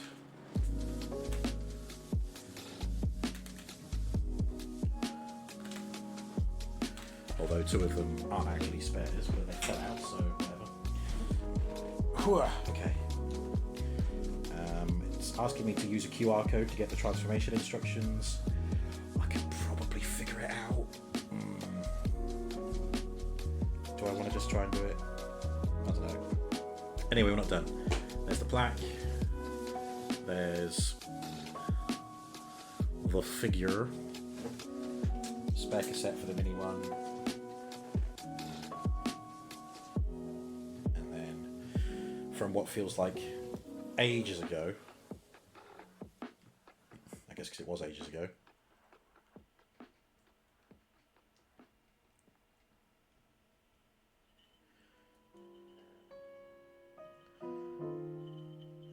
no, we're not listening to a song about eggnog.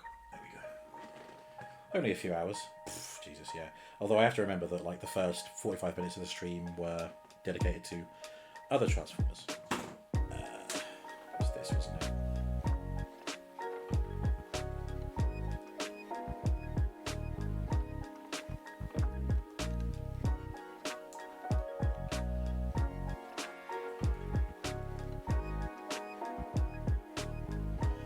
Right, there's Ravage.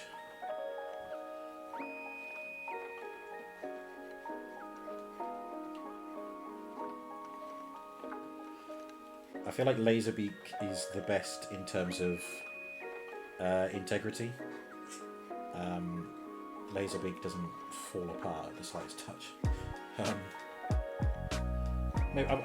exaggerating. Again, I'm still hugely impressed and pleased with how Soundwave turned out.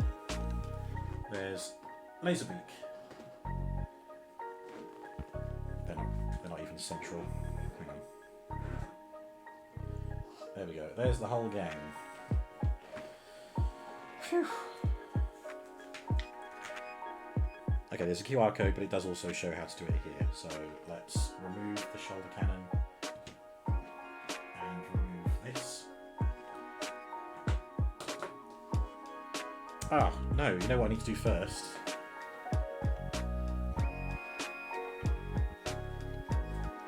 I've got to put a cassette in, haven't I?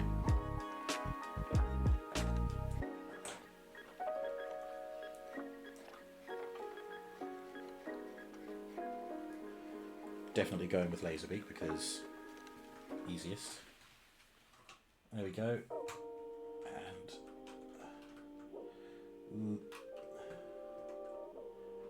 come on.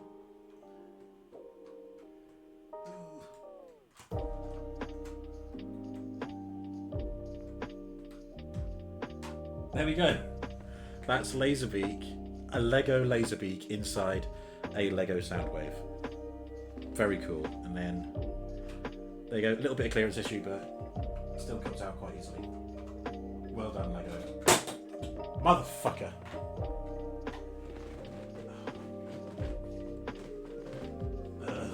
Well, you know what, the instructions said to take it off anyway, so fuck it. Right, let's turn him into a tape deck. Fold foot away. And yes, you can count that as Lego falling on the floor. But make that the last one for today, I think. Right, turn them around. And then bend the hands up.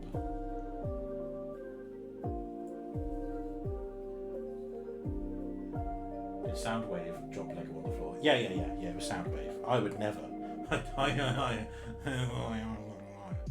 I would never. Just positioning the hands, how they look in the instructions.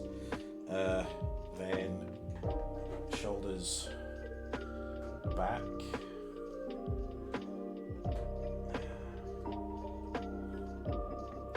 Straighten those up as well. Oh, I think they just sit there. Then the legs.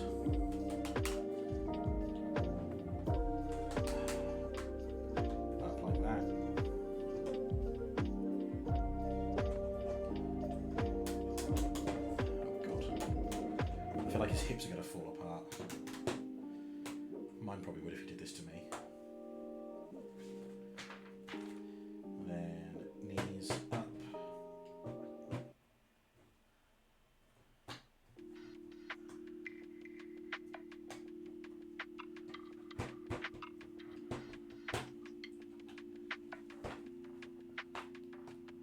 That's cool. The shoulders lock into the legs to keep them in place. Do you know what? I'm an idiot. I put his mask on upside down. You fucking fool.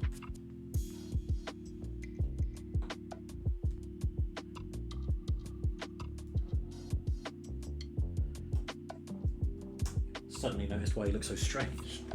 Jesus. Okay. And then, yep, these bits fold up to complete the front. You fuel. Oh, I'm such a fuel. That's been tonight's theme. Dropping shit on the floor, getting things wrong. There we go. Pop the head away. Oh, hang on. It says turn the head around, and then just.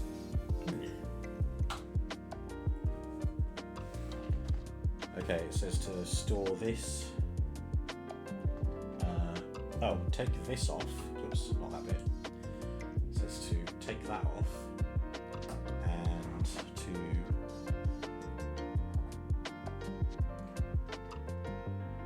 oh, I see. Right.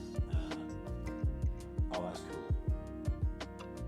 It kind of stores similar to how the Masterpiece version does. So the tip of the gun clips onto there. One of the barrel is there, and then the shoulder cannon, which is on the floor, would go here. And then it shows off doing the tape deck again, which I've already shown. It shows how to change the batteries, and that is it. Finito. Although, hang on, what did it say about storing stuff behind the plaque? Store your extra decoration tiles in the back of the display plaque.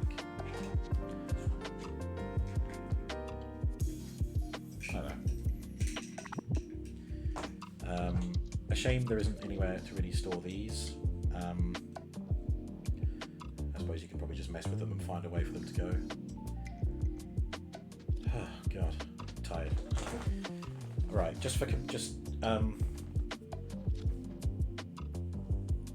forget about the shoulder cannon. I cannot be bothered getting up until I'm done. There's Lego Soundwave, and then a throwback to 10 hours ago.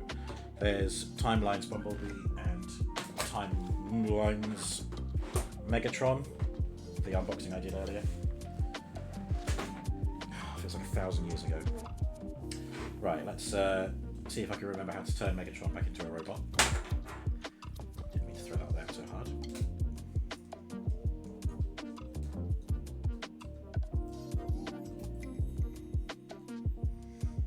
So far, so good.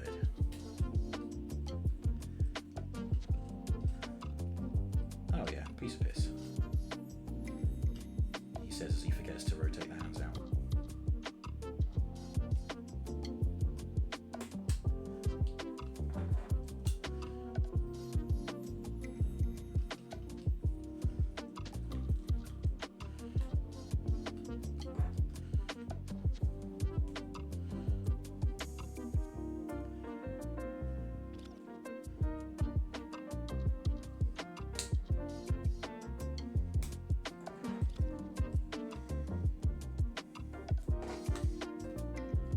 Yeah, job done.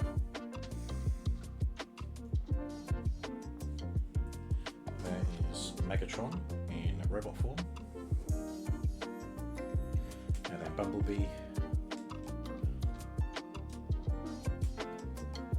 I'm still like super satisfied with how the hammer stores. And the pistol as well.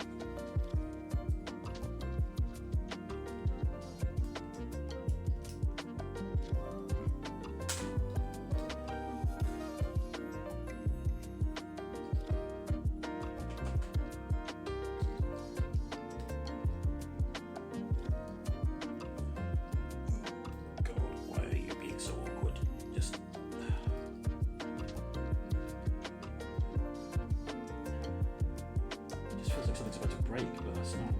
I think it's probably because of that.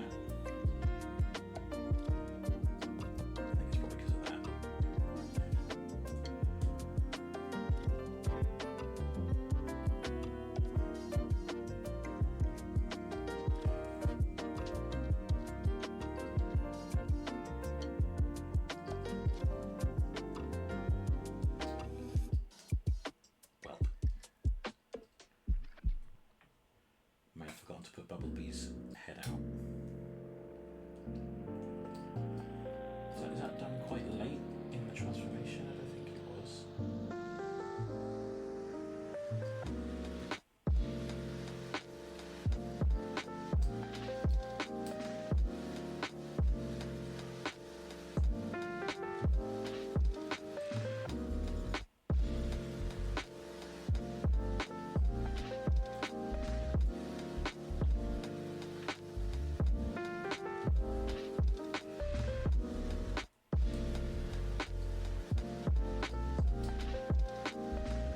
See its cheeky little face in there.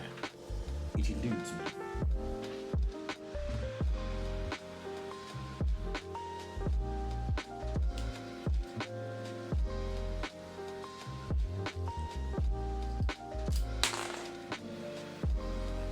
Sorry, that was meant to come off.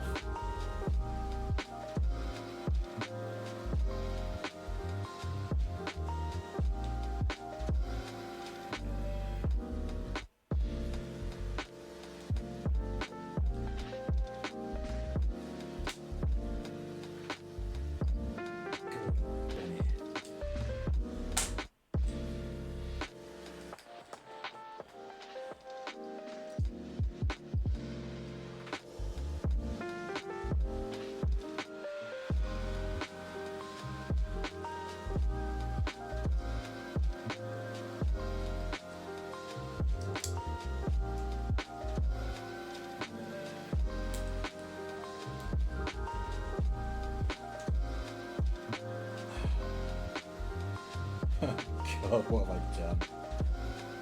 I feel like at this point I need to take the whole thing apart. Do I have a screwdriver floating around somewhere? Yeah, there you are. Just want to get this bit off.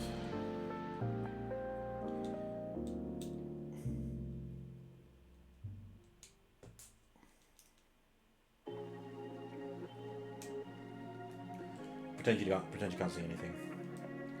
Pretend that this is part of the normal transformation.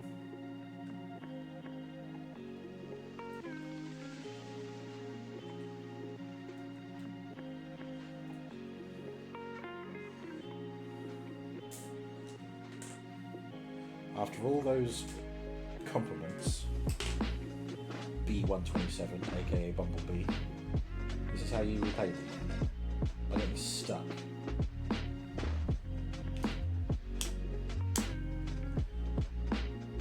Okay.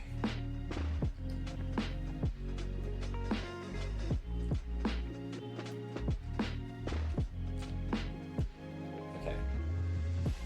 Lesson learned. Next time, start with the head.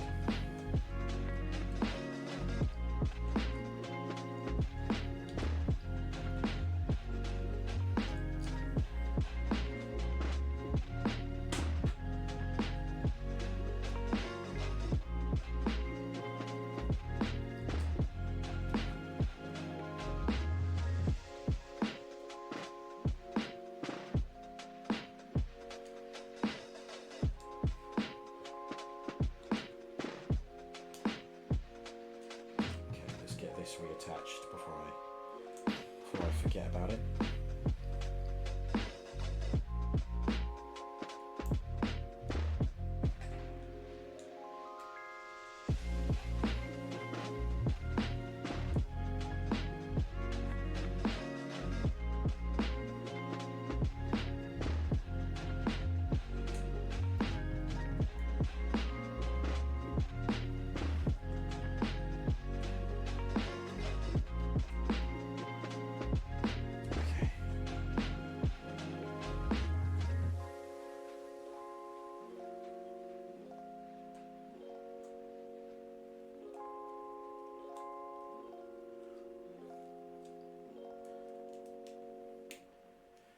Alright, yay.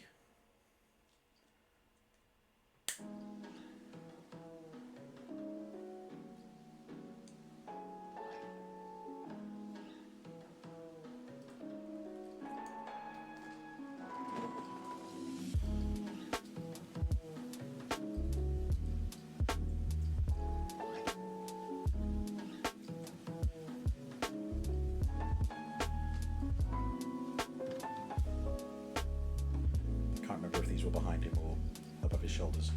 Never mind.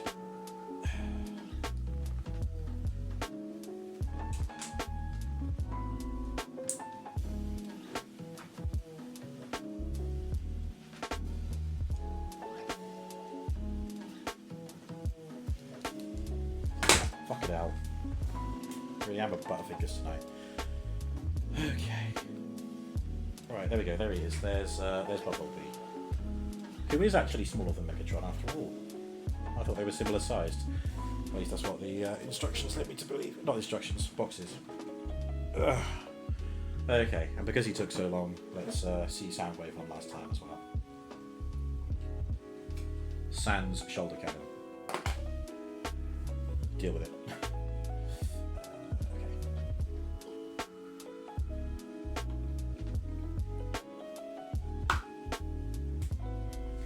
He's pretty solid as a tape deck, which is good. He should be. But yeah, it's just a bit touch and go when you transform him. It feels like it's not going to hold together very well. But Optimus Prime's a bit like that, so...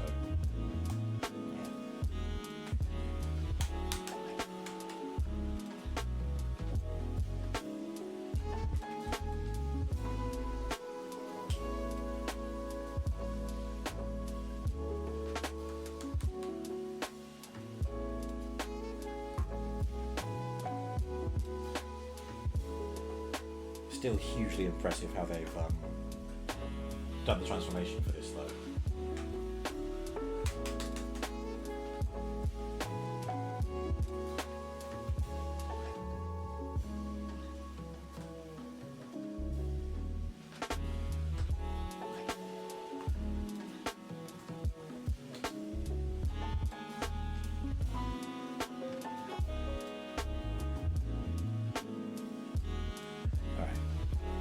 There we go. Transformers Tuesday. Completed it, mate.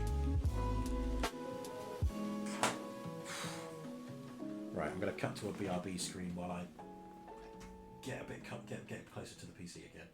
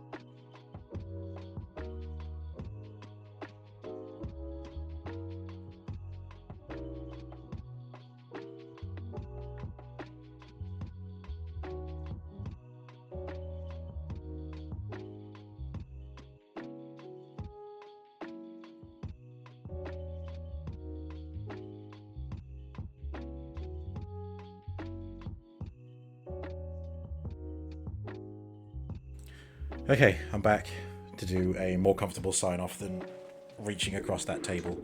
I'm definitely going to change my position when I do the next unboxing, which, after today, it will be next Tuesday. It'll mean waiting a week to get my hands on Mixmaster, but it's being delivered tomorrow, so at least I'll have the box to kind of ogle over until I crack it open. And I'm exhausted, so I'm afraid there's no raid. I'm just going to end.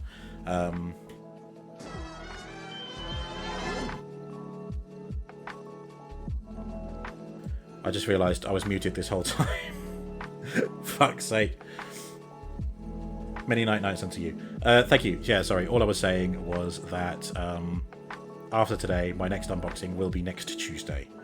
So it'll be the other two. I wasn't muted. But the mic AUX was clicked off. Is it what? Oh my god, I've been disabling that, thinking that no one could hear me each time. I could hear you, I promise.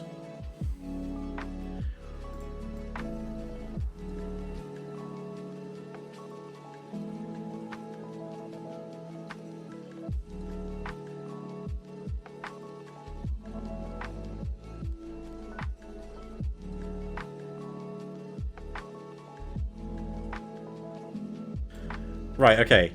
We hear you always. Okay, well, given that you didn't mention the word Bumbleclart, Jamie, I think it is... well, I mean... Unless that's your response to it. Fuck, maybe I didn't give it enough time. Oh, I'm so fucking tired. Alright. Transformers Tuesday next week. I will be streaming Greedfall tomorrow. Farewell. Fuck's sake. Farewell.